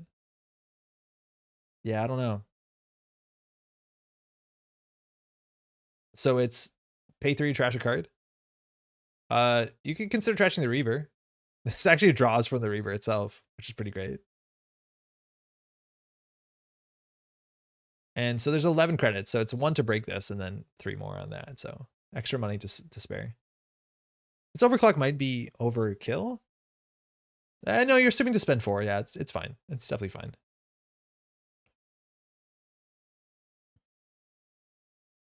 If this was a Serevna, would it be good?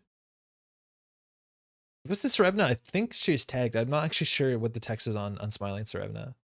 But I know we could give 2 credits and then they can't break all the subroutines, I think. So the Boomerang gets so far.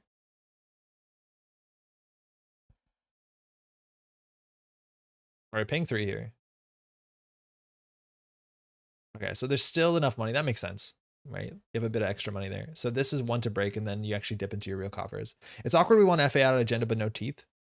Yeah, like it's either we're not fast enough or like, that's the thing is I don't think we want an FA. I think we want to jam into the remote server every single turn. Like, I think we have a huge play here, whether the off-world office sticks. The problem is the off-world office is like really bad because it's the 1/4/2 in our deck, right? Where's AZ World's tree at? Surprised Andre hasn't been killed by the boat Stargate Doomrig? Oh, just wait. Like, that's a play, but like even then we have to install advance this thing. I think that's good enough though. Like if she calls us on this, she wastes her turn and we spend the mana garm and then we're fine. We have to play the round though. Like we just have to get the cards out of hand though, because we know she has this a sneaker beta, and she has 2 MU. Yeah, it's wild. Just like top decking the good cards, like it's a lot of pressure. And now we can't even ice up R&D or res R&D. Not that she knows that, but it kind of looks like we want to do something here.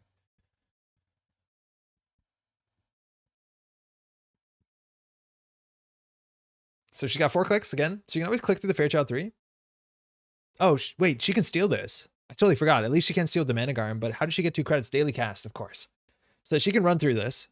It'll be 3 for the Fairchild 3, 3 clicks. Then the Aket for 1, and she exactly has 5 credits. I totally didn't realize there's a daily cast there, which, you know, is a 1-of, so it'll sneak up on you. But yeah, she actually can call this. If she does, I think it's still better for her than us because we don't have the economy to recover from this. That was an expensive turn. We'll be down on 1 credit. I don't think we can win from this board state. She might think it's a Zato. Even if it's a Zato, like, it's probably worth calling us for it. Like, we res the Zato for 3 to do what? Not much. Like, maybe you think it's an Anoetic. That could be something. But even then, I don't know. We got to keep the upgrade at least? Yeah, kind of. Wait, is she deep diving us? No, there's no way. So she saw that we threw out I think the bass, right? Oh, she stole a longevity serum. We're dead. Our goose is cooked. Our goose is so cooked. We also can't score if we res the Managarm. No, we can't. Exactly. Liberated. Okay. All right. We still have to score this out. At least it puts us back in financially, at least for a minute. But like, yeah, it's still real hard. Like, she wins to Sneak Door. She wins to single axis of R&D. The mouseless doesn't stop her. It's really annoying.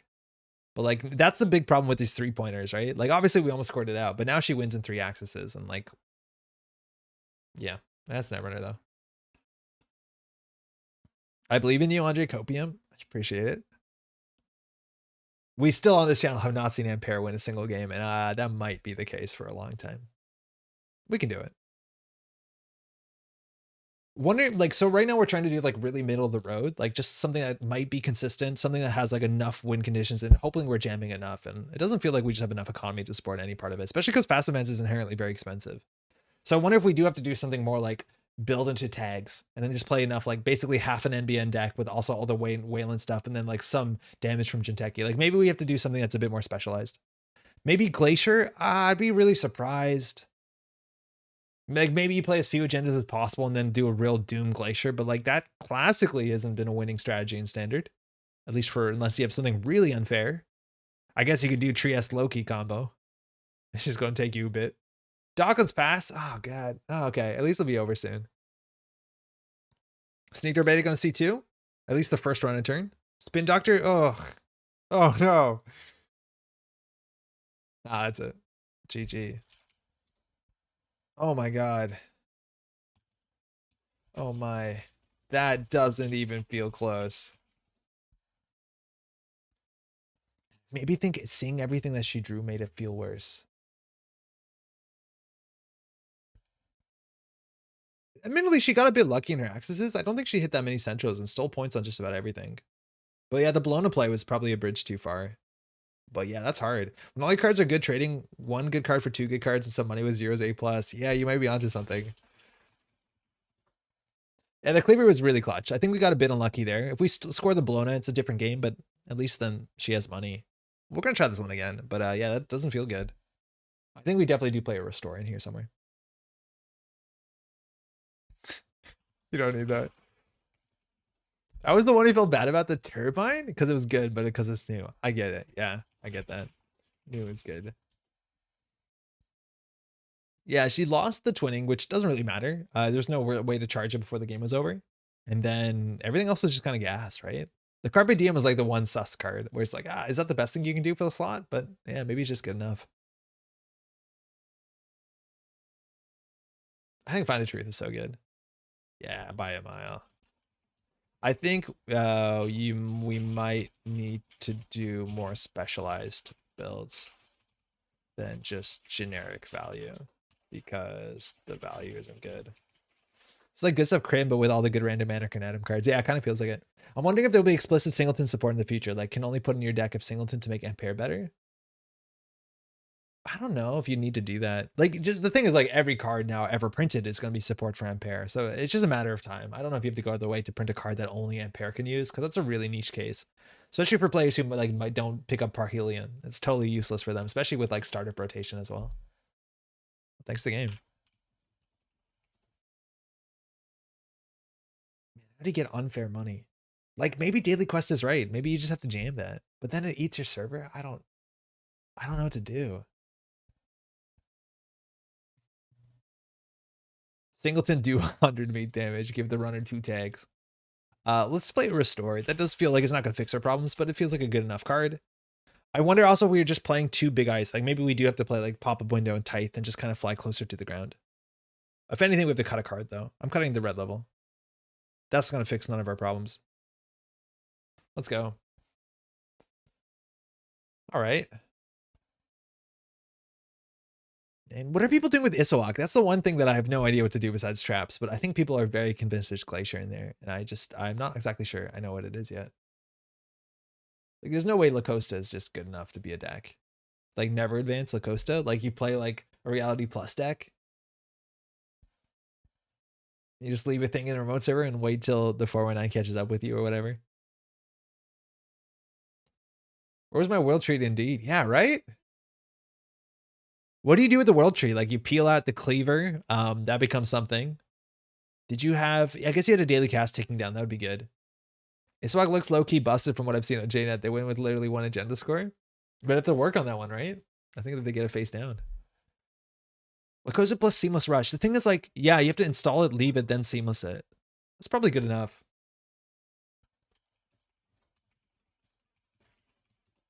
All right, cool. Mulder playing Ken. We got a bunch of new run events, right? Like Concerto is quite good. Maybe Katorga is good enough for the deck. Our opening hand has economy. I'm totally used to them being singletons. I'll be like, they might not have one diversion, but I think we mulligan this hand. As good as it is for economy, like if we get diversioned, how bad is it? Oh man, I'm on the edge of keeping this. I've seen a couple. Not impressed yet, but gotta do more testing. Yeah, okay. I'm gonna mulligan that. Oh wow, that's so much. That's so much worse. That's so much worse. Oh, it's so much worse. Oh, it's really, really bad. Oh wow. At least the cool thing is like we could hybrid release Audacity, a hybrid release, and then install one of the cards that we trash. That's like tempo positive, right? Oh, that's so cool. I like this art a lot. Worst mulligan 2022. We were like confident that we could do better, and we did not imagine the depths of worst. But we are trawling the depths of worse. Carpe Diem run? Tapworm? Eh. We don't have credits. It's like totally fine. We just don't have them. This doesn't do anything. I'm not purging. Oh, we might have credits in the near future. Now, if they trash this, it'll be face up. This only does face down cards. Classic. Oh, Amaku. Like, do we just fold? We just lose to Amakua, right? Like, this is it. This is Ampère. Like, we have nothing unfair. Oh, man, I was not ready to play against this. Like, standard. And I'm not saying, oh, tier 1 can, but, like, I don't. When you score this, you may install 1 face down card from Archives. Do we just, like, above the law the whole board? It's really hard to play Audacity not for your winning points when you have only very little recursion. Can you score 2 this turn? I don't think so. Oh, I see what you mean. Yeah, nearly actually. Afshar is actually good into Amakua. Unsmiling Serevna is bad into Amakua. It's actually not the worst. Good subroutines. We'll just take 2. They have to trash that. Yeah, we actually could consider doing it, right? Like you do 6 credits, install advance, they're bravadoing. Oh, we have to res the Afshar. We can't just let HQ get in, but we're gonna lose agendas here. Fire all, you can break that. You don't want to break?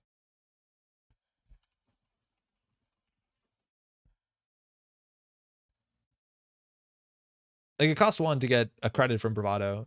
I don't know why they wouldn't break. Yeah, okay, they just missed it. No, they're all good. Yeah, that's also the problem with this deck is if you draw a bad hand, it's really hard to recover when you only have 1 spin doctor. So they lose 2.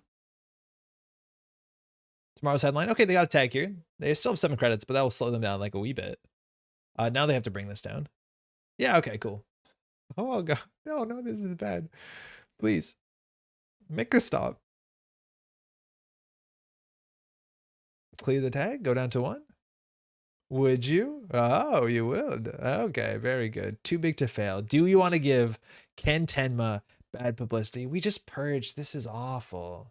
Where's your sprints at, Mr. Streamer? We have sprints. We have bird barbecue. We have a spin doctor. We have. I think that's it. I don't think we have attitude adjustment. Attitude adjustment would be sick here. We're gonna get deep.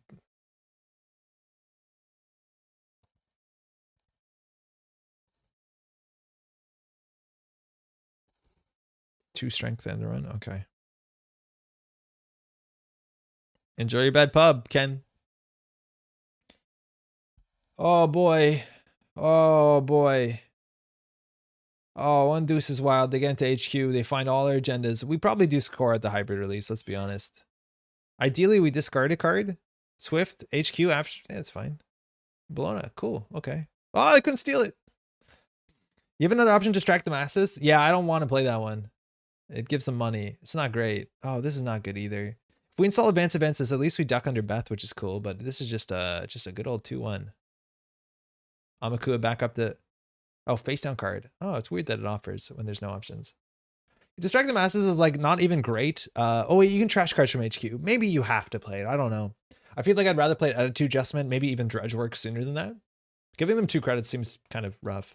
Turns out that when you have 3 times the number of agendas of fast advance tool, bad things can happen. Yeah, we didn't really add it. We didn't really match them 1-to-1, did we? Yeah, well, don't think we did that. Yeah, this is rough. It's so weird the difference between the power level of what this feels like and what Nova feels like night and day. Beth gains a card, class act. So they still have 4 clicks. They don't have money though. They're going to have money now. Gain a click back. We took their money though. This is better than an access, let's be honest. We're down to 9. 2 more doofs coming. And just wait till DJ Fenris shows up. This might be the last time I play Ampère ever. I need to build a different deck. Oh, Chesva. Okay, so it's like 3 bad pub. Hansei Review. Kind of cute. Draw. Okay, we have money, but now nothing to do with it. I think we have like 14 ice, which is a bit low. We don't want to put this out naked because they can just like destroy it. So I think we just play that and click for credit. Now the silver lining here is that they steal like enough agendas. Well, they'll win, but if they steal, yeah, they'll win. Maybe we can Audacity. I doubt it. Audacity and a longevity serum would actually be a way out of this mess, which is pretty wild. I've never seen anyone Audacity a longevity serum. Boomerang, go and hit R&D. When you res this ice during a run against the server, you may have the runner gain 2 credits. If you do during each encounter with this ice for the remainder of the run, the runner cannot break more than 1 of its printed subroutines, which means they can either take a tag, do 2 net damage, or you may draw 2 cards. Yeah, I think we're going to do it. Yeah, you can have money. A silver lining is they win, yeah. Too many big agendas. So they can only break 1 subroutine here. Now, once they break it once, the Amakua gets through it. Again, they have a Chesva and bad publicity, so it's a free run. This is actually like a decision point, which is cool. I think it also has to do with the fact that the 4 corps try to pose puzzles to the runner that get stronger the more focused they are, but runners don't have to focus on just one way to attack the corp. Yeah, no, for sure. And I think that's what I'm interested for Ampère is like building something that is a bit more focused, right? Like we're doing all the tag-based stuff. And then like, ideally you have more than 1 tag punishment thing. And that might be good enough, right? Like either you draw into your Psycho or your All-Seeing Eye or in your whatever the new one is. I don't think I can break it anyways. You can break 1.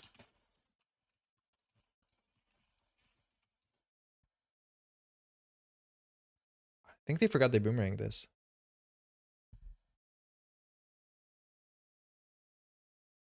Yeah, they boomerang this. So they can break 1 subroutine. Yeah, Shivering from the Disappears. Thank you. That's it.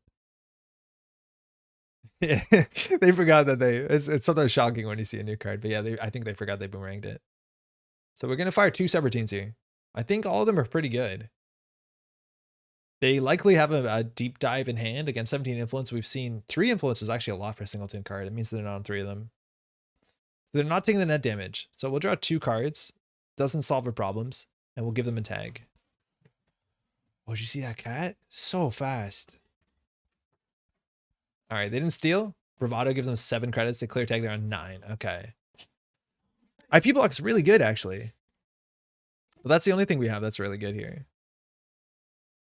So we need to put that on HQ, I reckon, because diversions are coming in, and that actually forces them to do something. We can consider putting border control, but like I don't still know how we're winning here. So we'll get that on HQ. They have to actually find a real breaker there or get enough strength. Put that on R&D, and then that's probably good enough. Yeah, I think IP block actually was a good draw there. I wonder if you just can play swordsman and other anti-AI stuff. Carpe Diem? HQ's a mark. Are they going to run it? No. They get a click back anyways, though, and no free lunch. Means they can actually deal with the IP block. That's rude. All right, restore is a problem because we don't build a remote server, so restore doesn't actually like do much. Ooh, that's really ugly. This is really ugly too. Like we can't build a remote server into Namaku. We have to draw into ice. Okay, wait, we can work with that. We can definitely work with that. I think we do credit when we throw out a couple of these. What do we throw out? Next turn we biotic out the above the law, right? Yeah, so I think we have to get rid of these 2. That's a shame.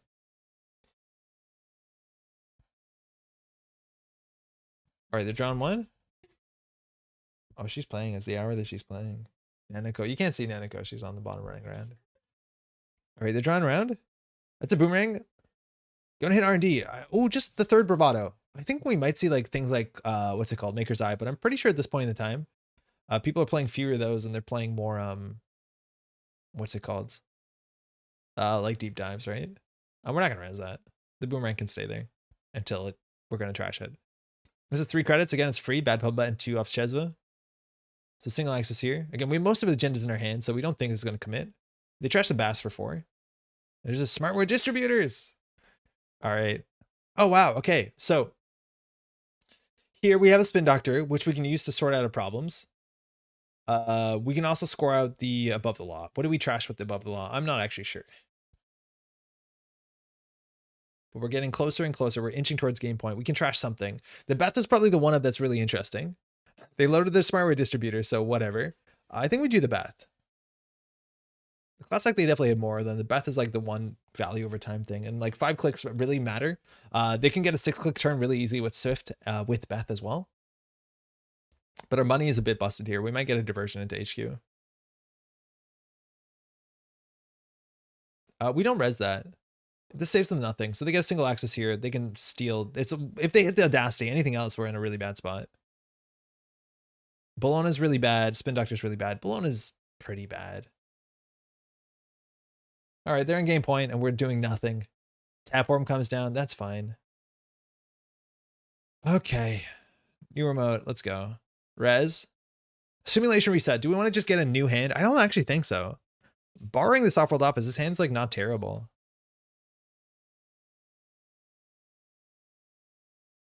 All right, well, that's our play next turn. Hopefully they don't charge the Spin Doctor. The fact that we threw out an off-world office means that they might charge the Spin Doctor, but like, if we're going to Audacity anyways, we don't want the 4-2 in there.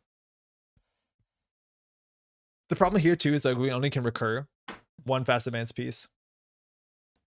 So we'll get back, I think, the Biotic and the agenda. Yeah, that's fine. There's a Maker's Eye. Okay, for real. So 3, 4, 5, 6, 7, 8, 9, 10. So not that many agendas in the deck. We could eat the border control here. I think we actually do eat the border control here. We wait for them to go through. You got Bass back instead of Biotic? Oh. Hey, sorry. Real quick. I forgot to... I shuffled it in the wrong card. I meant for a Biotic. I clicked Bass instead. Yeah. Do you mind? They kind of look similar to me. It's all biroids. Thank you. Thank you. Casual room. Show. Where is it? Where is it? Bass.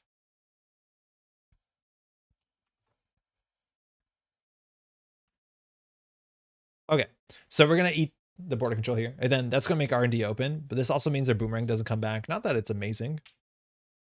But this is going to force them to spend actual credits, which, okay. Oh, we also can lose here, so.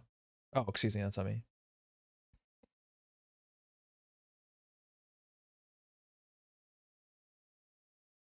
Okay. And end the run. You can go back. Again, now it'll cost 2 credits just for single axis here. Again, we lose to just about any single axis here. We have a fair few 1-pointers. We have no more defensive agendas. Food doesn't do it. This is the second game where they find our 1, 5, 3 in the whole list, which, you know, that's a bummer. Oh, okay. Good game. Oh, man, that feels so rough. Thanks for the game. That feels so rough. Like, we don't have a game there. I think we definitely have to, like, kind of reevaluate what we're doing with Ampère, but, like, that's impossible. Like, we're trying to not lose to pressure off centrals at the same time as doing anything else when we have no real teeth. Yeah, that's the one agenda we shuffled back to after we shuffled as well, which is pretty funny. But like agendas in the deck, there's not that many more. Like there was literally 4 agendas and 25 cards and 5 agendas and 25 cards. And they found, well, this one doesn't count. And they found it. Like that's kind of unlucky too. So I don't know. This seems like a mess of things. I don't think we have a good win condition here. So let's say we play this out, right? Like we do next turn, we score the Eyeless without a counter on it because that's what we do. Put in Archangel abilities. We had an Archangel. We cut it. Sapper. People don't respect that. Maybe that's worth doing. And then from that on, how do we score out our last point? Like we have to draw the point and we have to draw Biotic at the same time. Biotic's on the bottom. Sansan's not going to work. Yeah, I don't know. It's rubbish. I think we really have to just hit the drawing board and do something entirely different just to get going. It's 120. That's pretty late. Trapping Ampere is going to be my way to go. Let's just try acid spam Ampere. Let's make a real quick Ampere. It's getting late. I'll do one more Ampere and we'll do an acid spam and see what it looks like. I have my reservations, but we'll do it. 1 in 5 is an agenda's normal luck. Yeah, I guess so. Feels bad though. With no printed ability as a corp, it feels like you really need to find some nasty combinations. Yeah, you really have to do something, right? Like you can't just let them do their thing to you. It was, but like, it was a 1 in 5. Was it? It felt like worse than that. Okay. We're going to do acid spam. So we're going to start with the assets first, and then we're going to work off that. The issue here is like we don't have any sort of acid deterrent ability. So while we can play some of the best assets, we're still going to have economy struggles, and we're not going to be able to do like controlling the message or anything like that. The best case scenario is we score a 1 AR enhanced security. But let's go from there. Amani Sanai. Okay, good enough. After watching this deck, I think Nova's probably on par with other runner IDs have built as singletons, but any corporate ID ability even built singletons probably better than Ampy. Yeah, 100%. I think the infinite influence is not as good as just any other corp limiting themselves. Oh, well, no, actually, that's not true. If you play HB and you can only play one of every HB card, I think the deck actually gets bad very quickly. There's only so many good HB cards. Bladderweight. Calvin Bailey, yeah, that's playable. How many asses do we have? Check a Scion. We'll cut that eventually. Clearinghouse, we'll cut that eventually right now, actually. CPC generator, no. But CSR campaign, yes. DBS, yes. Vinchin Keeling gives them something to do. Drago, yes. Dragojoric, yes. Echo Chamber, yeah. Gaslight, yes. Hostile Architecture, yeah. Seems to be like the Highlander decks are only meant to be played against each other. I think there's a chance that a Nova deck is not terrible. I think the Nova deck is actually kind of playable. Like real talk. Kind of playable. Malia, Maryland, Austerity. This is looking real sus. Moonpool, I guess. Nano Etching. Nasex. NGO Nico. Pad. Prana Public Health Quarantine System. Rashida.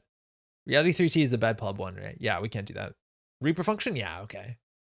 Rococo doesn't work. Refuge campaign, maybe dubious. I'll do a Regolith. Reversed Ronin. We're going to cut a lot of these cards. Shannon Claire CU is actually kind of interesting. Spin Doctor, but we don't have good money. Oh man, we could play Super Deep Borealis for 0 influence. Seems good. No Nightmare Archives. We'll see what our agenda suite looks like. But if we're running like a bunch of 3-pointers, it generally doesn't matter. Right? Like there's only certain agenda suites in which Nightmare Archives actually does something. Right? Like say that we're running all 2-pointers and then a Global Food Initiative. If they take a Nightmare Archives, they still win in 4 scores. So it doesn't actually do anything. So you need agenda suite where it matters. If we're running 3-3-2, they can still steal a 3-3-2 and no, that actually will matter. So yeah, it depends on the agenda suite. It's not like an auto include in decks if it was no influence. Tiered subs for sure. Trieste, no. Urban, yeah. Vera Ivanova, Skaya, very excited about her. Victoria Jenkins, honestly. We can't play News Team. We can play News Team. Hengeki as well. Like Hengeki actually makes no sense because they're forced to access a card and we don't really have cards where that's a problem. All right, that's 33 assets. Some of them are good. Not all of them. Some of them, right? Maybe this idea to get a Lokima virus kill. I think if anything, we could maybe do mutually assured destructive. Like I think we do actually play tag tech in here and we do play tag stuff. What is the name of the tag trap? Hold on. Upgrades 2 is going to be interesting. Amaze, sure.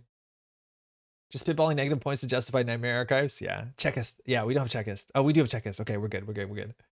Arella Bamboo Dome, Ben Musashi Biovo, calibration testing, code replicator, cold site server, troubleshooter, Crisium, maybe. Dharma Defense, Gypstad.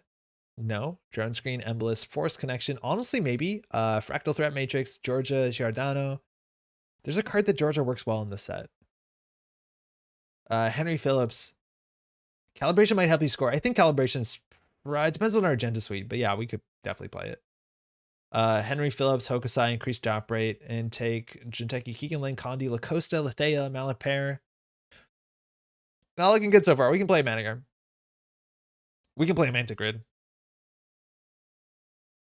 Nana Civic, Nihongai, Oberth, Overseer, Priceac, yeah, tags. It says tag on it. Reduce service, Sansan, okay.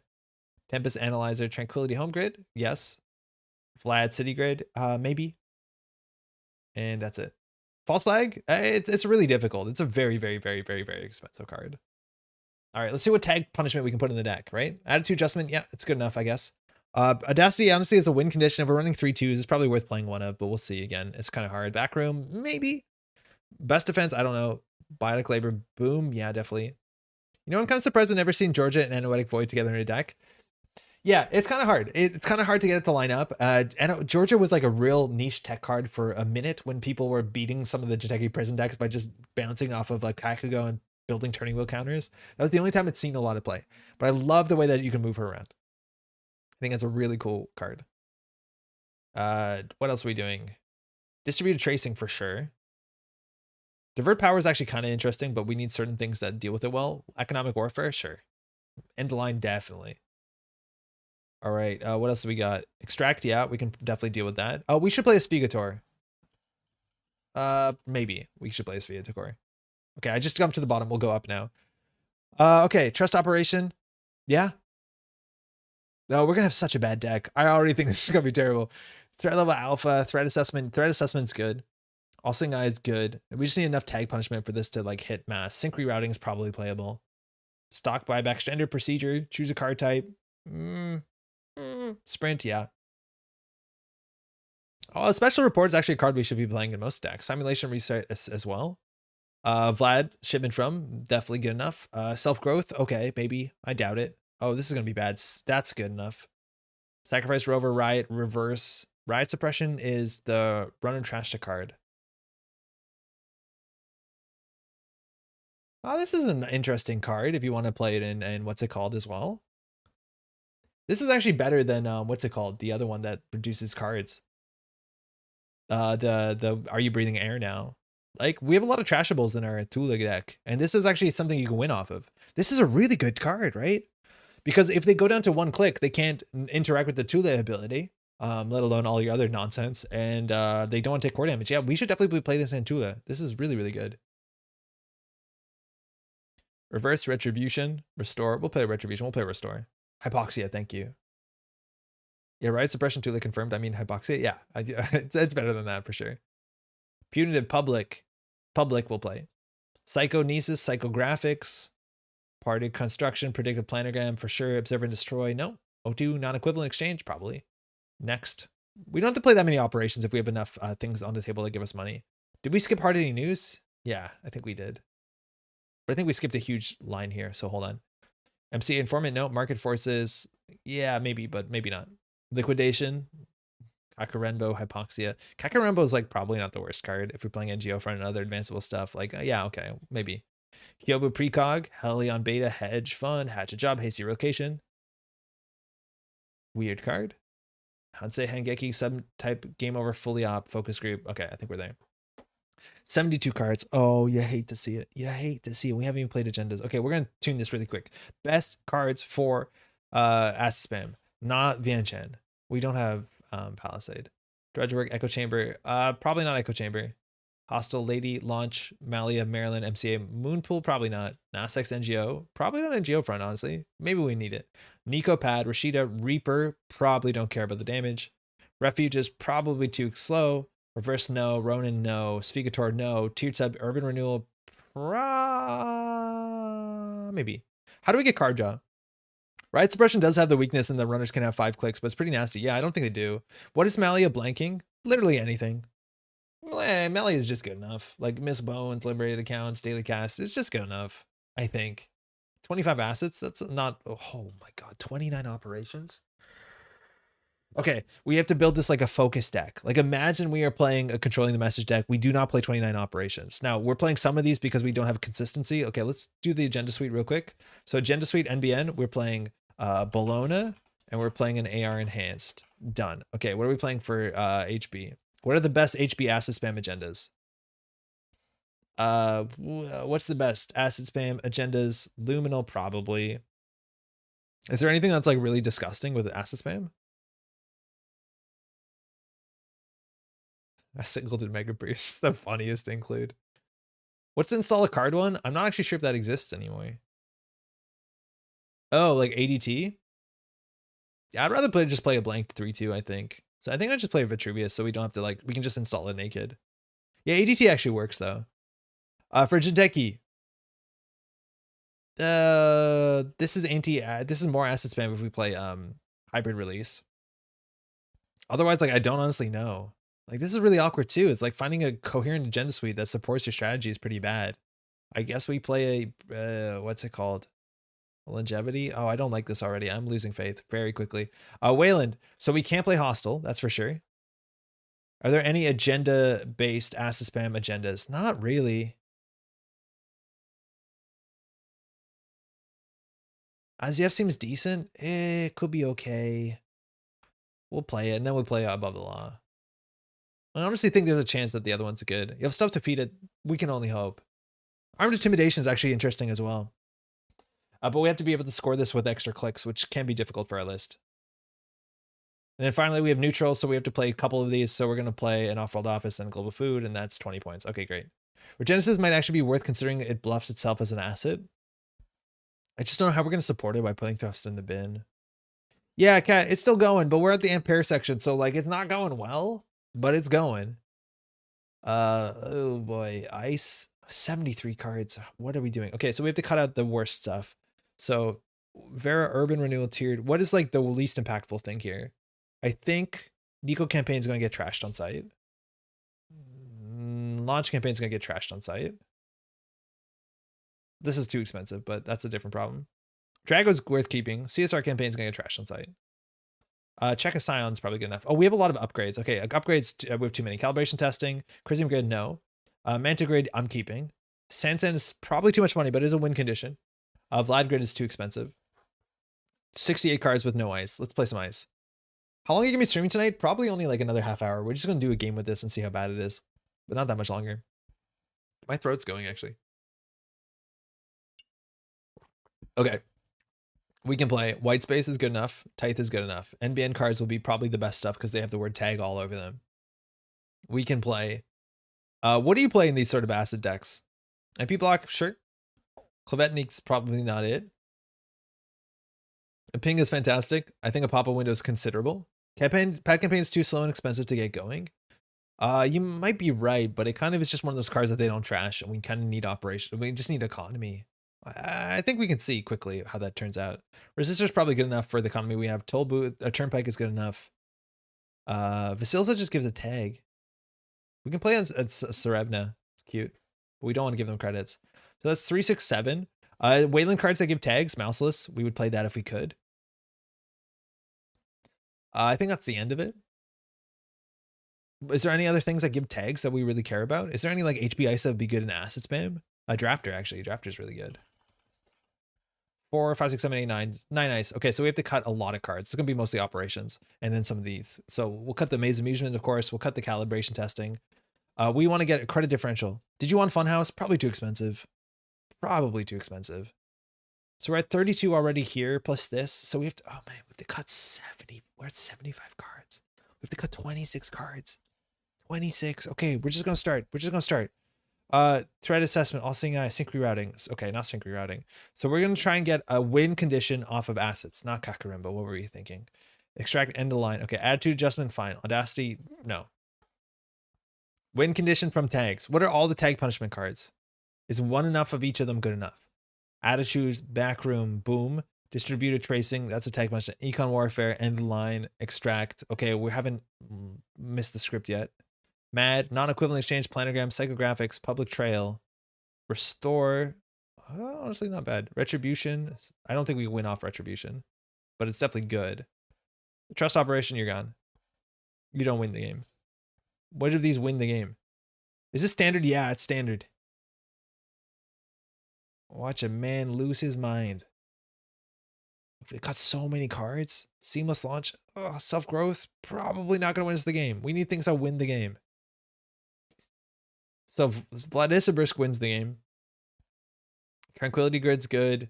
Sansan City Grid's probably a win condition. How many 3-2s do we actually have? 1, 2, 3, 4.5, 3.5, 4.5, 5.5, 6.5. Yeah, that's fine. Sansan, Prisec, Manta Grid, Manigarm. Okay, obviously Manta Grid is the worst card here, but I honestly believe in it. Just get back. Are we doing tag and bag? We're just trying to do tag and whatever value we can get off of that, which I'm pretty dubious. It's pretty dubious. Scion's gone. Even though actually like Scion represents like a real like clear win condition. You can just get someone to run a Scion and you win. If you advance it, that's kind of nice. Drudge work, we'll get rid of that. Drago Ivanov is not the worst with Kakarenbo. Hostile Lady Liberty, Malia. Malia is probably getting cut. Austerity policy, probably going to keep it. Pad, okay, we'll cut it. We still have a lot of it. 64, we're getting there. Well, we're not actually anywhere near close. Oh man, I do not like this.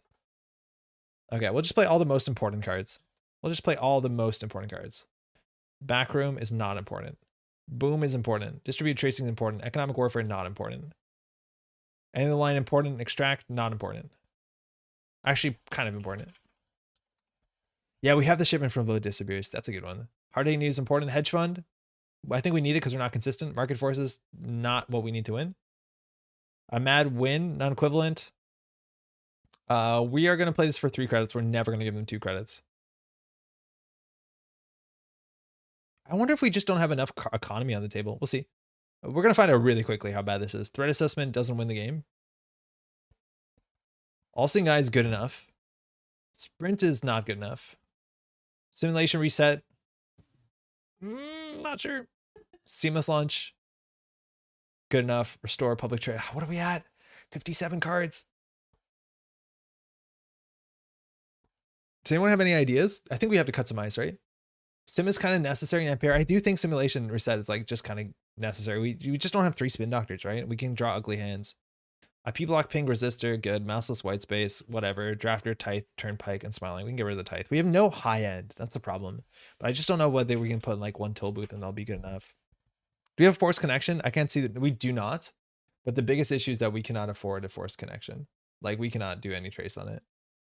It's not the worst card, but like, yeah, we just need ways to give them tags. Maybe we can just play a forced connection. I feel like it should be closer to 60 operations than 19. What are you talking? Yeah, okay, let's keep going. We want to be drawing into assets. So restore is gone. How many of these? Manta Grid's like a very cuttable card. We'll cut the force connection. Amani Bladderwort. Okay, boom, very important. And tracing important. End line important. Extract not important. Hard hitting news, hedge fund important. Mad, predictive planogram, psychographics, public trail, seamless launch. 12 is getting closer. Is a Calvin necessary? I feel like Calvin's one of the only few cards that we can get like board presence with. Like if they leave this, click for 2 is the best thing when we have 19 assets. Wow, that actually number is shrinking more and more every time we look at it. Sanson, Tranquility. 54 cards. We could just add like agenda and cut a card and call it a day. Oh, but we have to add a neutral agenda. That's actually quite bad. Oh man. Okay, so how much ice is this? This is 9 ice. That's probably fair. So we keep cutting things. We'll never give them mad tags. I think Trank can go hard to protect. Yeah, but if they trash that for 4, they're not trashing other good stuff, right? I'm hoping that's the idea. What are we doing with Manta Grid? I don't know. Fast advancing? I'm hoping. It's pretty bad. But yeah, I gotta hold on to some part that makes this me. Regulus is actually worth keeping. I don't want to trash any more assets. 19 doesn't seem like a lot. So boom wins, this wins, end of line wins, hard-hitting news wins, hedge fund wins, mad wins, planogram wins, public trail wins, seamless launch does not win the game. Cybernetics from the Disappears wins the game. Simulation reset seems important. Can we keep them poor? I'm hoping we can just jam things on the table. Okay, we'll get rid of the Manta Grid. Wins cap, but yeah, maybe wins is not the good way to talk about it, but you know what I mean. So in terms of reducing our agenda suite, how many neutrals are we running? It's just off-world and global food initiative, so we can't make this smaller. 2 to go. Yeah, we're getting close. We're in spitting distance. What can I convince myself can go? Price X seems nice. Sanson seems good. Tranquility seems good. Man, I hate building small decks. Ice probably. Let's see what it draws like real quick. This hand we could keep, right? Like we do Calvin, Urban, Bladder.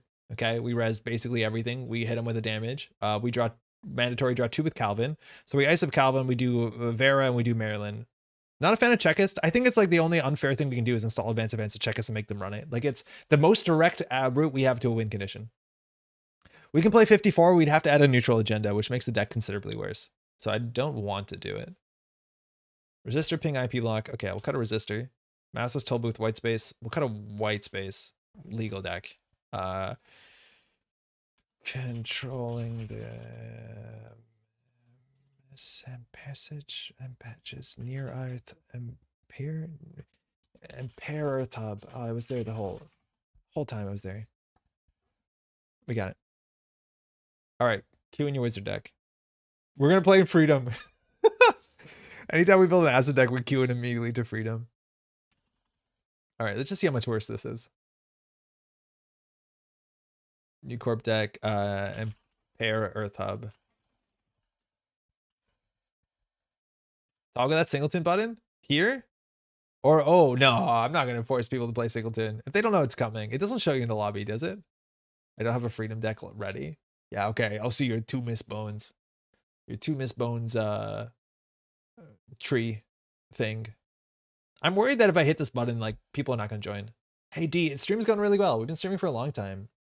A lot of people seem to be watching and excited for Parhelion, myself included. We're at the Ampère section, which is kind of like a dip in deck quality, but we've enjoyed Startup today. We've enjoyed playing Thule, and we've really enjoyed Nova. Iswak is kind of a bit busted today, but it'll be fixed relatively soon. I should not be up at 141, but these cards are fun. Yo, it's you and me both. People will join. I just played some Ampère. It's bad. Yeah, Orb, it's real bad. It's real bad out there. We're trying to do assets, but just playing like middle of the road is like nowhere near good enough. Haven't found the secret sauce. Yeah, I don't think it's doom and gloom for Ampère. I just think like the most direct route. Not for me. Singleton, Corp, and Runner will win worlds. Just play all the good cards. It's frustrating how nearly unplayable Ampère is. We'll see. Again, we'll see. I have no doubt someone can build something good, but also it's a difference between like playing it against competitive standard and playing it against other like Nova decks. Oh, actually, that probably doesn't even work anyway. Hey, Sebastian. Sebastian's probably doing some good deck building. That's some decent A. Oh, uh-oh. I don't think this will be an Apocalypse deck. Sebastian last time was playing an Endless Hunger deck. I wonder if that got better. It probably did with Poison Vial. Poison Vial time, huh? If Sebastian Apocalypse us, we'll lose the game on the spot, but I don't think that's what he's doing. We're going to keep this. Yeah, inconsistency is hard. I struggle with economy. All right, that's a good hand, though.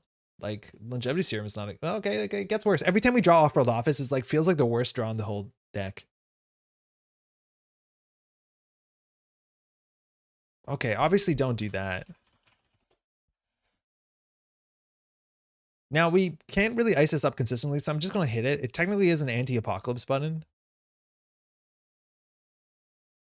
Apex might be a balanced matchup. I wonder if Apex like really likes the World Tree, too.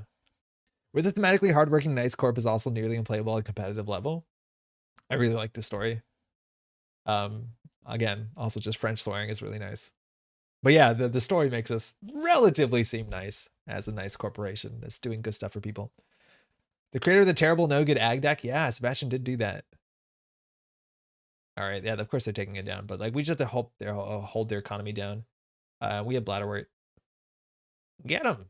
All right, a prey. All right, hey, this is just basically an underwhelming, what's it called, deck. I think we draw and we spam too. Oh man, this is the problem though. It's like you draw agendas and even know we've scoring them out. But we're basically an off deck, right? 2 face down cards. Again, maybe it's a pawn shop list. I forget actually, but we played against Seb's list before. I think it's on the Endless Hunger, and then there's another neat interaction. Yeah, that goes down. That tracks. We're just gonna force the credits down. Res that. Start a turn. Fix our hand. I don't actually think we fire that. I think we just put more stuff on the table. What does it do? Trash any number of cards from hand, but we go down to 0 credits. That seems like kind of bad.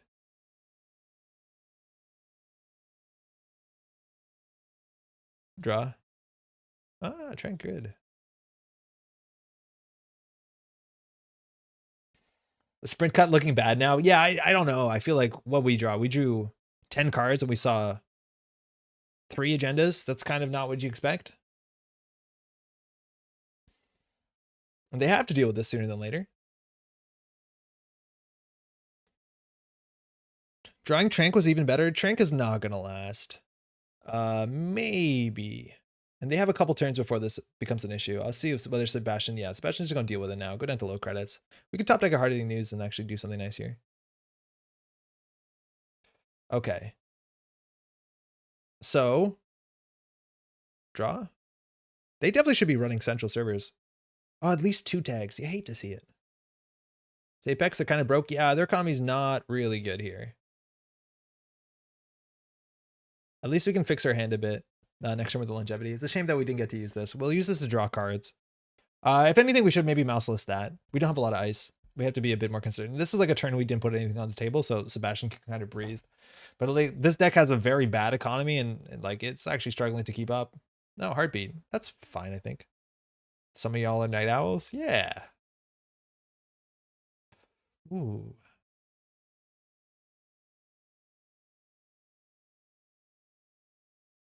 Okay. So we can trash any number of cards from HQ. I think we never score that in our life. We shuffle 3 back, so we'll do that. Honestly, like, MCA is probably the most powerful card here. That does something. All right. So we drew a lot of agendas in 10 cards. Oh, we shuffled 3 back. But yeah, I think we drew way more agendas. Seeing a lot of familiar East Coast names. Yeah, it's Friday night.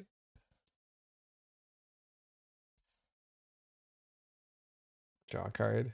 Gaining some credits. Tranquility, hopefully to draw next turn. If we get an ice, we can ice that up. There's the Reaver. Well, Lady Liberty's like, okay. I think we'll do this to draw. I think we do this to draw. Should go to sleep. Bellinger keeps promising it's the last game. Yeah, for real. You always got to keep them guessing. Test. Oh, it's a region. Oh, I almost lost the game. Okay, all good. So it's a region. JNet tried to warn me. I think we'll gain 2 credits on this one, huh? Want a game with Boatless Sable? That's most Sables. Unless your Sable has a boat and you didn't draw it. But I've never played Boat and Sable. I think in startup maybe you can. I feel like... I don't know. How better did a, what's it called, get Virtuoso? The one and only region acid. Yeah, you don't see that a lot. Okay, this is why we did this play, right? Because they probably check out what this is. And by check out, I mean checkist. Hey, have a tag. Do we have tag punishment? No.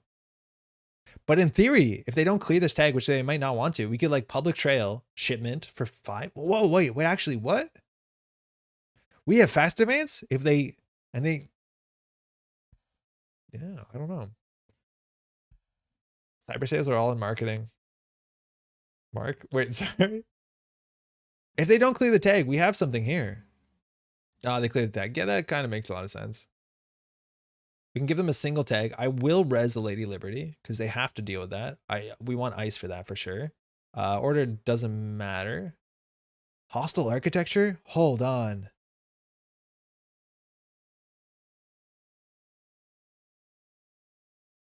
Server 5. Draw card or gain credits. I think we're going to need money. We're going to click our credits. Never punished. All right, so they have to deal this with for 4, but they have the hostile architecture on the table, which we're going to res for 5, and then they can't deal with it. Ghost Tongue, love it. They prevented the core damage because it's not an additional cost. It's whenever you install this, so you can actually cancel it. So now they have a huge event package. It's a Matryoshka. Whoa. Down a Matryoshka list. All right, we're going to bring that. They're going to be able to trash that if they want to. And then it's either take 2 me damage or trash more of your board. Yeah, Sebastian K does cool deck building. But that's the first Matryoshka. There's only 6 you can play. They're not technically consumer grade. They just say limit 6 per deck. It's a bit ugly to put this in this server too. Oof. You gotta see this card. 2 me damage is a lot. But if they don't do it, they waste the overclock. But they might have things in hand that they really want to keep. Yeah, Apex is nesting dolls, Ginevra. Oh, they're taking it. Let's see if they prevent any of it. Again, they can prevent it, but with the heartbeat. They prevented 1, and then they lost an injection attack? Which makes a lot of sense if you're on the Matryoshka, I guess. Because it boosts the strength. But if you're using the Matryoshka for everything, it might as well. I suppose. Wild. I think we found the one runner that doesn't have an economy to keep up with assets a turn. What happened? Oh, but now they take different damage. That's a bit weird. Yeah, it's hard to undo damage. I guess they can just take the same damage. Oh. Excuse me. Admittedly, we don't have an economy anymore. Oh, they want to prevent all of it, maybe? No. They lost the same card. And they lost a sure gamble. Oh, no. Okay. Planogram to draw. We can give them a tag. I think we give them a tag and then we do planogram. It's just kind of unfortunate that we're using like a potential win con here. Oh, man. We could actually trash one of these cards. We'll gain 3 and 3.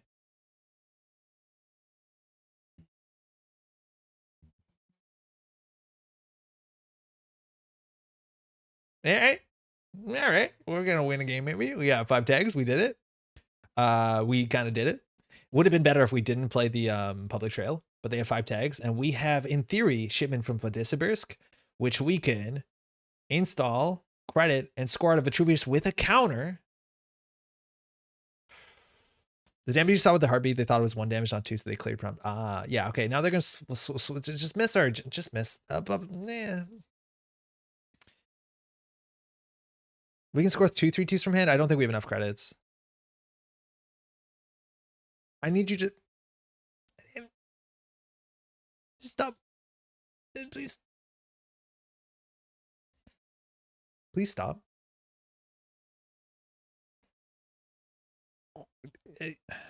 Credit. New remote server. Shipment. Score. Breathe. R&D credit. Oh, man.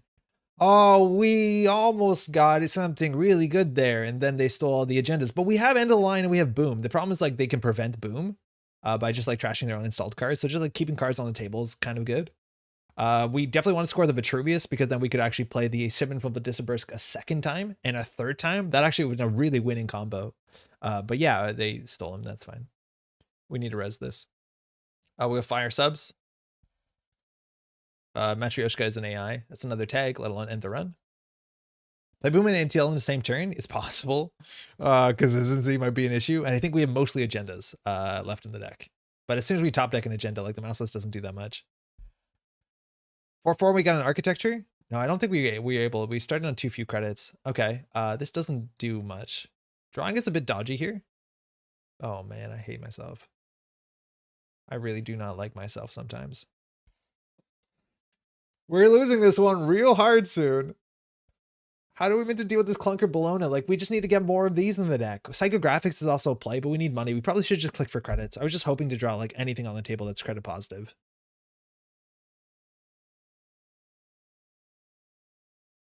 They can avoid 8 damage.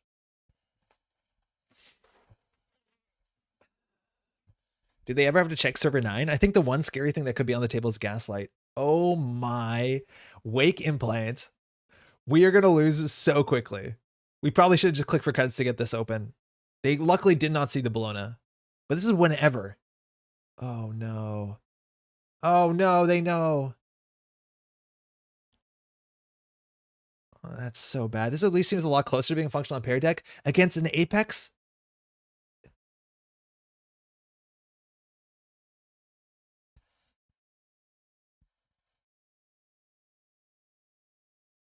Like, what are we supposed to do? How are you meant to beat this? You know? Like, a bit closer, maybe, but like, imagine again, they were just, you know, like Hoshiko. Click for credits. This doesn't stop them though. Like maybe they respect it, but this does not stop them. They just get the 5 and hit here. Now they have to whiff like 40% whiffs every time. Not even close. Good game. That was going well. And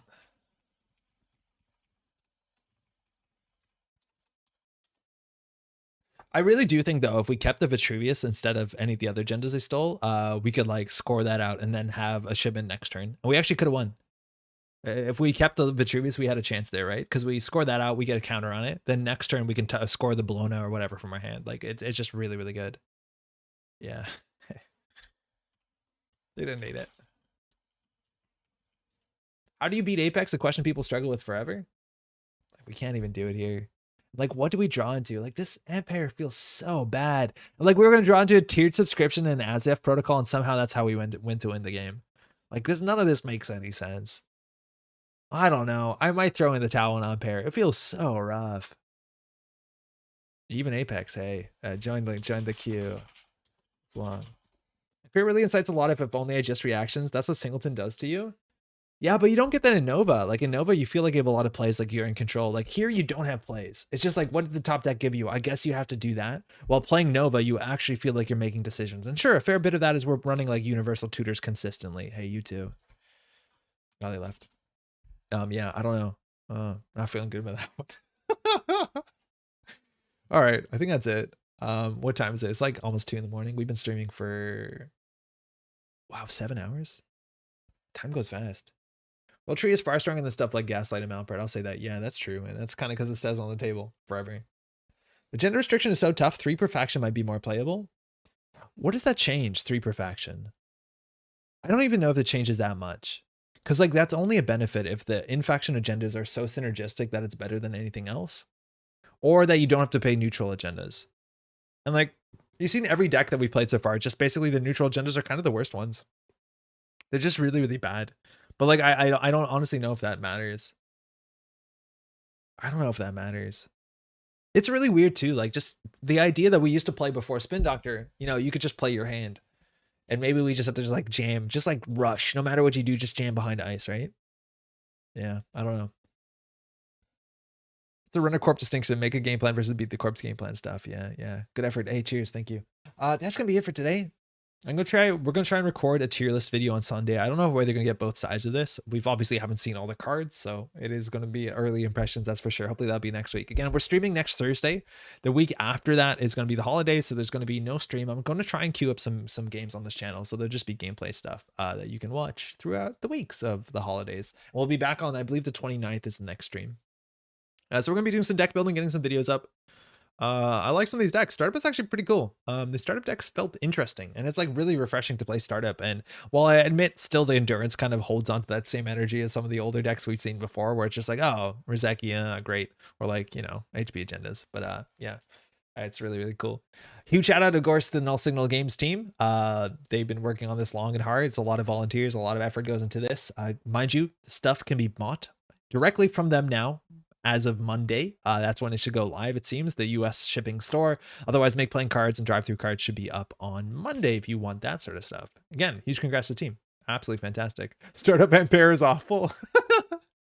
Otherwise, print and play files also, I believe, should be up. I don't know if they're up today. They might actually be. Thanks for the marathon, Andre. Yeah, of course, Kat. Cheers, D. Thank you. Hopefully I've influenced your opinion of Reaper. I think Reaper's good. Again, I don't think there's much we can get about the game that we played. There's not a lot we can extract from that situation. Have I missed anything? No, Xavier. Good game, y'all. Good game, Saul. And we'll be back in a couple days. Take care. Enjoy your Parhelion. Let me know in the comments if you're watching this later what's worked and what's not for you. If someone's going to make an Ampère deck, that'll be fun. It's just not going to be tonight. That's for sure. Cheers.